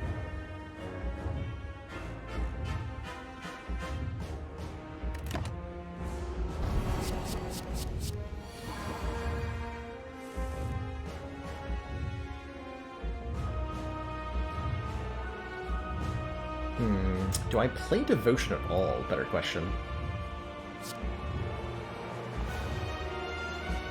Power. Attack. Skill. Remove the Vulnerable and the Frail. We can block for 22 with Third Eye Plus. Wait, we have a different Conjure Blade. That other Conjure Blade was fake.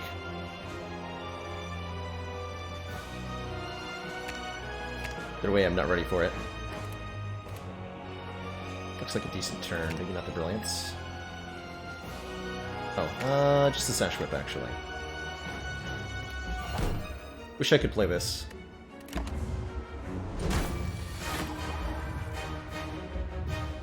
Okay, there's our wish. Think we're wishing for Strength to go to 19.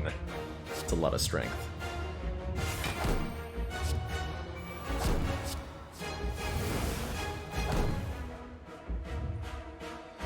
Don't play that. Nice to have a Flurry of Blows in the Discord pop up. Is Orange Pellet's the best relic? Right here it is. Right here, right now, yes it is. All the time? I don't think I'd say so.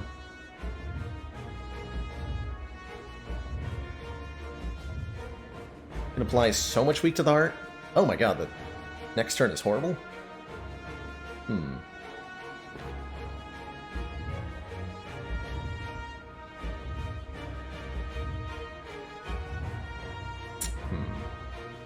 We do retain the Protect, though. And the Protect blocks for all of the block. Forever. Apotheosis, Mental Fortress, Wave of the Hand, applies 2 weaken. It's gonna be better than that.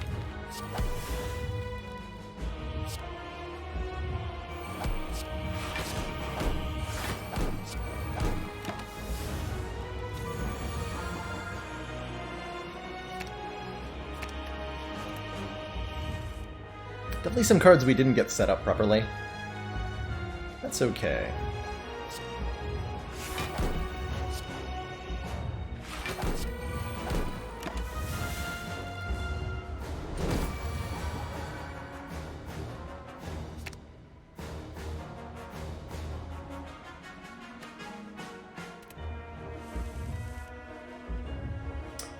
Instant Divinity with Prey, which is notably a lot of block here.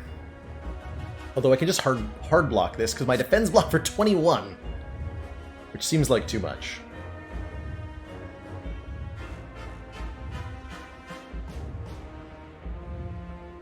But I gain so much energy if I'm willing to pray here, which I am.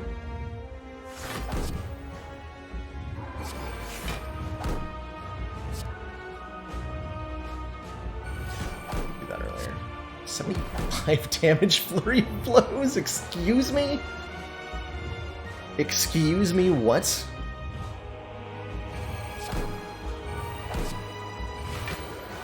That feels like it might be a little bit too much.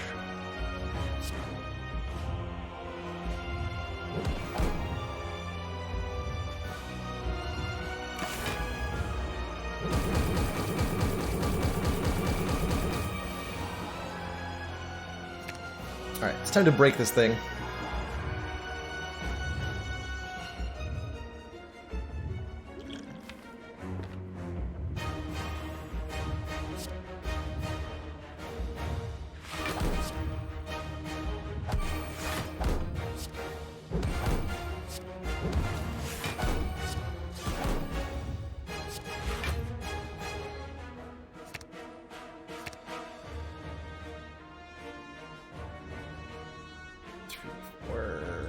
Gotta get rid of those.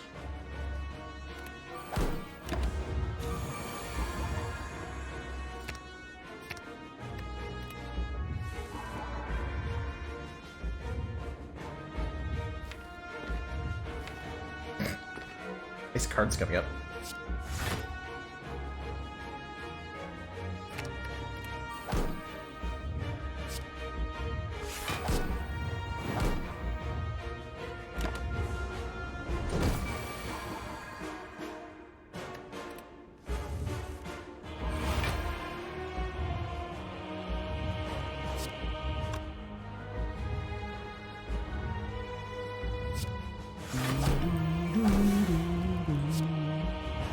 $153 damage from Empty Fist. Okay. GG. Lord. Good fight. 20 strength multiplied by 3 hits like 60 strength. That's a lot of strength. GG. Does Judgment care about the damage cap on the heart? It does not. Someday I'll make that happen. Today was not the day.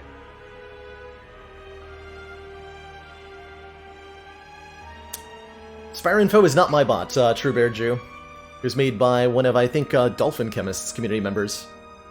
And they've kept it updated for everybody in the Spire community. Victory. G heckin' G. If you're headed out, see you later, Krogzar. Thanks for watching. The stream will continue, however. We got at least one more run that we're going to fit in today on, let's see, that was Ascension 11, right, that we just did? Ascension 11 Watcher, so it's a time for A12 Ironclad, who has failed us in the past.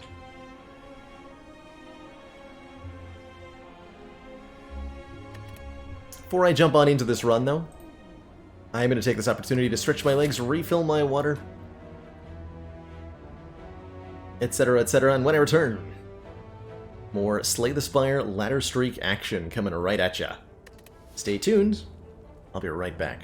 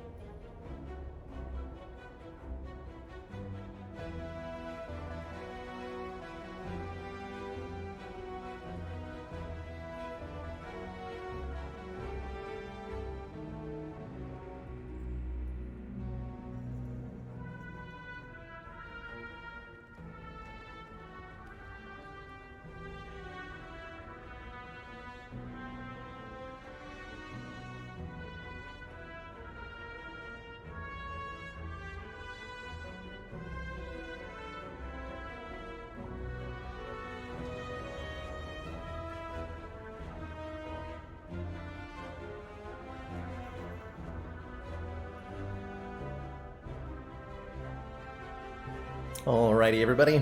We are back. Thank you so much for the patience. What am I taking for my starting bonus here?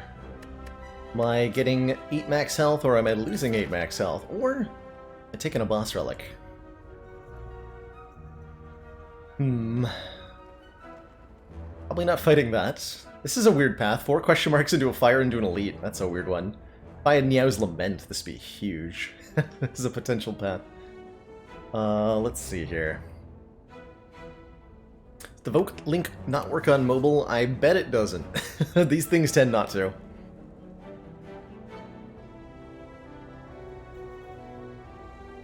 I do like boss swaps. I do like boss slops. Slops? Boss slops, yes. I like them. They're good. We're likely going to be going for 2 Commander, elites in the back half of we the act here. just received the support of another council member. Felix878, thank you so much for the Twitch Prime sub. Welcome to the council. And thanks for the funding. We have a pretty safe pathing we can choose. Early shop, get several fires and a relic before we even think about fighting an elite, going into Guardian. That's pretty ideal boss swap situation. We end up with the empty cage, so instead of paying 8 max health to remove 2, we've decided to get rid of our starting relic to remove 2.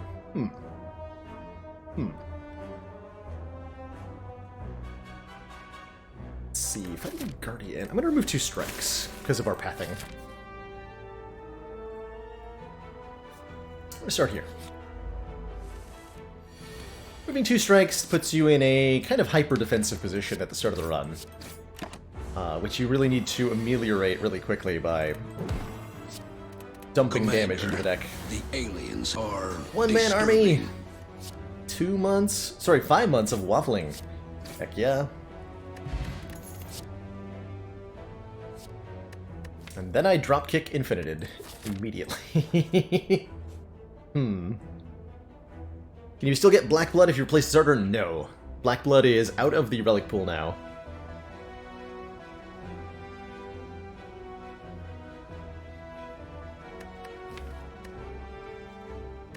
There's just no way that goes well, right? Like, dropkick's a fine take, regardless of if I try to go infinite with it, though. Right? Commander, I don't think we can take a shrug. We have to take a damage card. Valued supporters. It says continued Pick that support up. of the XCOM project. And let's look at one more fight before I decide what I'm doing at the shop here. Jaw worm. Jaw nerd. 9 months, dozens of dad jokes, and countless feelings of smug superiority leader. You are so welcome for the great content, Markup Brain, and thank you for the 9 months.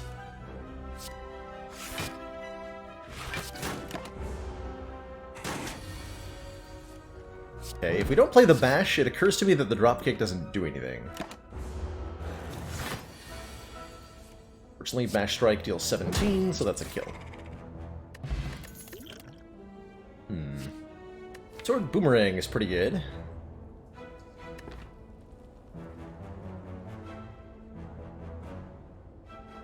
Sorry, when I say Black Blood removed, I'm talking about removed from the pool of relics for this run. Because we no longer have our Burning Blood. It's still in the game, but we won't be able to find it in this run without the Burning Blood. I'm gonna take this sword boomerang.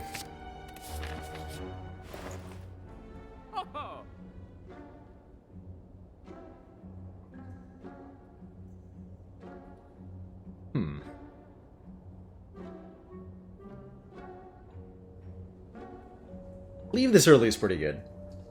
Leave will help us against the elites of the act. Don't think we're leaning into this dropkick too hard. Feel No Pain is pretty excellent usually.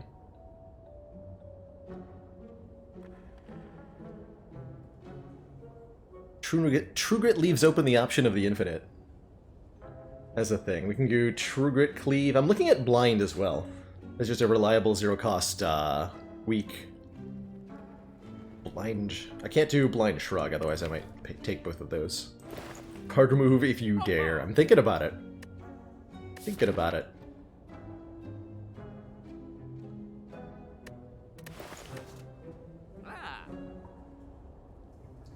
Is there a replacement relic for the Watcher's Base relic? Yes. It's called Holy Water, and it gives you 3 miracles at the start of combat instead of 1. I think it's one of the better, actually probably one of the best, if not the best, starting replacement relic. And combos insanely well with certain relics. Like, if you got a Dead Branch, Holy Water is insane.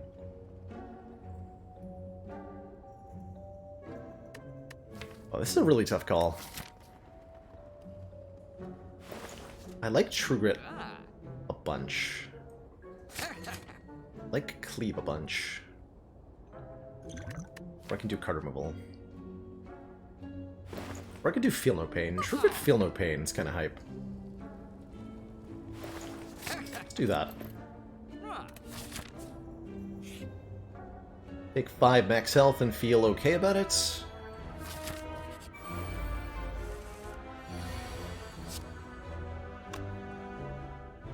A drop kick does almost enough to kill. Does if we draw a strike. Philippine is considerably better once you have Ascender's Bane in the deck, above Ascension 10. Because it does something even with no other cards.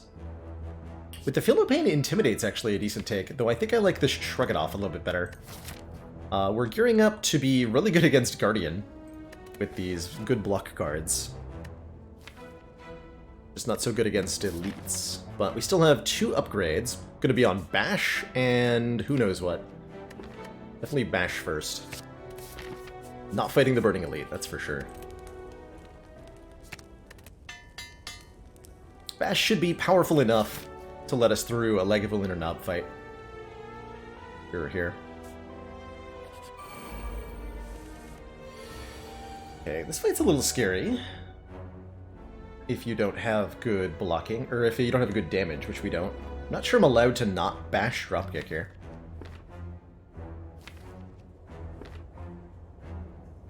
I thought if I went Philippine defend, it might work better. Let's try this route. Not actually sure this works. This is what I consider one of the easiest fights of Act 1.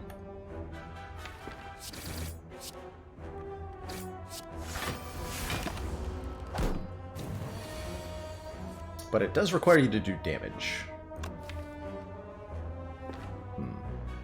Can Bash Strike kill you? Then we're looking at so much damage next turn. It'll be 15 next turn. I can block 15.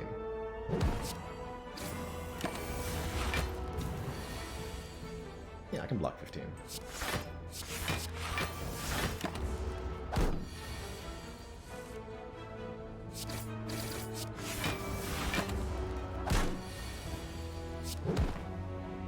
Okay, that went well enough. Body Slam! Yeah! This deck blocks well, and a Body Slam will make that a really big asset instead of kind of a detriment. That might even mean I take only 1 elite. I liked the Ghostly Armor there too, but we needed more damage if we want to get some relics, and we kind of need to. I think we upgrade Body Slam, although Body Slam True Grit does require the True Grit to be upgraded in order to work at all. But I really like the Body Slam upgrade so that it's free.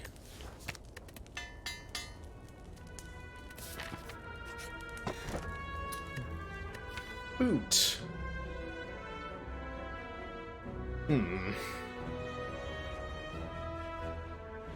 Boot is currently actually useful because Sword Boomerang. And Body Slam, truthfully. Boot says, anytime we deal 4 less unblocked attack damage, make it 5. So Boomerang becomes 5 times 3 immediately. Although it doesn't get any better when Vulnerable is applied. Boot is, generally speaking, pretty trashed here. So I'm considering just taking the Sapphire Key instead, getting a different relic later. Let's do that. Scarred by Flames is Sentries. This is a bonus elite. And we have a chance of just getting a free relic. Let's take the bonus elite fight. That's really exciting. And we have a Feel No Pain. Like, this should be a really easy combat for us.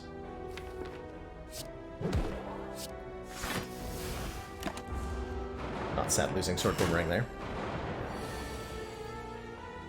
Feel No Pain, defend. We take 7. Could be a decent skill potion. I think we skill potion later, though. Yeah.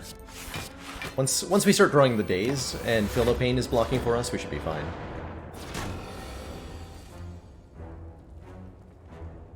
If I play Shrug, I'm shuffling the deck. That's not the greatest timing in the world, is it? Alright.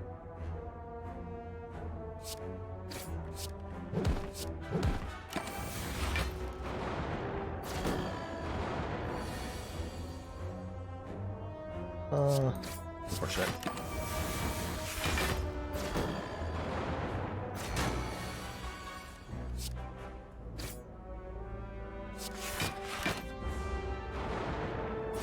Can I meet sentries right after this fight? Yes. The Dead Adventure event doesn't follow the usual rules for elite combats.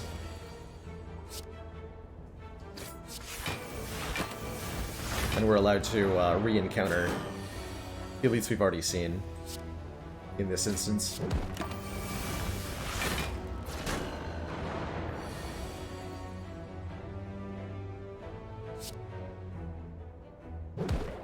Our damage output is absolutely terrible, though.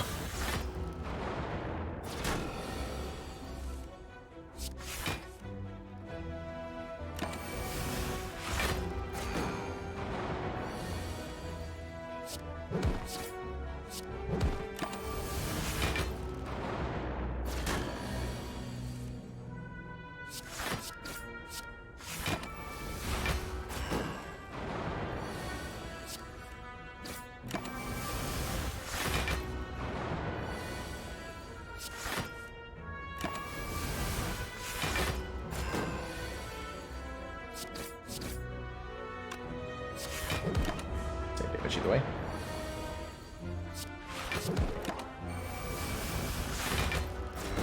'17th turn.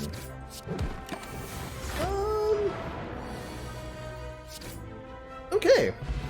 Hey, I was actually just thinking, we really need a relic that does passive damage, like the Mercury Hourglass. Well, look at that. Mercury Hourglass, do 3 damage to all enemies and a duplication potion.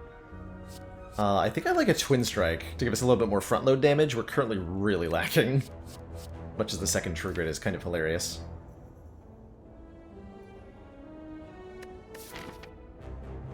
Ashes would have been even better. Can I take 2 elites with these? I might be able to. I just want the 1 extra upgrade, though. Would upgrade True Grit and, like, Shrug. That's actually pretty good. I will take the Twin Strike. There's an argument for Sever Soul here. A little bit. It's a status control card, potentially. As well as a way to do some more immediate damage. I'm just... You know, not sure what that ends up looking like. Kind of curious. Blast, you're so good. Hourglass, you're so good. That said, this hand is still not good enough. Kill 1 takes 7? Skill pot and fix that.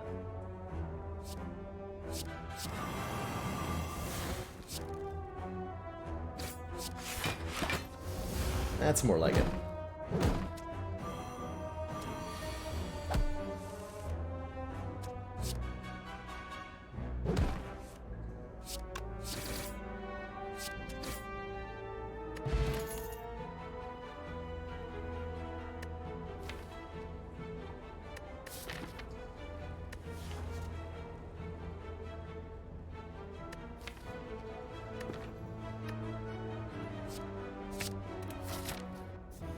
I'm gonna go this way now.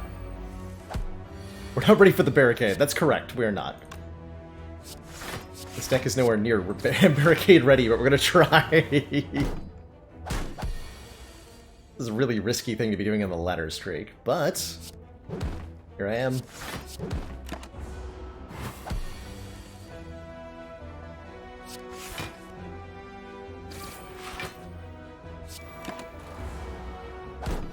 Biggest problem with Barricade is getting it into play, which is not easy to do. Havoc makes that easier? Havoc seems bad. Deck's quite reliant on a couple mechanics interacting properly. If we had the boot, I would be taking Pummel here.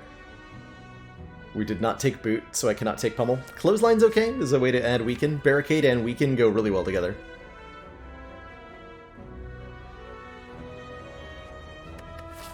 Let's take a Clothesline. Gonna upgrade the True Grit. And we're fighting Gremlin Knob. Okay. I don't think we play Feel No Pain. Looks like Clothesline, True Grit, Body Slam? Do I Duplication Potion the Clothesline?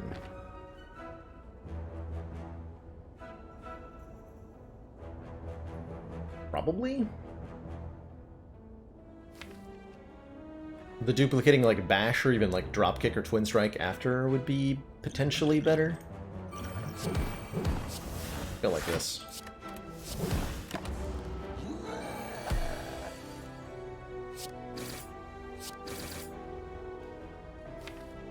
So my maximum damage next turn is Bash, Dropkick, Strike, which deals 10 plus 7 plus 9. 26 damage, 29, so I'm allowed to block here, I think. If I play this for 6, then does Bash Strike get me there? This is only blocking for, like, 3. That'd be 19. We'd be 1 short if I drew Bash Strike. Yes. Okay, so I'm going to defend then.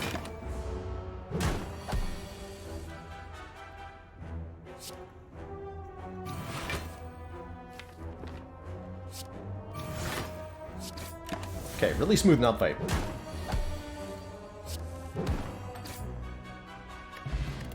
Bird-faced Urn when we play Barricade or Feel No Pain. Heal 2. Pretty good. Second Body Slow, no. Alright.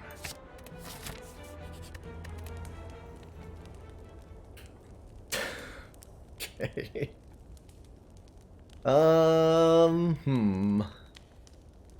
Do I upgrade the second Body Slam? Do I upgrade Shrug? Or do I upgrade Barricade? I think those are like the 3 best options.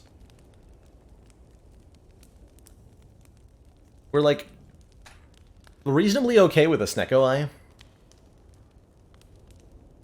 So I am considering the possibility of a Snecko Eye as I upgrade a card here. Upgrading Barricade or Body Slam would be a waste if we end up with a Snecko Eye. Hoping we end up with a Runic Pyramid.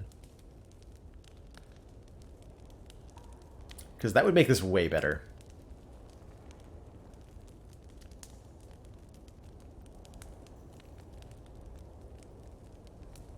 Shrug upgrade is really good here.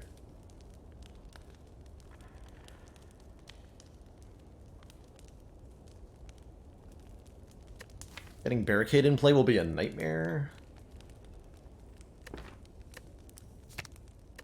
Good to Shrug. I don't know if that's correct. It's turn 1. You're not that bad. Might have a transform next turn with the Explosive Pot or something.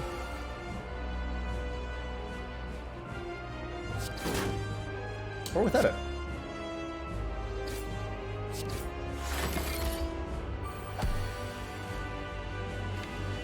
Okay.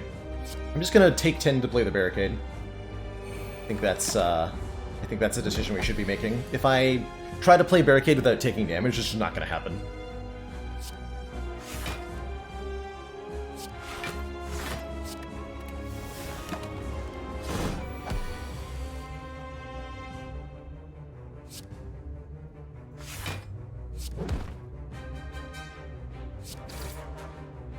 I could transform with Explosive Pot and keep 14 block, but not play Feel No Pain.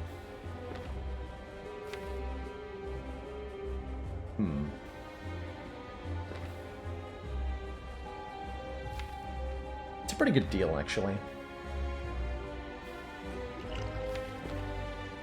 Thinking about doing that. I'm gonna do that.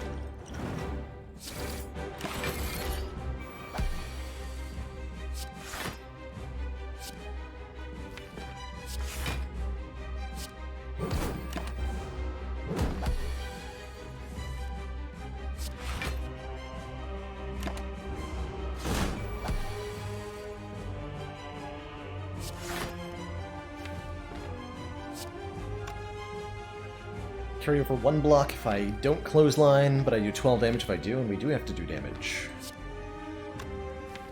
Get Feel No Pain in play. More block next turn. True Grit, Bash, Body Slam next turn. Do that. I'm gonna keep this Energy Potion for next act, where I think it'll be immensely important.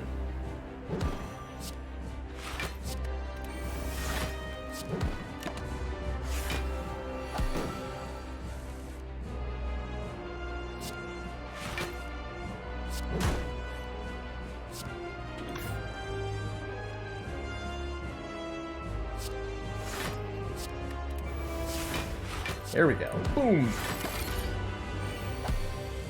Once we get into position here and get a surplus block going, it's not too bad. Man, I was really hoping I would see a... Really hoping I would see a, what's the card I'm thinking of? Not corruption. Impervious. Here. Juggernaut's pretty hype. Juggernaut lets us do a bunch more damage. Although we already have a way to translate our block into damage, I'm thinking Offering is going to help us actually get the pieces in play. We've got a really vulnerable deck here, because this deck can't attack if it's not blocking. So we need to be able to get ahead of the curve, and Offering is the perfect card for that. We also have, even though we no longer have our Burning Blood, the Birdface turn means that we can recover the lost health from the Offering. Oh, god damn it. I'm probably still fine with that, though, right? Although Pandora's Box is really tempting. Snecko Eye makes Barricade really easy to put in play.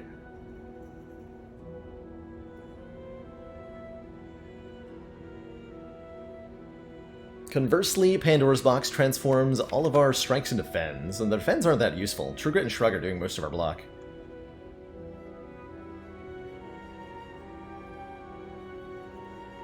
Ooh, this is a tough call. I think both Pandora's and Snecko Eye are very good in very different ways.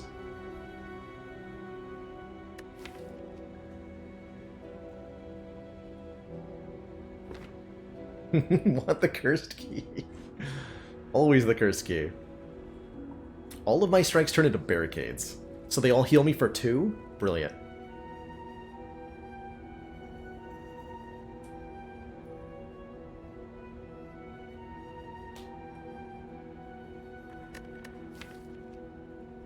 This deck gets obscenely strong if we add a few things after Snecko Eye. I'll take the Snecko Eye. The world where we take Pandora's Box. The exciting one.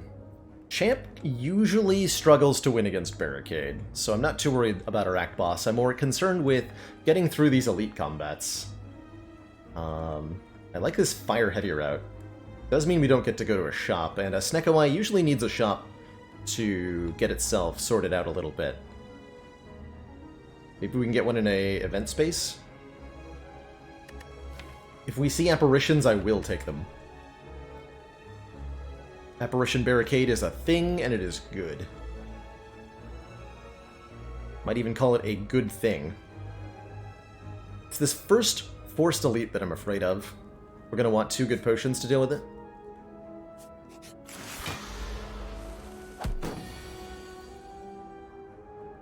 We're going to have turns like this occasionally. These turns are bad.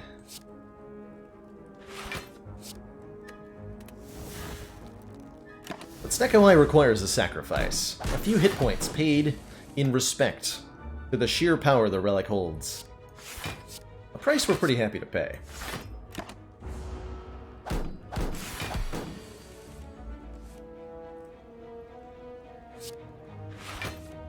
Please stop asking me to pay this price, however. I'm done paying your price now, thank you. Can I go home? I want to get off Shelled Parasite's Wild Ride. Please.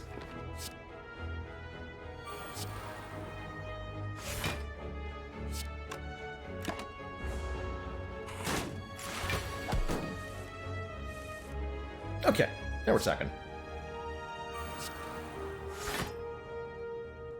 Now we are talking.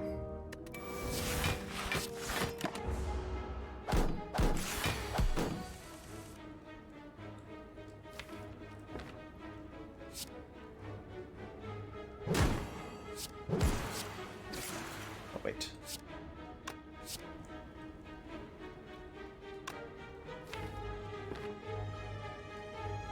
I meant to play that. Still might be.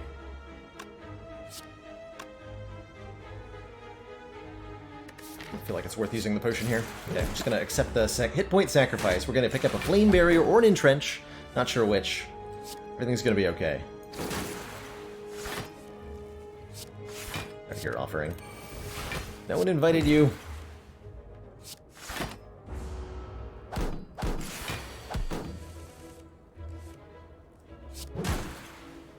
Okay, that hurt a bit. We do have a flex potion, though. That'll help against the next thing that we need to do damage to. Hopefully the Snecko-Eye will be a little bit more kind in the Chosen fight here. Looks like that's a yes so far. Do I go Bash? Bash Body Slam does a lot of damage, or I can try to Feel No Pain. Which, with all the days we're going to be putting into the draw pile, feels like something I have to play.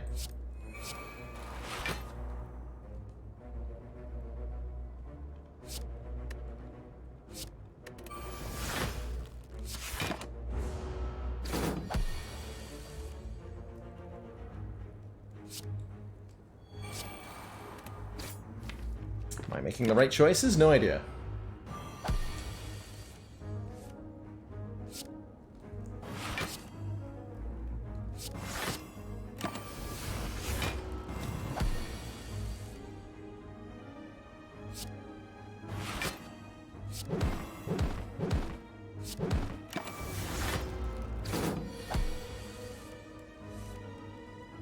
Feels like yes. Am I not using Offering because I don't want to pay the 6 hit points for it, and I feel like I can win the fight without it? Like so. Like so. Carnage, there we go, that's a beefy 2-cost card. It doesn't really fit in with the whole theme of the deck, but it's strong enough that we want to add it anyway. And that's making me feel a lot more confident against an Elite, just a damage card of that caliber. I think we go up the middle here. Apparitions. Yield 28 is pretty good, truthfully. Let's choose one of 20, though. A good 2-cost card. Could make a... Is really the only one Perfected Strike? Don't mind another Shrug. Oh, there's another Carnage, actually. Another Carnage is pretty good, too. And that gives us tons of damage, suddenly. Alternately, another Shrug is fine. I think I like Carnage over Blood for Blood. It exhausts, meaning the Feel No Pain is better. Take the second Carnage.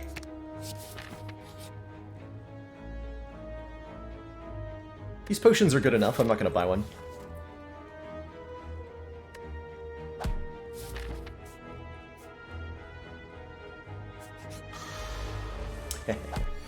Snecko. Go to Hecko.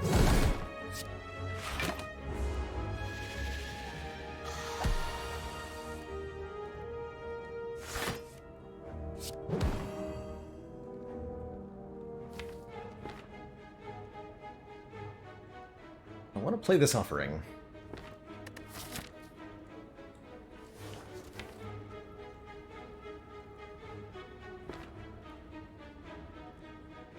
I think so.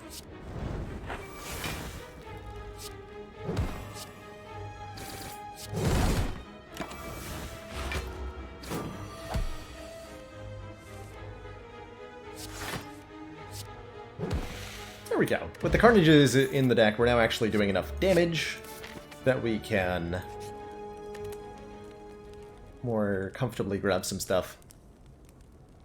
I like the Clothesline upgrade a lot, I like the Feel No Pain upgrade a lot, I like the Carnage upgrade's pretty decent as well.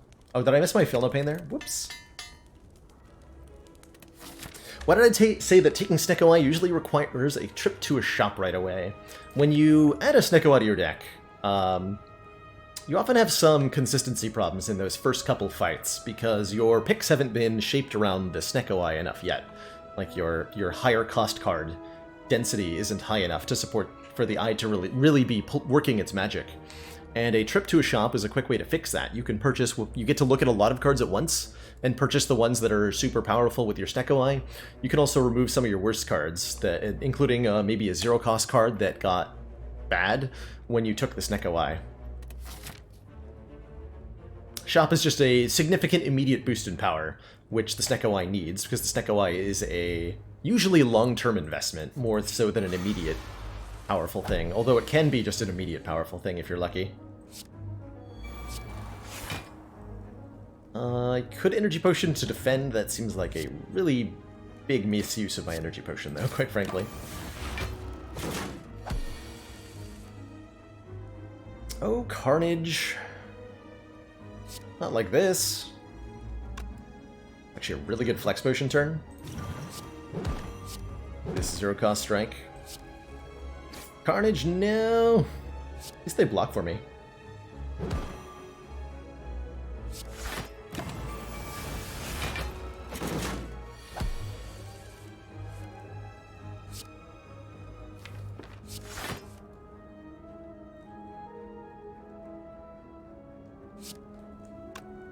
Looks like a good defend body slam, body slam. We lose all our block, but we're not retaining it anyway. Cool. 2. Hopefully kill on this turn. Yeah. Nice. That was a really smooth fight, all things considered. Strike Dummy is exciting. Like, this 3 strikes getting buffed is whatever. Twin Strike getting buffed by 6 damage is significant. And if we want more front load to go with our block scaling, Immolate is here. Forgetting to heal. No, I'm just flexing on the Spire.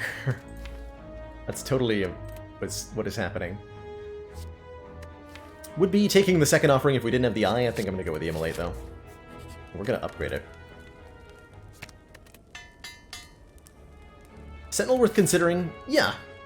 I didn't consider it enough that I voiced my consideration of it. But I think it was worth thinking about briefly. Am I comfortable going into this elite fight on 44 hit points if I upgrade a Carnage? Actually, I'm going to upgrade Clothesline for Champ here. Keep Champ weak.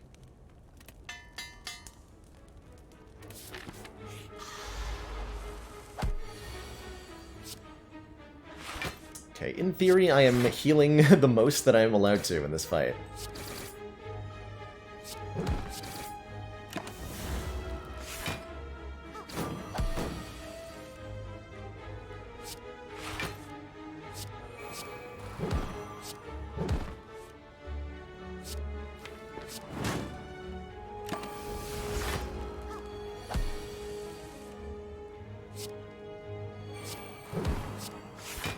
First time in a while, we'll actually play the barricade.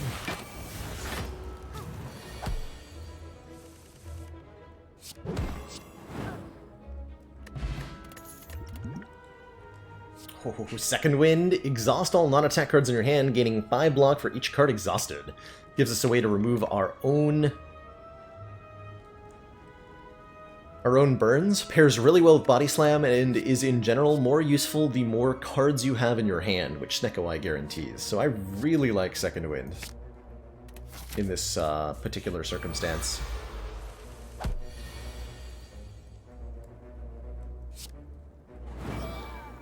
Pretty good turn 1 offering, or not offering, Immolate, excuse me. Pretty happy with that. Get donked on Gremlin Leader.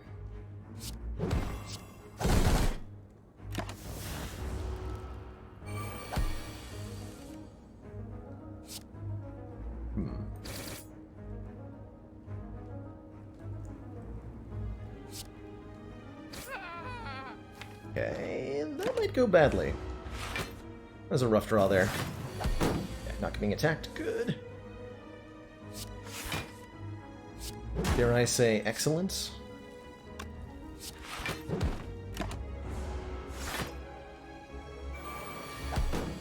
Alright, we lucked out here, quite frankly. But I'll take it. Heal me! Oh. Ooh, Self-Forming Clay. Whenever we lose health, gain 3 block next turn. That can be quite useful. And the Juggernaut returns, alongside an Uppercut. Feels like a really good Juggernaut.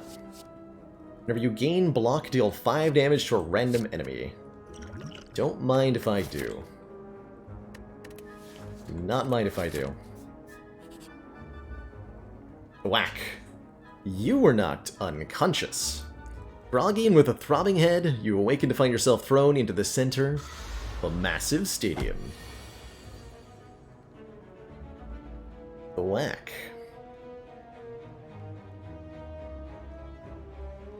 Thwack event puts us against 2 slavers in the first part. We have to do this fight. No choice given to us. If we win, when we win,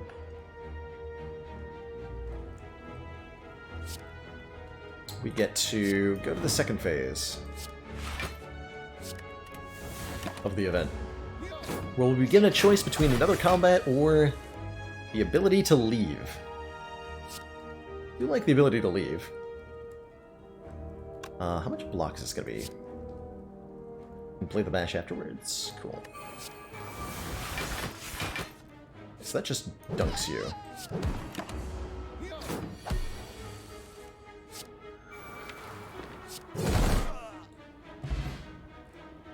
Escape or a powerful fight with many rewards, which puts us up against 1 Gremlin Knob and 1 Taskmaster of the 3 bandits.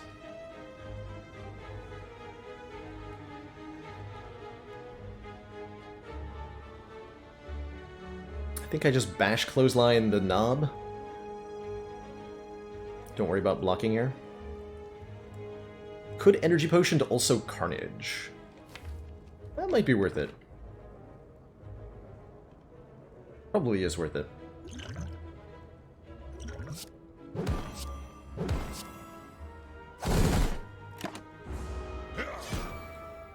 Get hit by the Taskmaster, but that's fine. We just try to put ourselves into a position where we can kill the Gremlin Knob, which we have failed to do. Deeply unfortunate. Just play both powers. We block for 7, take 6 damage, gain 3 block next turn. We could try Offeringing. Take 6 damage, gain 2 energy back, draw 3 more cards. I think I'm just going to play the powers. We should be, like, all we have to do is draw Carnage to kill the knob here.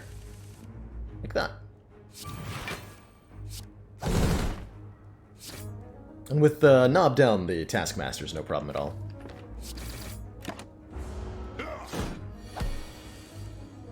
Dang it, Juggernaut, you were supposed to heal me. Oh. Ew. Wait, full block? Okay.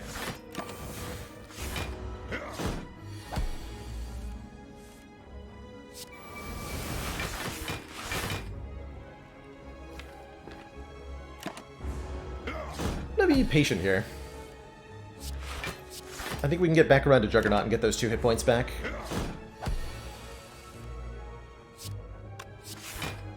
With Barricade, it's like really safe to try to do.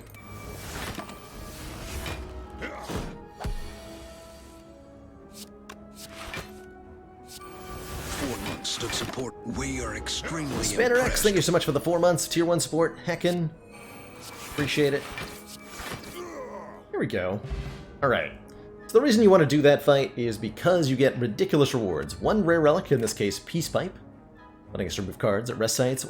1 uncommon relic, Letter Opener, giving us AoE damage whenever we play 3 skills, 100 gold, and a card reward.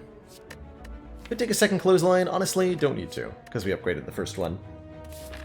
Let's hit that shop with a ton of money.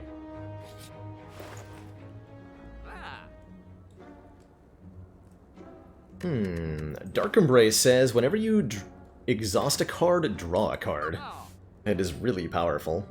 Panic Button's also good with Barricade. There's also a strange spoon here. Cards that exhaust when played will instead discard half the time. Current cards that exhaust when played are Offering. That's it, just Offering. This will only affect Offering. Sundial's kind of good. We shuffle the deck often enough that we can actually go infinite with that, right? Hold on. No, not with Snecko Eye we can't. Never mind. But it could just, like, provide energy sometimes. So expensive, though.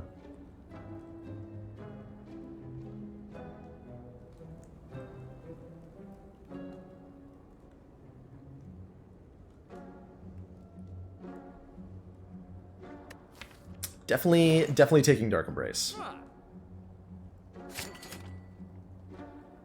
Spot weakness, I'm not sure we want to go into strength here. It looks like with the Juggernaut and the 2 body slams, I think this deck ends up assembling damage by scaling up our block better, not by adding strength.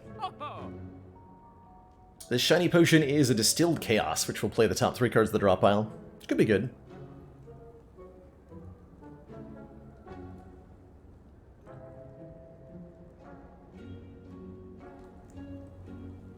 How does Strange Spoon interact with Second Wind? Cards that exhaust other cards aren't affected by the spoon. The spoon's wording specifically states cards that exhaust when played. And that's only cards that actually have the exhaust keyword on themselves.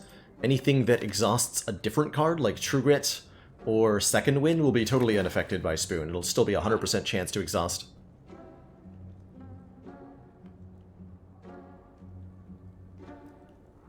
Corruption is potentially powerful with Spoon. Although in this case, with the Dark Embrace, I'd rather have the not Spoon. One of the downsides to the Spoon is if the card doesn't exhaust, you don't activate any exhaust-relevant effects. So if something is saved by Spoon, then Dark Embrace will not draw us a card. Feel No Pain will not give us 4 block. And yes, it does work on Slimed. In a bad way. We're also with Medical Kit, hilariously. Grab this panic button. Let's definitely remove what? Dropkick's not the worst. Let's take a strikeout. Blood Pot's kind of nice. 20% of our health. I think with a Blood Potion I comfortably upgrade before Champ here. Which means we get Juggernaut upgraded? Yeah, let's do that. Not take any relics, not take Master Strategy, don't take Clothesline. Cool. Does Panic Button cancel Feel No Pain? No. Panic Button is... This card is worded wrong. Of all the cards in Slay the Spire, this one actually misleads you the most about how it works, I think. You cannot gain block from cards for 2 turns. Sounds worse than it is. Block from cards, quote-unquote, what that really means is that anything that would be affected by dexterity is blocked, and anything that is not affected by dexterity is not blocked. So anything that comes from a power, be that Metallicize, Feel No Pain, Mental Fortress, Frost Orbs, Plated Armor, Orichalcum, any relic block, so like Red Needle, Anchor, all the boat thingies, all that stuff. If Dex doesn't affect it, Panic Button won't stop it. Also, 2 turns means this turn and next turn, not the next 2 turns. So there's only 1 turn where you cannot really block. Wallop? Yes, Wallop will also give you block with Panic Button.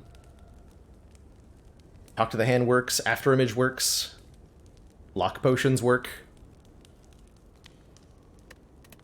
Just the cards that directly say gain X block don't work. But so much other stuff does. We have Toking. Ooh. Do I still upgrade Juggernaut? Yes. Yeah, and Trench works too, which is like the really baffling one. You really think that wouldn't be able to work, but it totally does.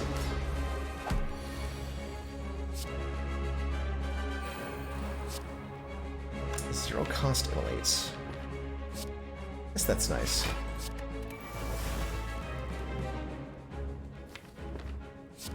Sure. If I Second Wind, I'm not... Just bash Immolate here, get some damage down. The goal in this fight is to get our Barricade in play and start building up block. As quickly as we can. And to keep Champ's damage low. I don't think we actually care about doing damage during the first phase whatsoever.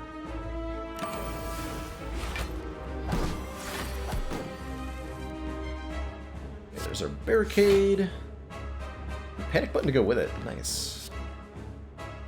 Commander, I'm frail, we though. just received the support of I still another play council that. member. That would cause me to draw Barricade, or draw Juggernaut, then I won't be able to play Juggernaut? Unacceptable.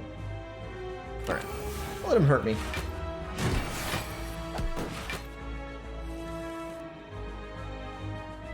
Sasuke, thank you so much for gifting a tier 1 sub to Goatsus. Goatus? Welcome to the Council, Goatus.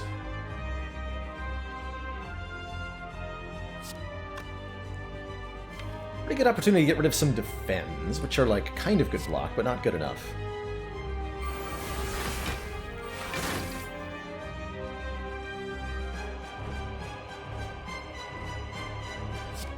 Also, we now do absurd damage whenever we block, thanks to Juggernaut. Especially if we exhaust something. Especially if we exhaust something.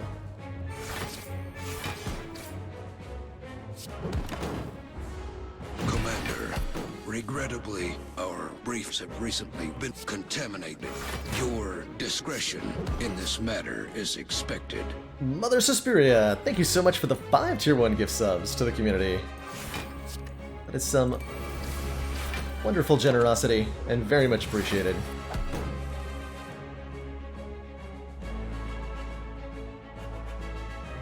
Okay, here's where we panic button.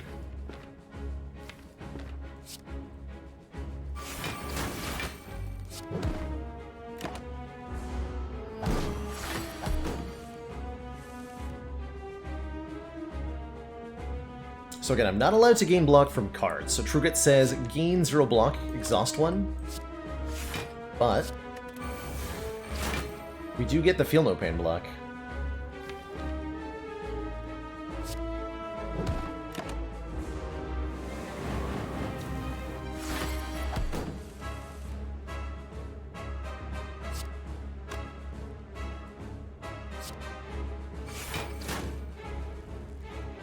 Not quite a kill, huh?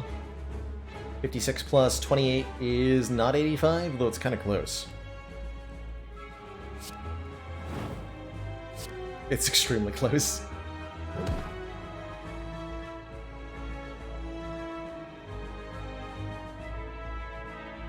So he dies to... Wait, does he die to Mercury Hourglass, or does he die to Juggernaut off Self-Forming Clay? Let's find out.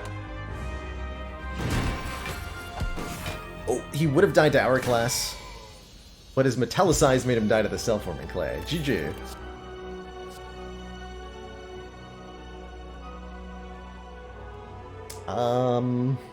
I really don't have anything to say here other than that's a corruption. Although Impervious is nice, Corruption's so much better right now. Corruption will override the 0 cost of the Snecko Eye, and with a Dark Embrace, it means that whenever we play a skill, we'll draw another card. So the deck becomes almost a singularity of destruction when we add a Corruption here. Corruption was uncommon at some point. Yes, yes, it was. It swapped rarities with Dark Embrace. This card used to be a rare, and this one was the uncommon, but they just swapped the rarity on the two.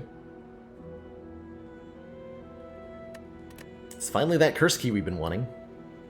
Remember the last time I had a power heavy deck on the ladder strike? I do. I think this time will go a little bit better. Oh, just a little bit. Just a little bit. Find Entrench and become unbeatable. We don't need an Entrench. We're already unbeatable. We take the curse key. Spire, the Watcher release will be tomorrow, and the timing on that is usually around, like, right after the start of stream, genuinely. Like 4 PM Eastern Standard Time. If I recall correctly. They might launch it earlier, though, I have no idea. How do I feel about the rarity swap on Corruption Dark Embrace nowadays? I see more Dark Embraces, and that makes me happy. Makes me really happy. It is a little bit harder to, like, deliberately find Corruption by going to shops, but I do like it seeing it as a boss reward makes me pretty happy. Hey, those boss swaps on Defect, right, Sabin? I love them. Totally love them. So now we're on Silent A1. Uh-oh. Just considering our Astrolabe possibility here. Transform and upgrade 3 cards. I do think we want the consistency of the 4th energy, although once the corruption's in play, we shouldn't need it. But we'll always be able to use it, so never mind. Yeah, give me that 4th energy. Have to take out the Burning Elite. Looks like a pretty good act. Get a couple removals at shops. We get a couple of elites. We curb stomp the Spire pretty consistently here. How many times have I actually played this offering? I guess this is about to be 1, right? Yeah, 1. Good. Put Juggernaut in play, and I will.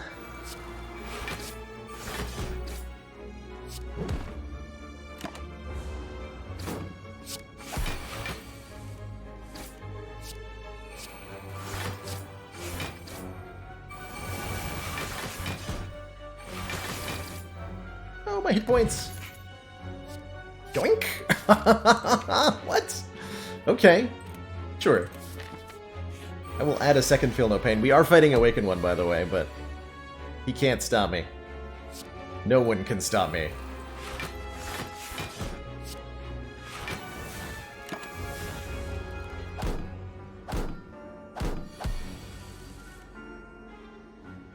No one. Proactive blocking. Like regular blocking, but deadlier.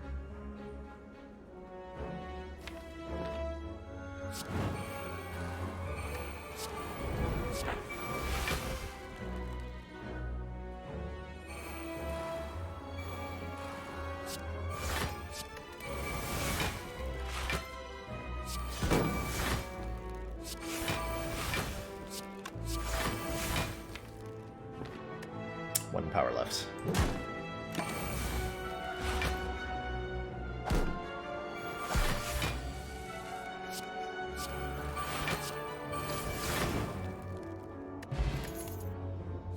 Shockwave applies weak, vulnerable to all enemies, and exhausts. It's perfect. And it's 0 cost with corruption, too. Okay, we could upgrade all our cards here. Would actually be pretty okay, although many of our cards don't benefit from being upgraded. Dark Embrace doesn't, Corruption doesn't, Barricade doesn't, Body Slam doesn't. Can take a 999 gold.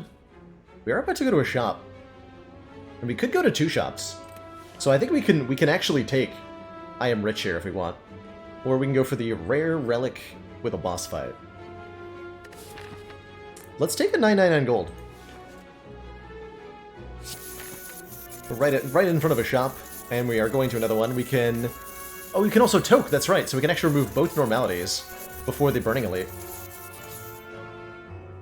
And I can remove stuff here. Upgrade 2 random cards, transform 2 cards, or remove 1 and upgrade a random 1. Transforming normalities turns them into different curses, so we don't want to transform these. That would be sad times, but I don't mind transforming 2 strikes into who knows what. For 60 gold. That's a good deal. It's a great deal. Exhume, yeah, that's very powerful. Exhume returns any one exhausted card, which with Corruption can be just about any of them. We're gonna take another one, even. Welcome to the deck. Second copy of Exhume. Transform Offering. With the Corruption, I like the Offering. There's a waffle here, there's a flower here, probably by the Singing Bowl, letting us raise our max hit points by 2 instead of adding a card. These are all very delicious. I'm thinking about an Ancient Potion, but honestly, no need. Is Metallicize good? Metallicize gives us a little bit more block and activates Juggernaut again, but I think it just doesn't do enough as 1 card to merit being added. We want our cards to be something like Panic Button, where we're getting a really big number off of it, or exhausting stuff multiple times like these Exhumes. Enlightenment's cute, but no.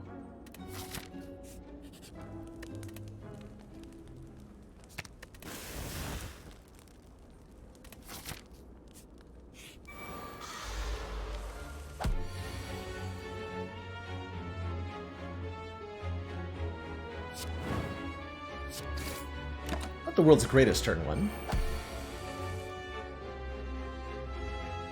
That is the world's greatest turn 2, though.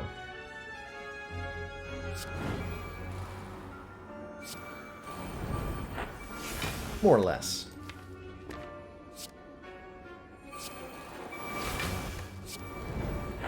Exhume the offering, play the offering again.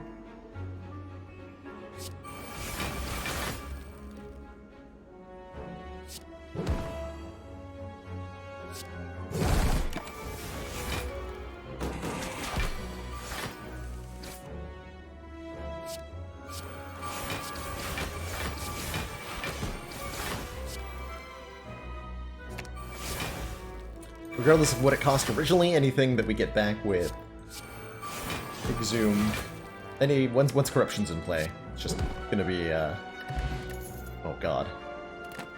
Oh. Okay then. So that happens.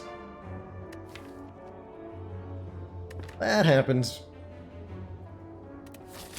And now... Now we get silly.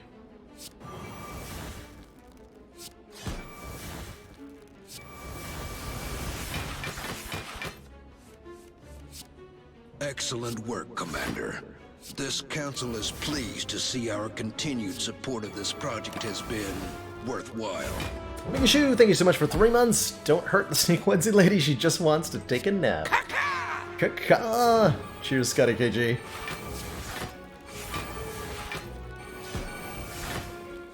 Kaka. Don't want to curse, right? No, you don't want to curse. Please do not give me curse. Thank you.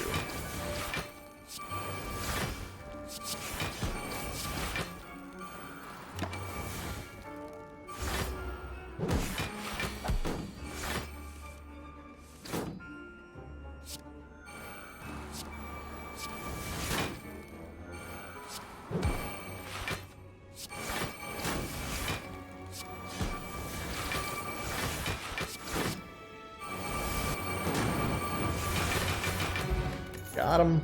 Second Juggernaut? Second Juggernaut.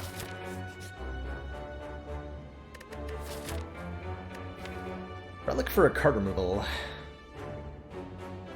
I'd like to remove Sword Boomerang and Dropkick at this point. Skip the chest. We don't need the key from it, right? Right. Good. Wonder if I can kill Transient.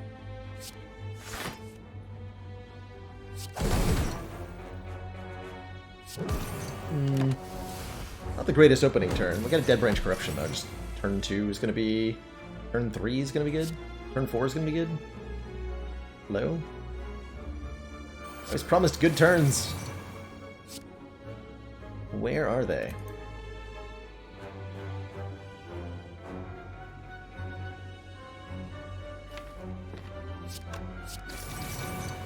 Ow.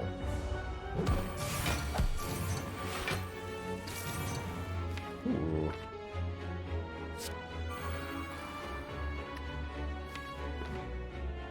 Uh-oh. Definitely supposed to Juggernaut before I did all that. Ah! Didn't matter.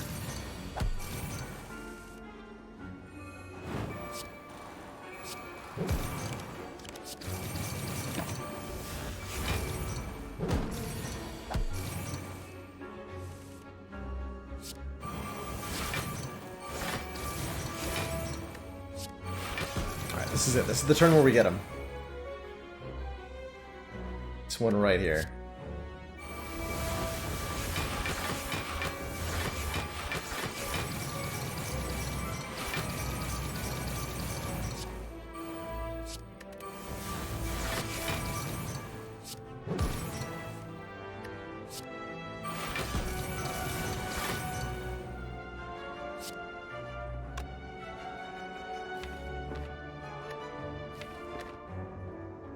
If I play Battle Trance, I won't be able to draw more cards.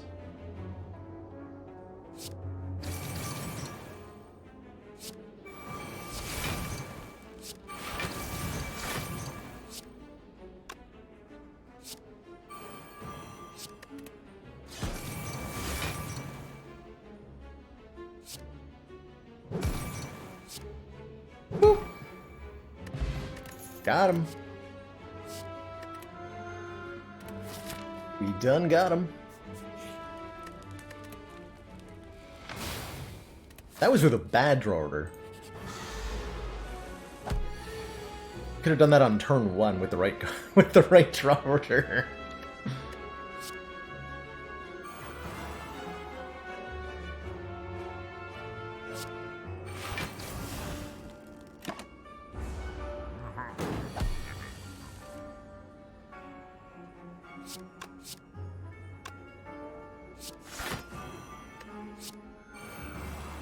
Okay, Feel No Pain gives me actually reasonable block this turn, despite everything. Hey, full block this turn, despite everything.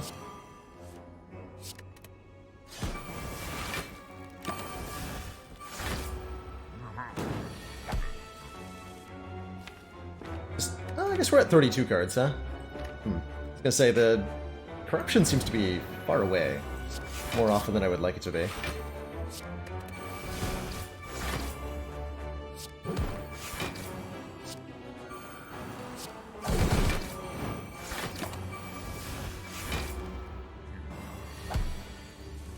There it is. Once that corruption and all the pieces come together, it's real silly in here.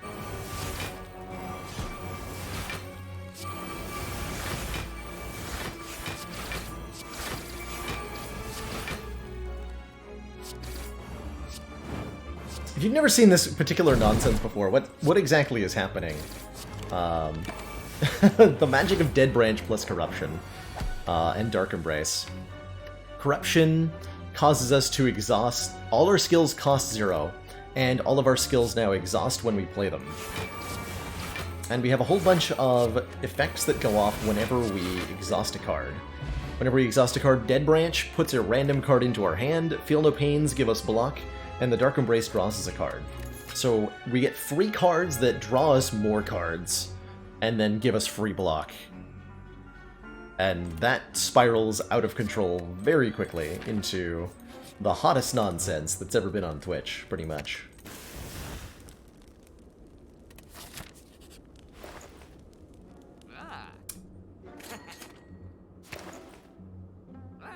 Okay.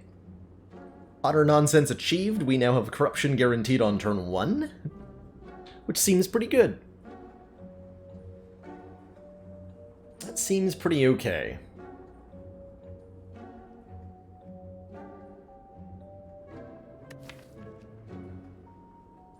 We now what? Remove Dropkick. We start removing Carnages?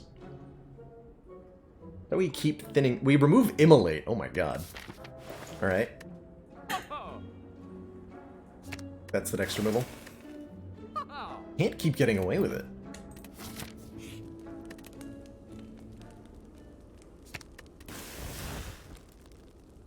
Silent Shiv build to work? Yes, Forager!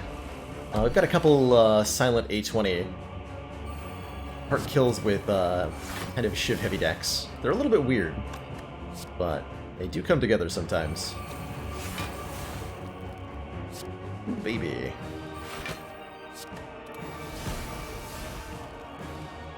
I had a barricade in play right now. I'd be feeling really good.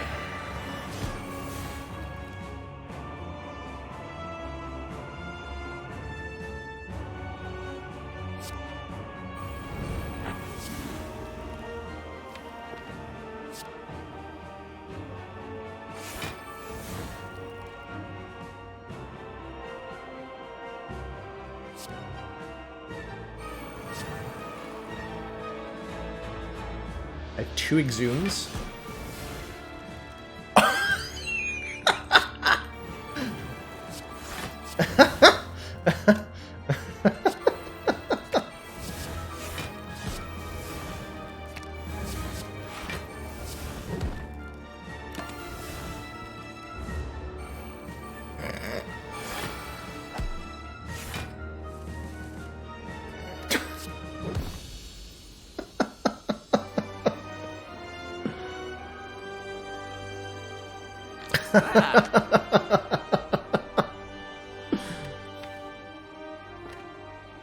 That was great. Two thump, deep pulsing dread, something something throughout the room. You ready your body and slam the heart as hard as you can, smashing it into a big old bloody puddle.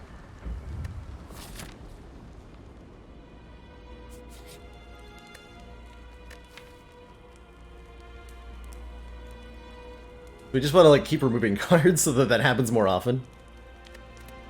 Take one of these twin strikes out.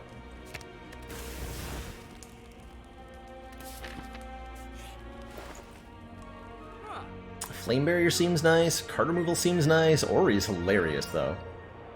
Choose and add 5 cards to the deck, which could just be 10 max health with Singing Bowl. So this is at worst a pair. But a pair of what is the important question. Second Corruption. I don't need that, but thank you. Or Shrugs. An Entrench, there we go. Add just a real copy of Entrench. Perfect. Third Body Slam. I'm in.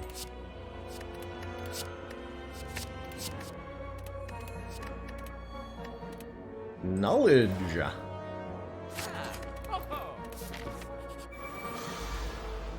Alright, nerds, prepare to be dead.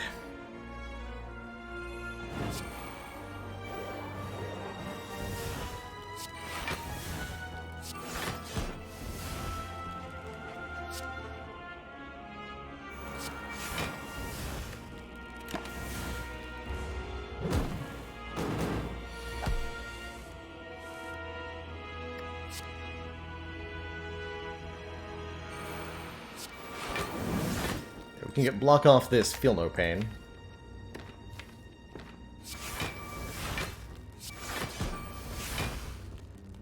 And if I can't get it elsewhere?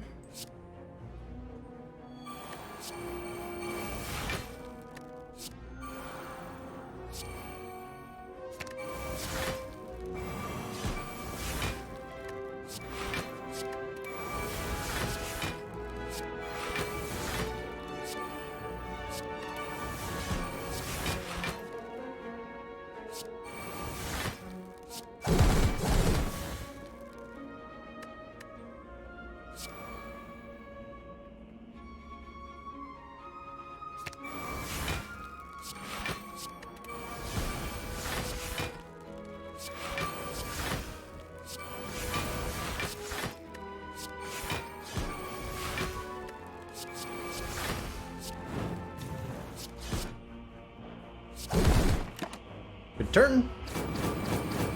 Yeah, no block from cards, by the way, during all that. Boop. Quad body slam. I'm down. How many body slams is too many? The answer is no such thing. Try again. This is a hilarious turn 1 though.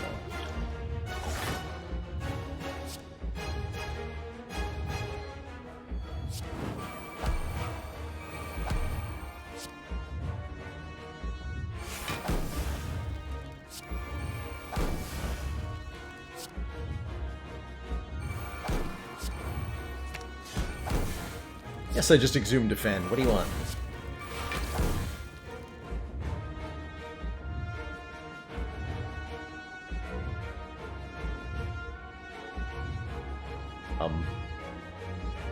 Do I play these? I think I play them. Because we're not really going to get to turn more than 2, right? We're not that useful right now, but I'll do it anyway.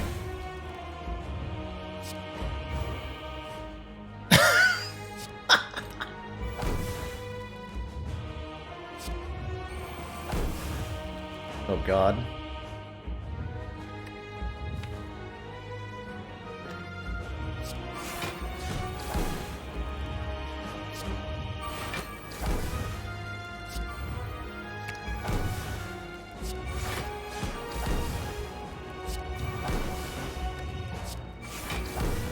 Couldn't have gotten that later. Okay, we'll just like a damage cap or whatever. Sounds fair.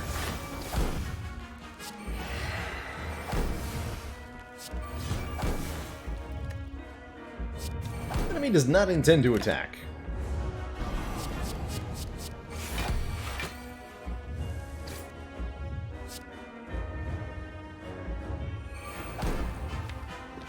So they say.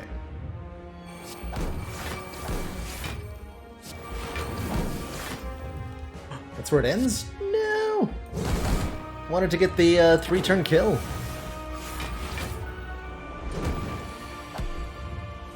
Unacceptable.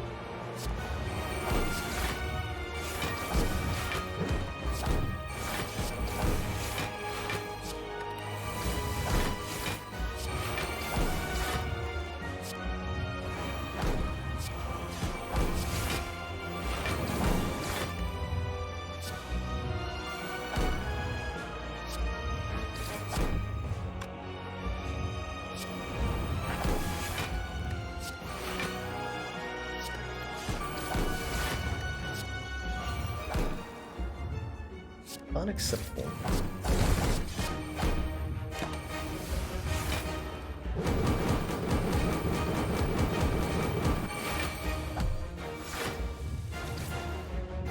I have to end this at full health.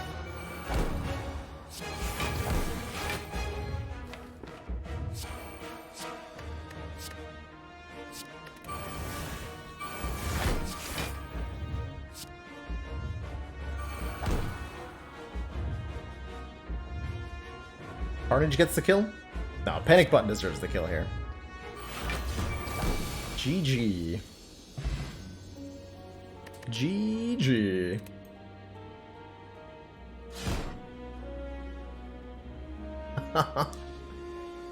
What a wild run. Good lord. Hopefully we get something like that on the A20 run, hey? Got my potion, dang it. Alright, back to Ascension 1. We forgot to use the potion. Saved. Redeemed. Cheers, Sasuke! Heart goes down like a 60-year-old. With a saturated fat coronary. Oof. Excellent. Thank you so much for that support. And Dust Tide. Council is pleased to see our continued support of this project has been worthwhile. Thanks for 2 months. Alright, we've got at least... Well, yeah, we've got exactly one more run left in us tonight. It's going to be this Silent Ascension 13. A13 says, poor bosses. Means bosses drop about 25% less gold. Not a huge amount, but makes a difference over the course of the run. The one talking after we killed the heart, that's Niao, the same creature you see right here at the start of the run.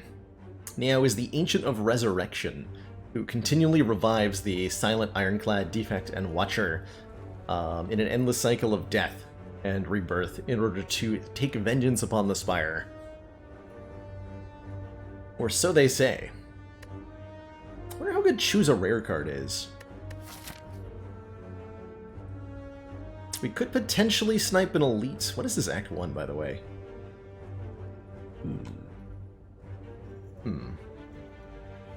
It's backwards.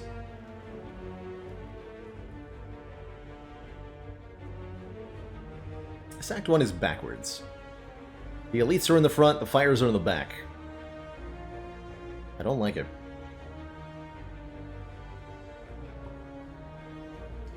Right now.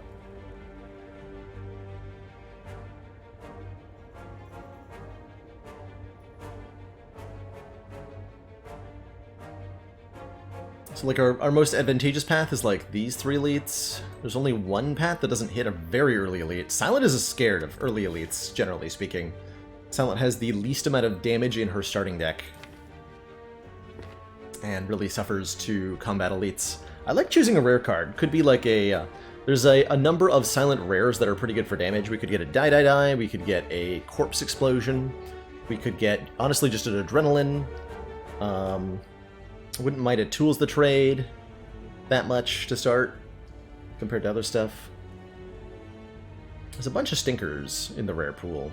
Unload would be fine. Remove a card doesn't help that much. Alright, let's choose a rare. 1,000 Cuts versus Malaise versus Phantasmal Killer. We're not fighting Slime Boss, we're fighting Hexaghost, and a Malaise against Hexaghost is really good. Enemy loses X Strength, apply X Weak. Top tier defensive card on Silent. Very good in the back half of the game, but we have to figure out a way to survive the first part. Hopefully that takes the form of, like, a potion? A fire potion from the first combat? A good damage card? Something that might let me go this way? Or, worst case scenario, we avoid elites entirely, which is not a good thing to be doing in Act 1, but if we have to, we can. Good against most elites as well, yeah, definitely. Defiant. I can full block here or kill the Gray Slime to take 4. Let's try full blocking here.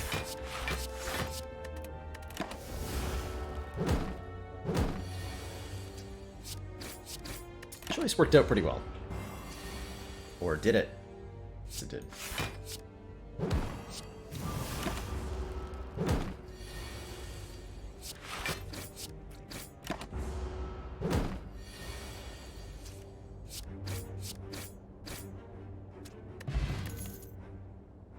As far as damage cards go, hard to go wrong with an early Quick Slash. Heal looks interesting, actually, with Malaise, but does put us in a really awkward position against, say, triple sentries. I like Cloak and Dagger as well as a card that both blocks and attacks. Although I think if we're gonna try to survive this fight, we really do have to take the Quick Slash for the immediate damage. This way. Get the 2 events, the 2 fights, again for that hard pool. Oh boy. Normally you'll see me trade money, hit points for money almost every time here. Wondering if those 11 hit points might be the difference between life and death in this pathing, though.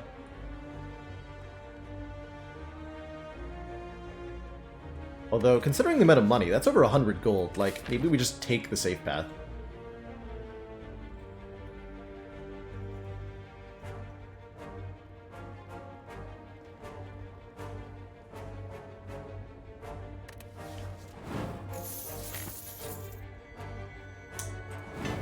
Okay, 1 defend, 1 strike upgraded feels okay.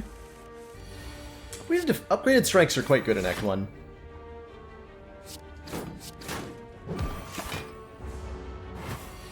Do all acts have easy versus hard pools? Yes, all 3 acts have easy and hard. And it's the first 3 combats that come from the easy pool in Act 1, and it's the first 2 that come from the easy pool in Acts 2 and 3. Oh yeah, we're definitely taking the easy path. The defensive path. Leg Sweep is premium block. Or we can take a Piercing Wail for even more strength reduction. Good against Hexaghost. We have to figure out how to beat Hexaghost. Which means gotta find a poison card or something. Although Malaise buys us a lot of time. This is just not the kind of damage that's gonna beat an elite. I think I like the Leg Sweep.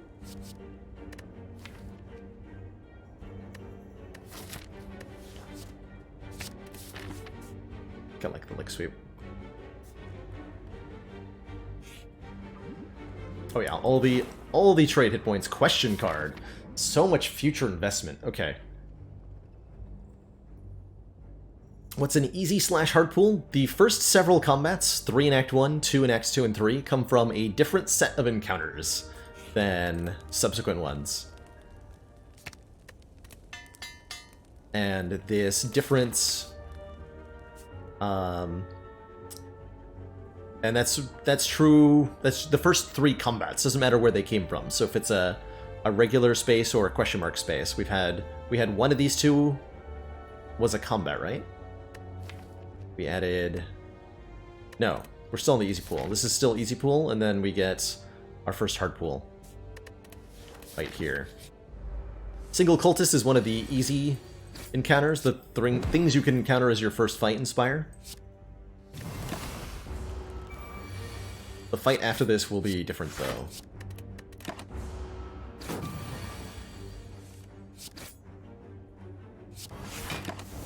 I think this may be a little defensively. A little too defensively? now we're fine.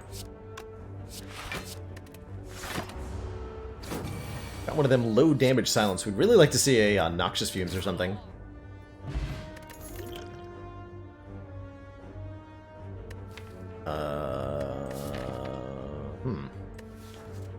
Or something, I guess. I'm okay with a choke. It does damage for 2 energy, and I think it does that slightly better than Riddle with Holes does it.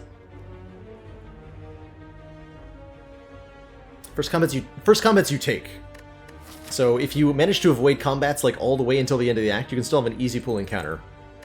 Very late. Taking the choke because it does damage. Certainly not enough damage to let me fight a Burning Elite, so we're gonna go to the shop here, try to turn our money into power. This is an Act 1 hard pull encounter. It's a lot scarier than single Jawworm.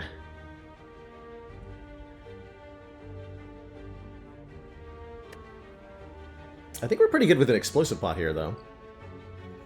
And also Quick Slash Defend.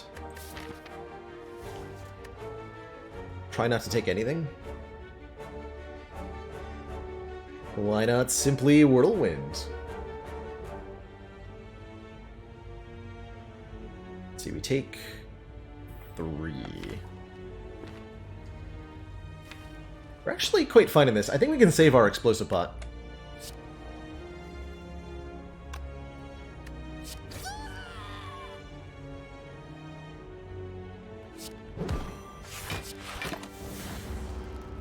This might be a mistake. Doesn't feel like one, though.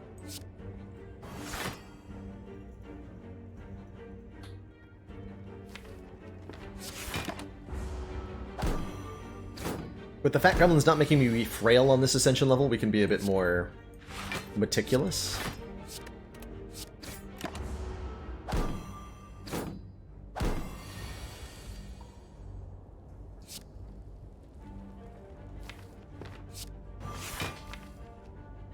Next turn I'm going to fail to block, though. Well, I'll take 1, potentially. 1 is fine. Quick Slash 12 just does 12 damage. It's a lot of damage. Makes it a pretty good card. Yeah, so we ended up taking 4 damage instead of using the Explosive Potion, and I'm going to say that's a very good trade most of the time.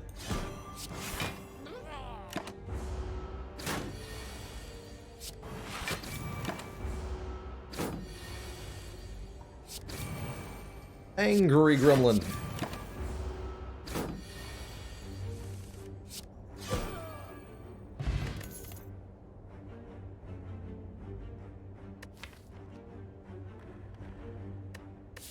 Deflect, kind of okay. I'm thinking about Dagger Spray too, just as another, like, this card does damage card.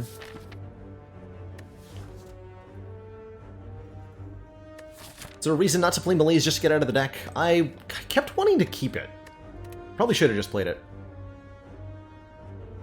1000 Cuts does have a gold border on it. Does that make it good enough? Deflect with Choke is so nice. Blocking well enough. Gotta add more damage. Dagger Spray will be really appreciated in Act 2. Bag of Prep, super nice. Draw 9 cards on turn 1 now. And we can transform... I'm gonna transform a Strike here, and I hope this is a good decision. Into something more damaging than a Strike, TM? It's a Sucker Punch. That is just better than Strike. 7 damage and 1 more weaken.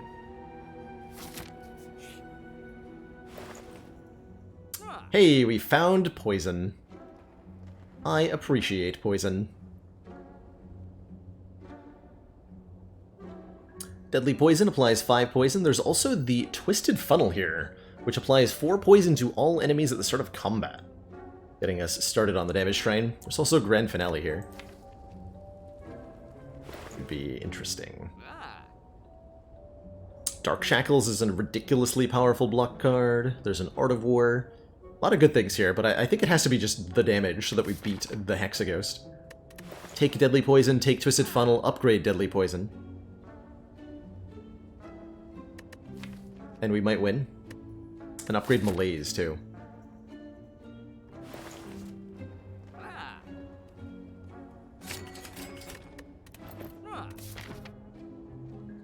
Does Grand Finale ever really work? We've got a few highlights of Grand Finale doing some amazing things, even on speedruns. It's a question of deck manipulation. Can you reliably get that card to be in your hand with 0 cards in the draw pile? If so, and it is possible to do that. If so, it's ridiculously, ridiculously powerful. If not, well, it's useless. And it's only ever one of the two things, generally speaking. Ooh, we got another fight. Cool. I'm pretty excited to take more combats right now because of...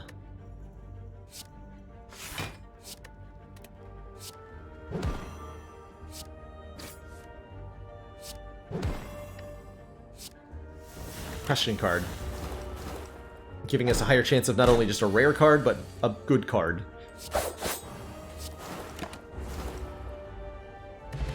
Strength Pot is nice. Blade Dance and Deflect both pair nicely with this choke. I like the Deflect. 4 commons. Means we have a pretty good chance of a rare. I'll take one more fight here. A Thief.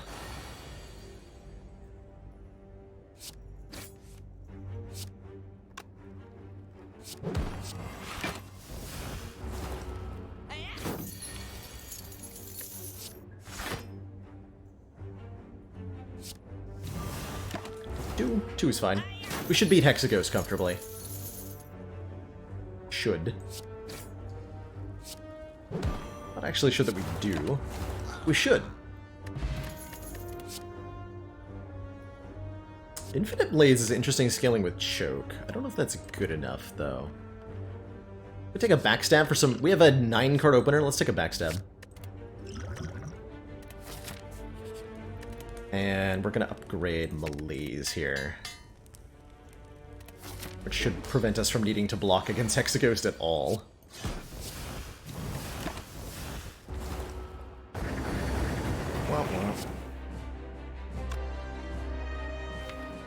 We're okay to not potion here. Even if we get to the, like, Super Inferno turn, it's only gonna do no times 6 damage.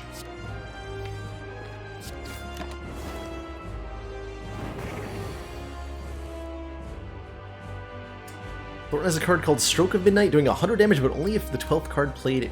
If it's the 12th card played, I gotta look at Thornton again. That is news to me. I've played Thornton and I don't remember that card.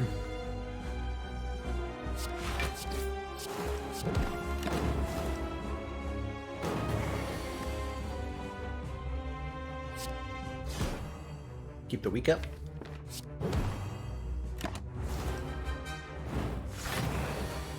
I don't have that much poison, but it's honestly, it's enough. It is enough.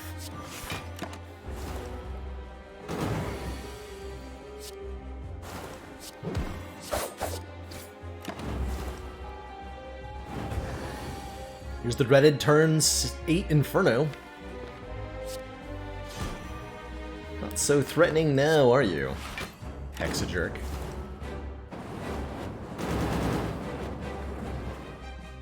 Wow, Bankalt is named Thornton.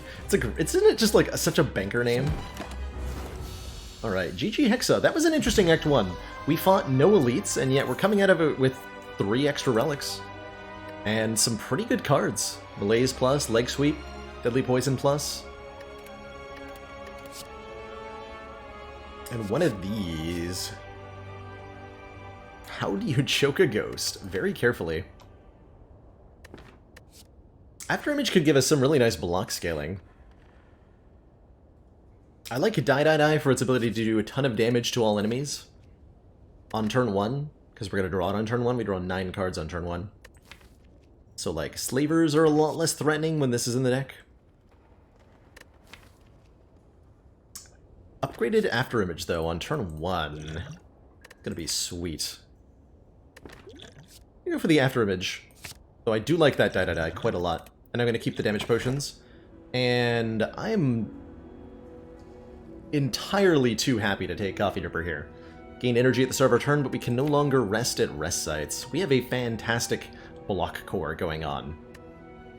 And that should enable us to stay quite healthy if we don't rest. More energy makes after image better, makes malaise better, makes choke better.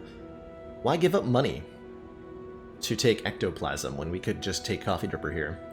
Could also take calling bell, excuse me, coffee bell. Coffee bell. They should make, I guess they do have the equivalent of like coffee fast food, but I want Taco Bell to have good coffee, and they could call it Coffee Bell. I feel like that's a reality we have yet to tap into.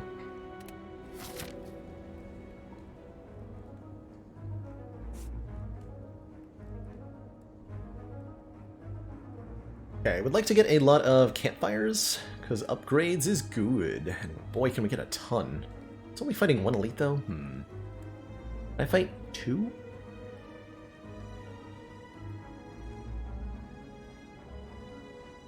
Yes. Yeah, okay, that one. Yep, these two. Yep.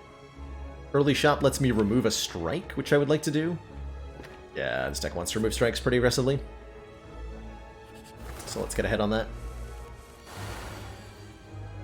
Dagger spray? You're late. What gives? Okay, birds will fall out of the sky if they take 3 hits from attacks in the same turn. We can do that. One of them and then full block, but it doesn't leave enough energy to play Deadly Poison. Fortunately.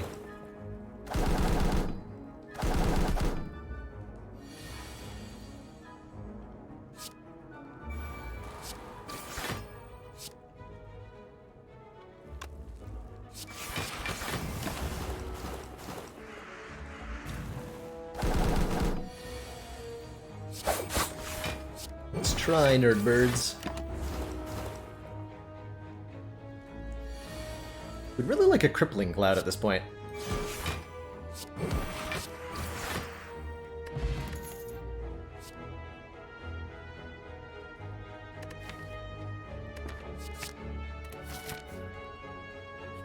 Okay. Thanks. Good talk.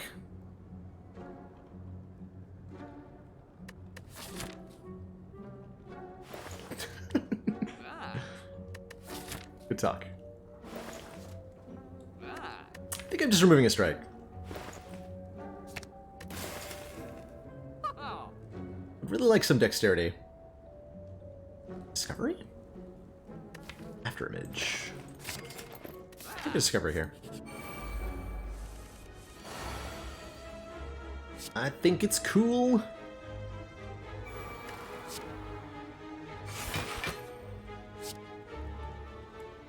I have malaise to weaken them both, so I can definitely quick slasher.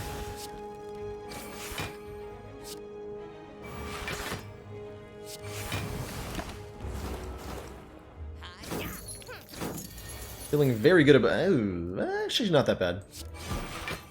Change my. I had mixed feelings about that turn for a second, but after image makes it way less painful than it would have otherwise been. Like 4.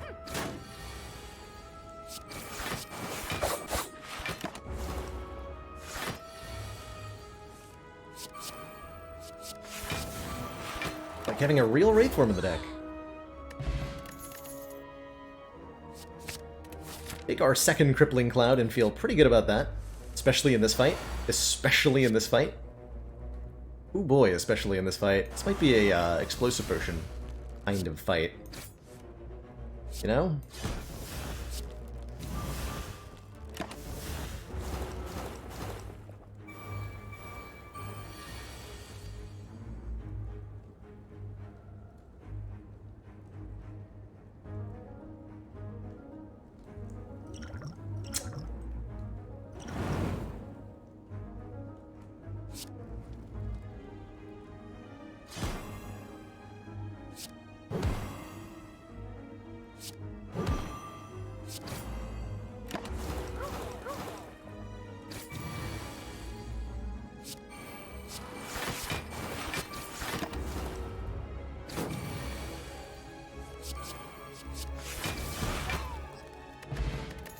Get a potion anyway, and a Fumes Plus. Start your turn, apply 3 poison to all enemies. Yes. Okay, I'm a little bit afraid of this fight. With good reason, I see.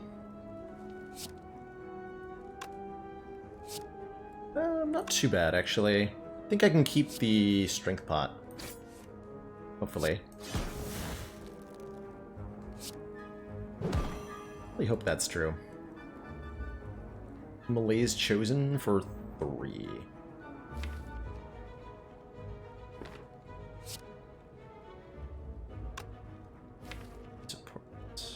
Let's make it 2. Oh. Okay, that was super worth playing the discovery there. Corpse explosion on the bird. Wow. Make it 1 then. Dagger spray.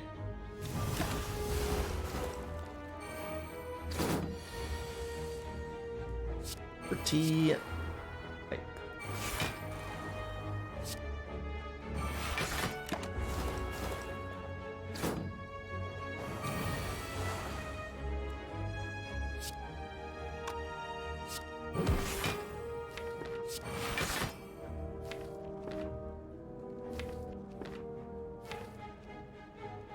I don't think I can kill Chosen next turn. Can I? Maybe I can. Oh yeah, I totally can. Miscalc that. Snecko oil is decent, but not great. I like an escape plan a lot with an after image and a heavy skill, heavy deck. I like backflip a fair bit as somebody who has a coffee dripper. Backflip is usually a pretty comfortable card. Prepared Plus is nice too, letting us look at more cards and generating 1 block with after image. I think I have to upgrade a Crippling Cloud before we try to fight this elite. Depending on how this combat goes, if I perfect this, we'll fight another one. If I take damage, we will only go for 1 elite and get a whole bunch of upgrades before Champ.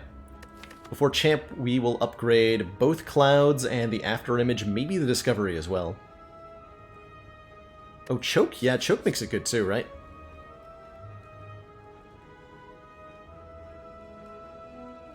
Why is the funnel a poison funnel? I think it's a reference, I imagine, to the poison funnel is used by Ninja in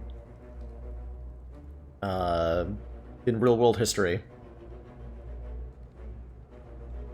I think they used funnels for that. But putting poison in somebody's ear was a way to do political assassinations back in the day, and I believe it was done with funnels. Why multiple Crippling Clouds? Well, they exhaust, so I can only play them 1 time. It's all about getting the poison to all enemies applied. That's the big thing that this card does, is lots of poison. 7 to all enemies is huge amounts of poison. I'm gonna go with the escape plan. Wish the backflip had been upgraded so I'd have a really good excuse to take it. Any cuties in chat? All of chat is cuties.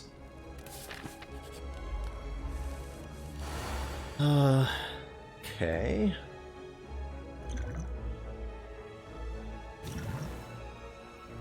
We drew the wrong Crippling Cloud, unfortunately.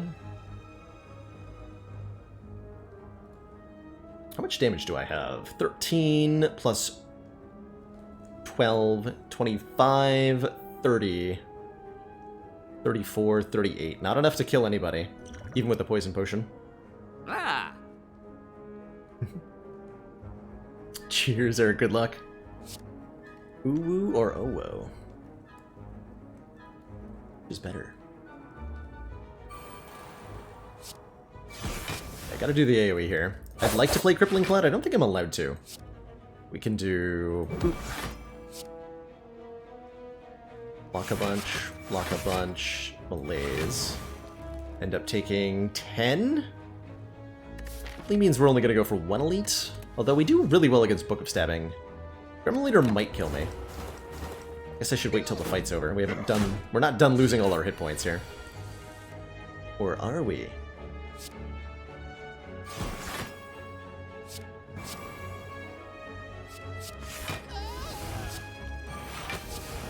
$21 would be nice, but I have to block.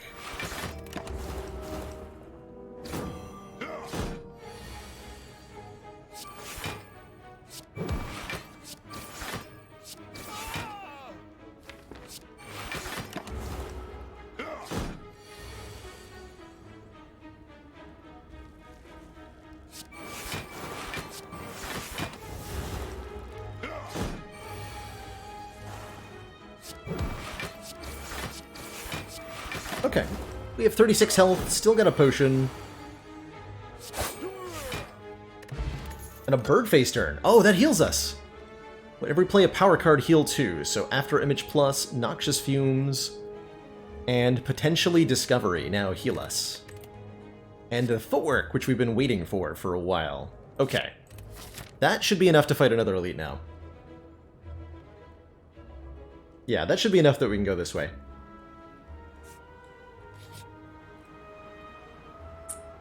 %50 curse with Writhe? I'm gonna gamble this. I'm okay with a Writhe and a 9-card hand. We just get a free Oddly Smooth Stone. Nice. Easy game. Don't take the boot.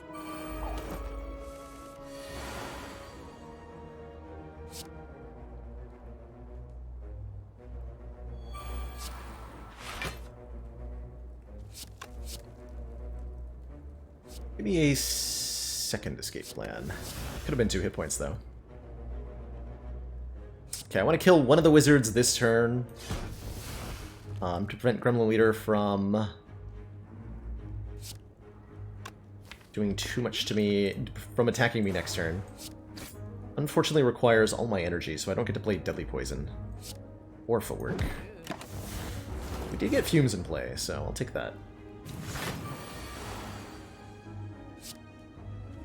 Okay, next turn this wizard attacks me. That's pretty monkas. Here it comes. 7 kills the wizard. Good.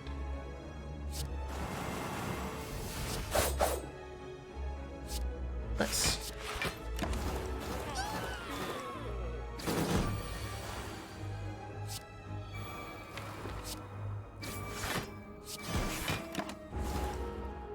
Should have done that in a slightly different order. I could have done 3 more damage. But it don't matter none. The sneaky gremlins attacking for more than the leader is so strange to me. Here we are.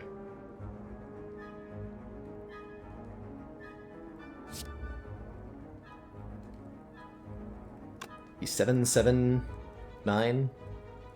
I'm blocking for 18. So I would take damage there. What if I choke defend? Then I don't take as much. Gremlin Leader needs to take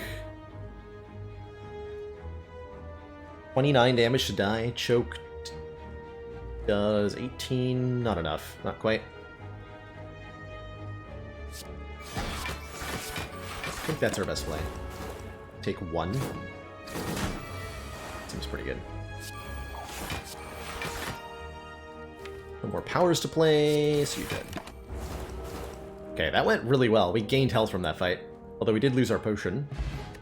Get ourselves a Centennial Puzzle if we somehow do take damage. Draw 3 cards. Blur and Alchemize are both very appealing.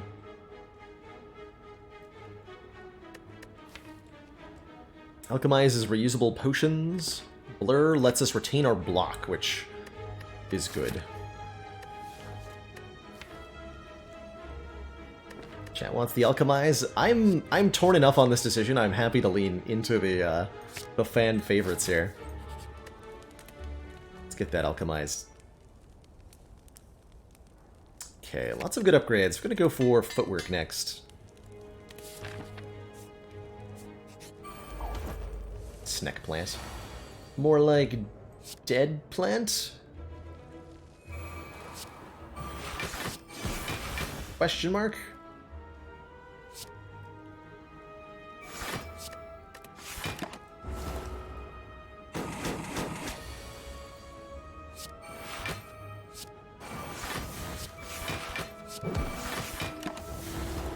No.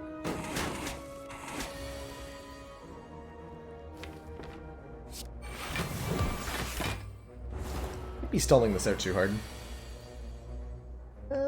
Not very threatening anymore, though.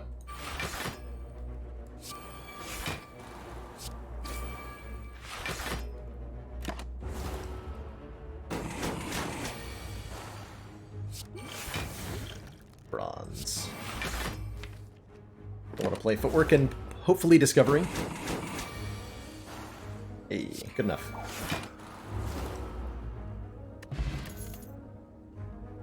Second Backstab, Dagger Throw, Sucker Punch, these are all like potential additions, but I think the deck is doing what it wants to do really, really, really well at this point. So let us not disrupt it. Upgrade Discovery so that we can reuse it. And I was supposed to take the fight, but this book is awesome. Can't rest, though. Can I beat Champion with 18 hit points, actually?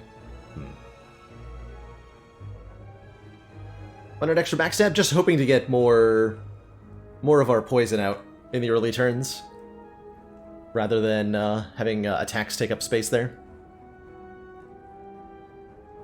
There's still several decks possible per character between Ascension 15. Yes!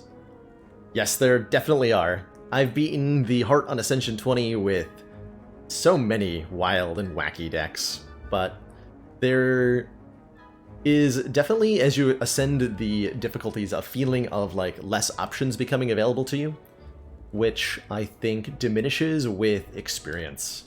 The first time I played A20, I definitely felt like there weren't very many ways to win. And it's taken me a very long time to find all the ways that you can win on the highest ascensions. I don't think I can take this. I can't rest. This is 21 damage to me, so we go to 18 hit points and fight Champ. And we usually win, I think. But I'm pretty sure we have to survive a Champ Execute to beat that fight.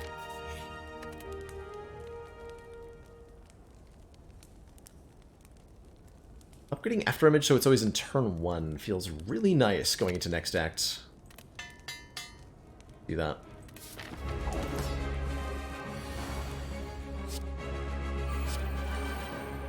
Oh my god, we got a second malaise? It's pretty hype.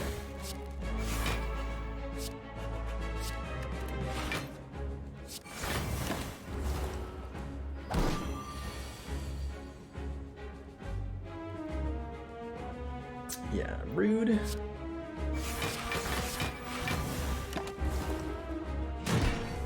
was only take 4. Name of the game here is put as much poison on Champ as possible. As quickly as possible.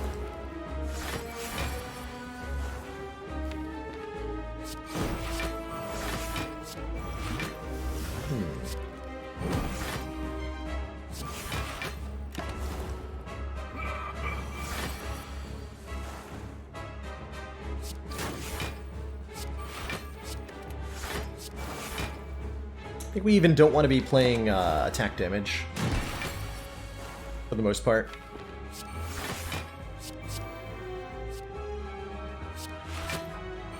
Discovery is scaling. Like that. When Champ dips below half health, he's going to switch phases to Angry Man mode, where he'll use the dreaded execute move on us every third turn. He'll also remove any and all debuffs from himself.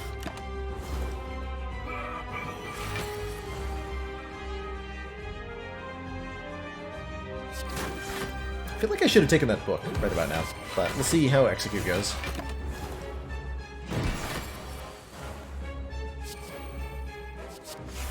Man, Discovery is so good. Okay, he's below half health here, so I gotta do as much damage as possible. I think I was supposed to play that Dagger Spray last turn. I was definitely supposed to have a blur in my hand right now. Oh boy. This is gonna be ugly.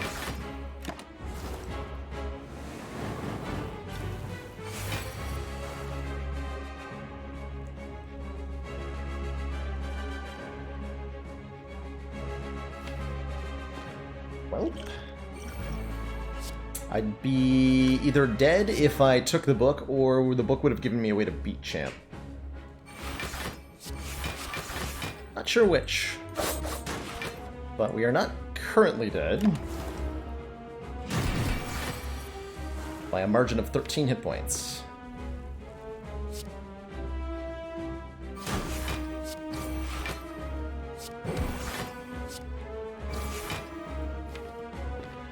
Execute again in 2 turns.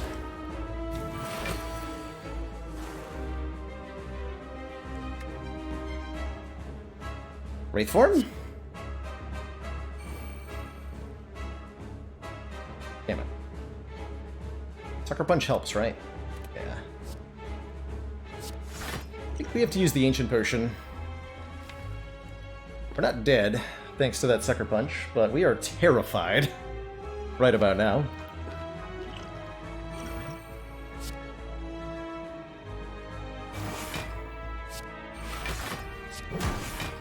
Taking only 1 here. Or none, excuse me. Blocked the vulnerable but not the frail. Which means we are just short here, right? Man. The ladder streak ends on 813. Oof. Just couldn't quite get enough for champ here. Damn.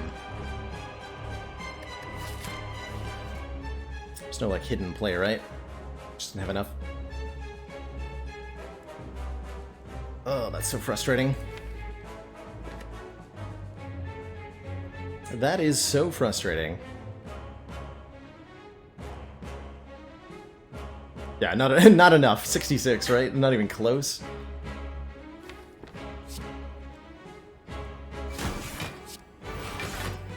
Come pretty close on the offensive side to getting a kill here.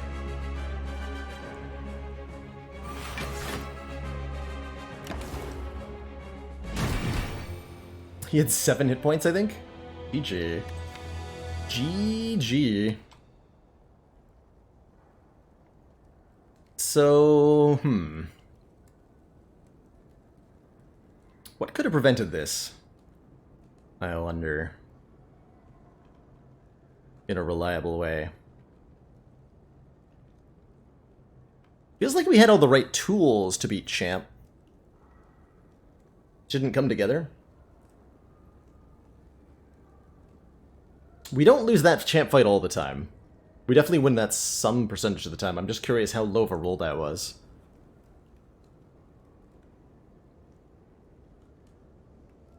I think taking the other energy relic would have been a worse outcome.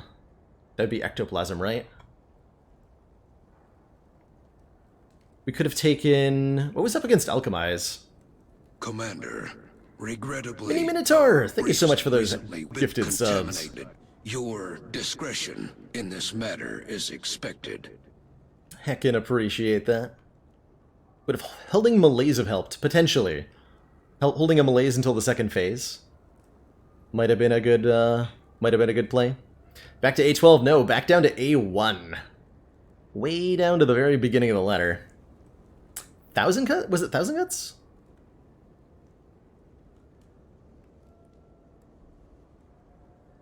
Could have bought a toy ornithopter. That might have helped.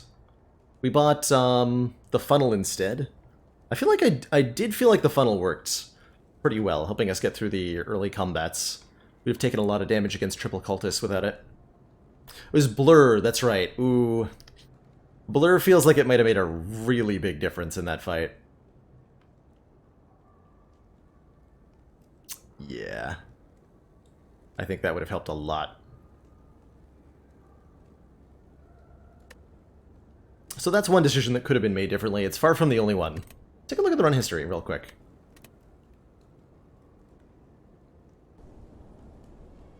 Speedrun sounds like a fun way to try to relax. I'm down to do a quick speedrun. Although I don't want to do it on the Misk account because we've got an A20 streak going. Do a speedrun on the ladder streak account though. Can we get a heart speedrun to start the next streak, I wonder?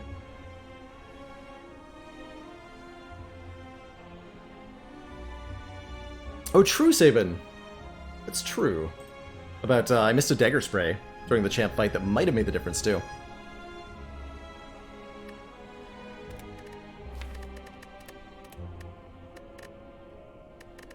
Oh yeah, I wanted to look at this run history. Choices! Obviously, we could have done differently there. I liked the Discovery upgrade. Discovery worked really well in the champ fight. It just didn't... didn't quite get there. Could have taken another Sucker Punch. Probably not. There was an option. Face turn footwork. Acrobatics could have been nice, although I think over footwork, no way. Skipped a blur over the escape plan. 2. If we had 2 blurs, we definitely would have beaten Champ.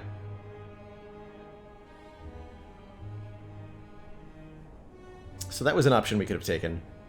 Never did see OLE plans. That would have helped a lot. Oh well, GG. That's how it goes sometimes. I very much enjoy the Ladder Straight content. We've been typically struggling around the teens, which is really a good place, honestly. If we're consistently getting to the mid to high teens, it means we've got a good chance of winning the whole thing sooner or later.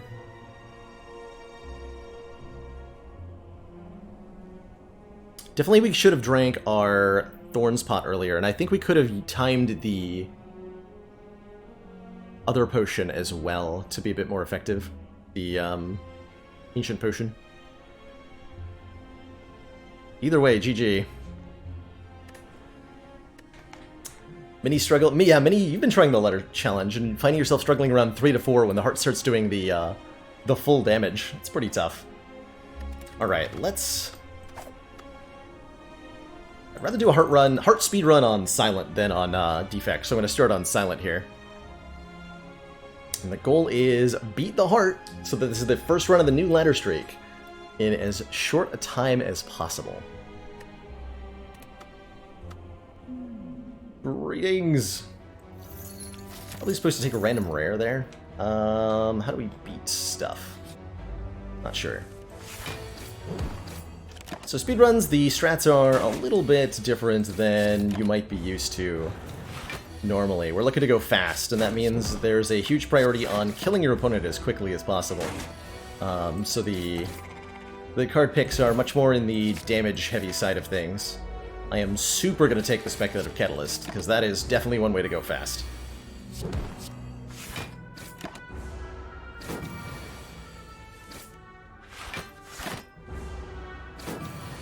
It does make this combat a little awkward.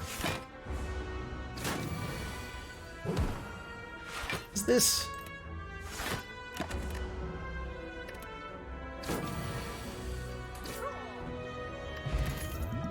Not unless I don't get poison, forehead. Easy game.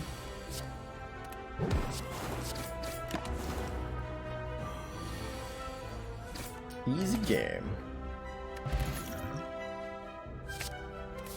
Footwork seems good even on a speedrun.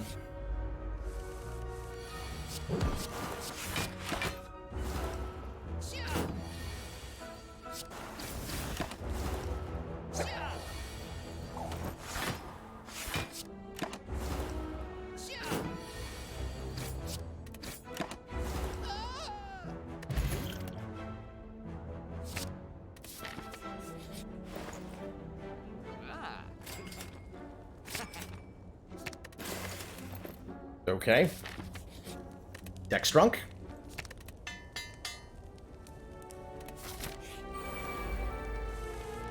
Not happy to see these 3, but...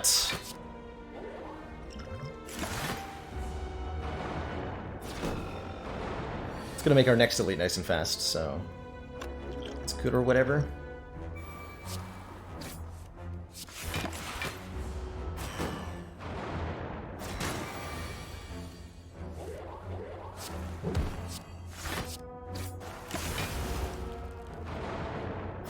Having trouble as Silent against Time Eater. Any tips? The cards Malaise, Piercing Wail, Leg Sweep, Footwork, Well-Aid Plans, and Poison as damage are all really, really good at beating Time Eater.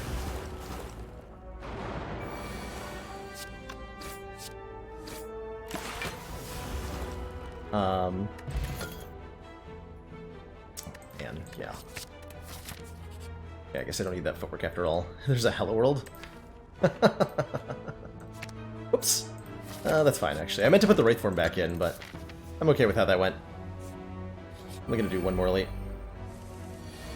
Take the Burning Elite out in this axe.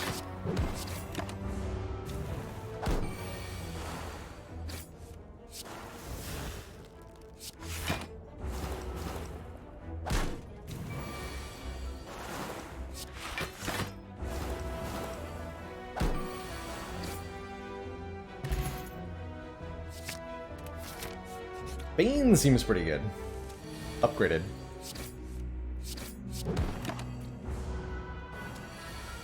For helping us get our poison out immediately.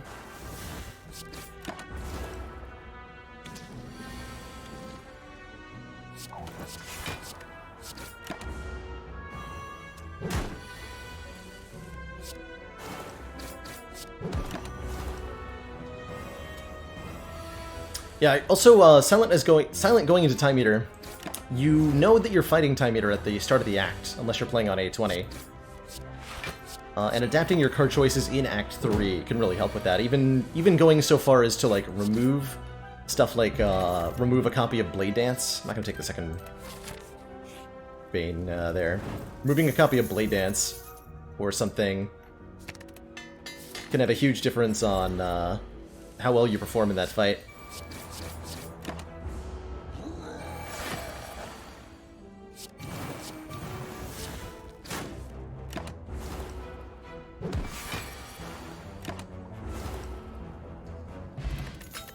The red needle's really good. Keep this nice and small. We should be able to beat Guardian with 14 hit points, right?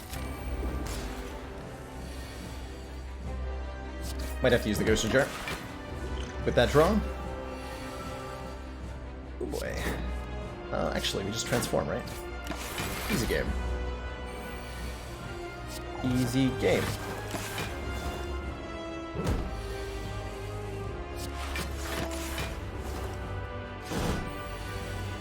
Hell, did I draw Fumes and not play it? What's wrong with me?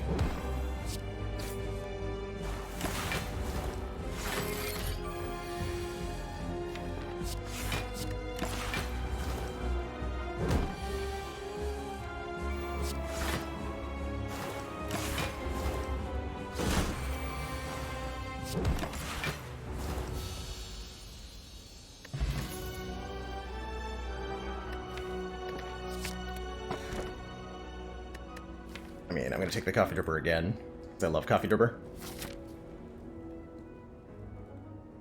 It was on the bash turn? Ah.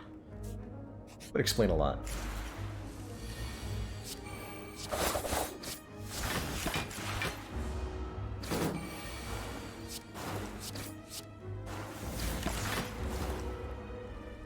Catalyst puts out so much damage. You don't need a whole lot of anything else. Turtle Feather's pretty hype, especially with Coffee Dripper. Give me Bouncing Flask with Snecko Skull Catalyst. Yes, please. And an Anchor, and a second copy of Catalyst Plus.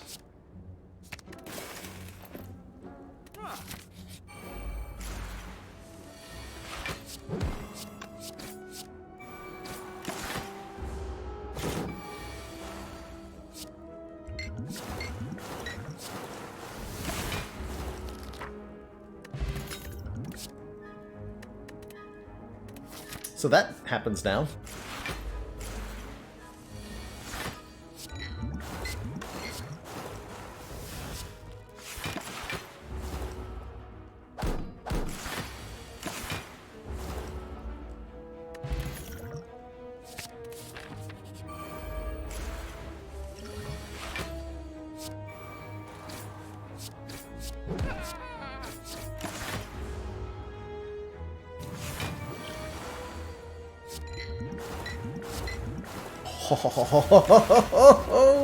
Good job, Bouncing Flask. You did it.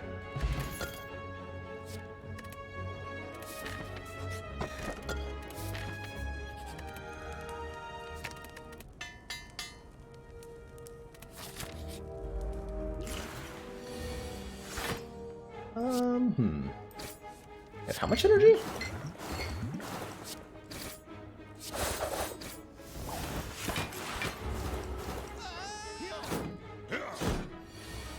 A lot of energy I had. Looks like that should have been illegal.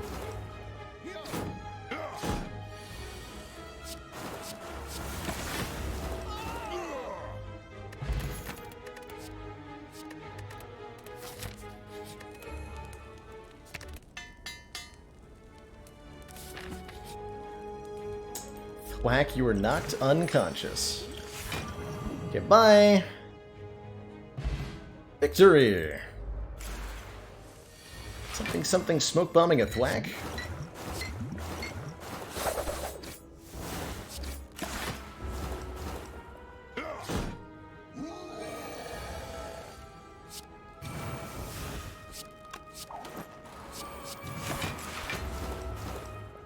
Wait, that works? Yes, it does. Sure heckin' does.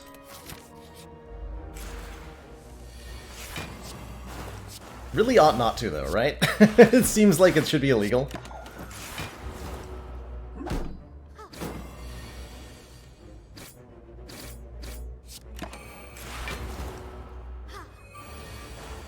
It's like everything I wanted the last run to be.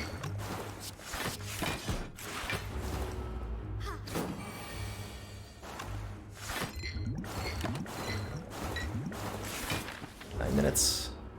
I'll be able to do this in like sub 20 if I'm... Yeah, okay.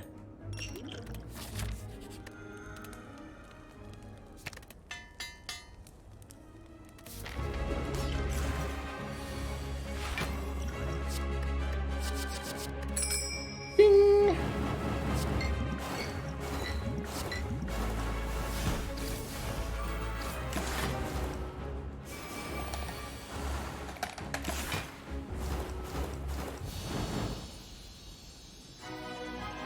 Fight! Duplication, oh my god. Yup, that's a Snecko Eye. Oh, they should have done Pandora's Trick there, actually. That would have been better. Snecko Eye is still very good, though.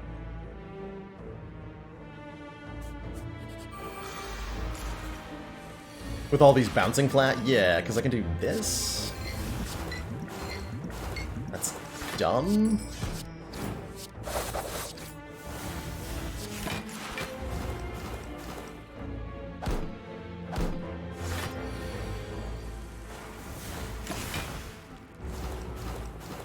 Oh, that's true. We're doing a letter strike, so I should use the letter rules, right?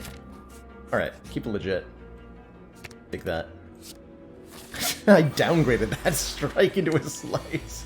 Whoops. Whoopsie daisy. That's not what I meant to do.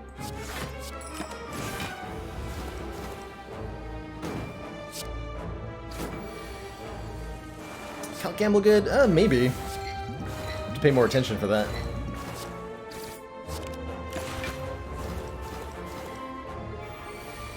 Going fast. Got no time to think.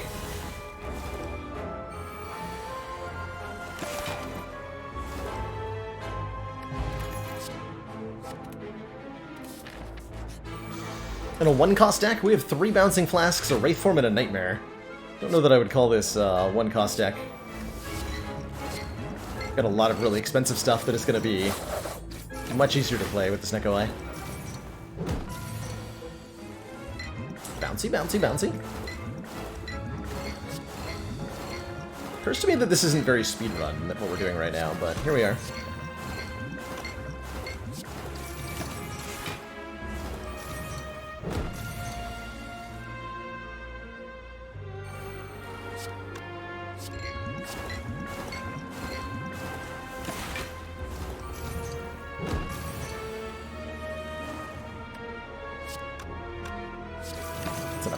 Damage. We kill you if we draw a Catalyst. No, we kill you even if we don't. Okay, got him. Piercing Mail is great and all, but we don't need it. All we need is card removals. Literally nothing else. So that'll help too.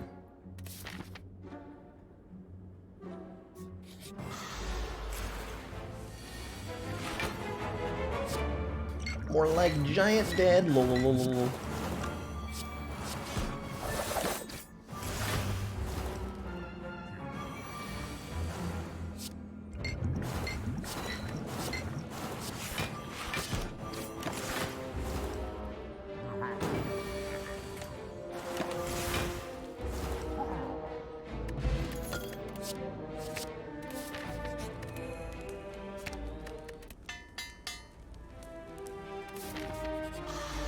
Ah. Really hoping that wouldn't be a combat, but here we are.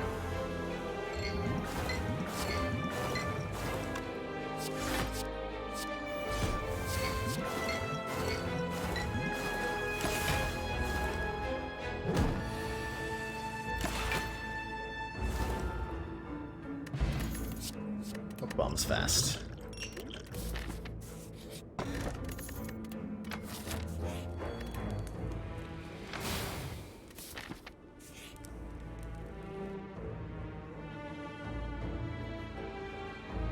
Get out of here, please. No.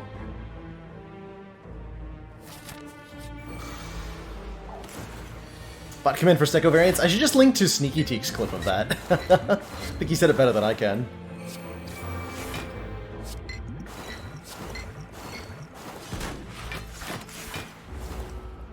But it is definitely a common question. I would say Stecco is probably the single thing that new players seem to most misgauge on the value.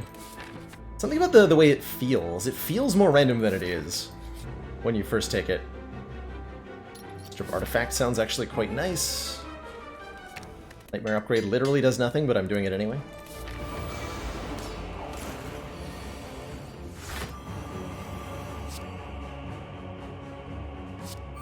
Feels like a thing I can do.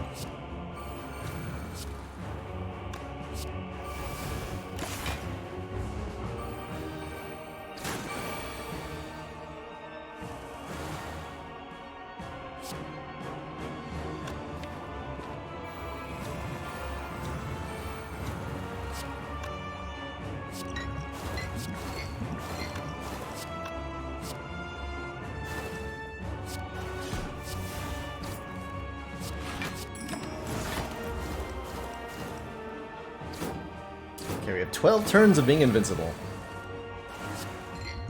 Is that going to be enough? That is the question.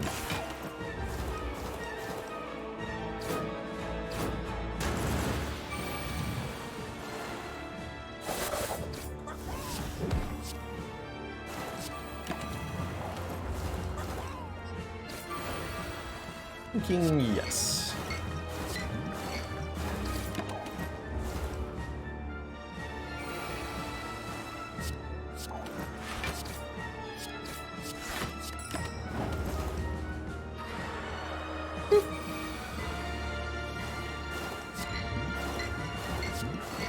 Summoned again! This time I'm linking your clip, Sneaky Teak. Instead of the other way around.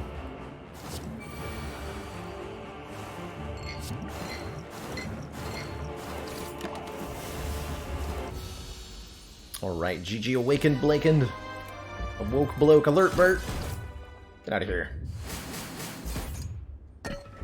Get to the Gonzos.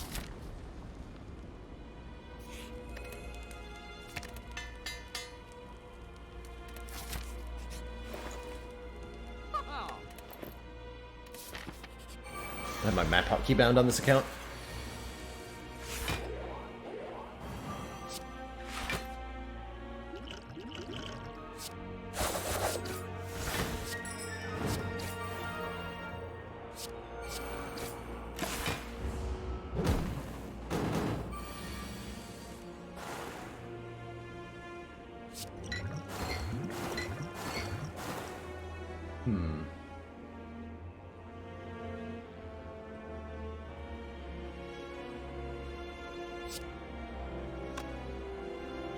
Rude?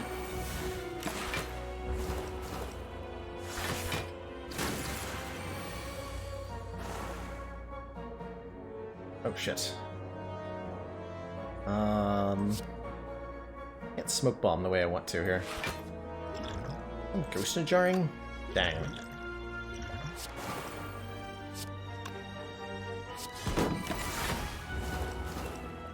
That's not good.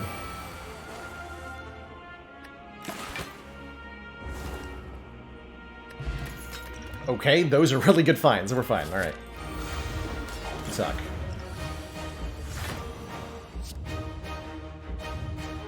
Yeah, that feels like we win. Although I don't have any poison. Yes. do have to survive the... I'm supposed to neutralize there. We have to survive these 2 turns.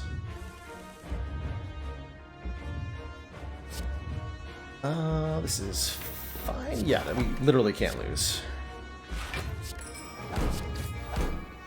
Perfect.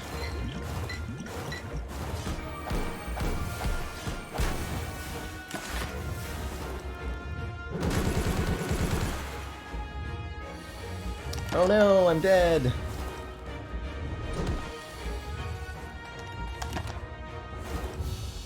Got him. Sub 20 minutes. GG.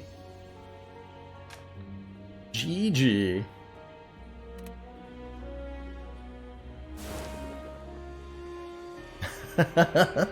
And that's why poison is dumb.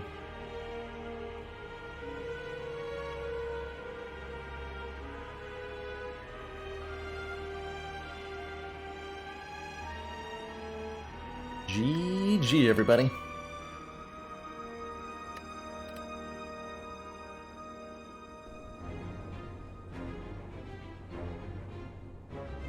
Alrighty, well, I think it is indeed time for both myself and the Spire to sleep, but I wanted to say thank you, everybody, for joining me. If you're new here and you like Slay the Spire, you're in the right place. My name is Baylor Lord, and we play Spire quite a lot. Stream is live 6 days a week. You can catch the schedule below the stream. We're live at 4 p.m. Eastern Standard Time most days, noon Eastern Standard Time on Saturdays.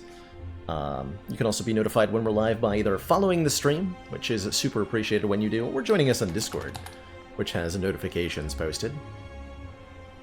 Currently in an ongoing quest to beat the Heart of the Spire on every Ascension level back-to-back. We've come very, very close in the past, and I foresee a future where we win. We also sometimes do A20 runs, modded runs, you name it.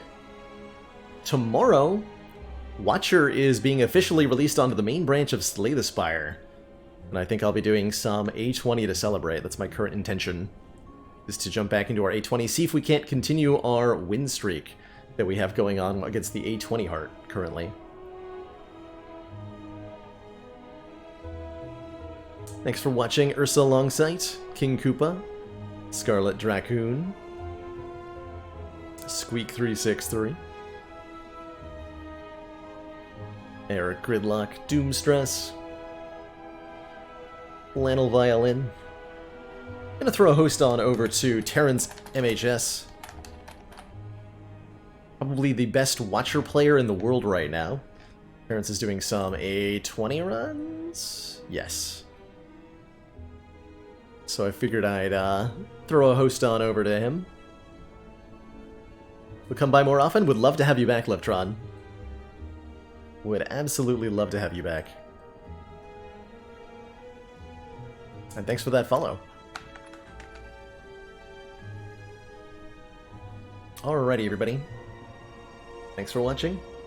Ta-ta for now. I'll see y'all next time.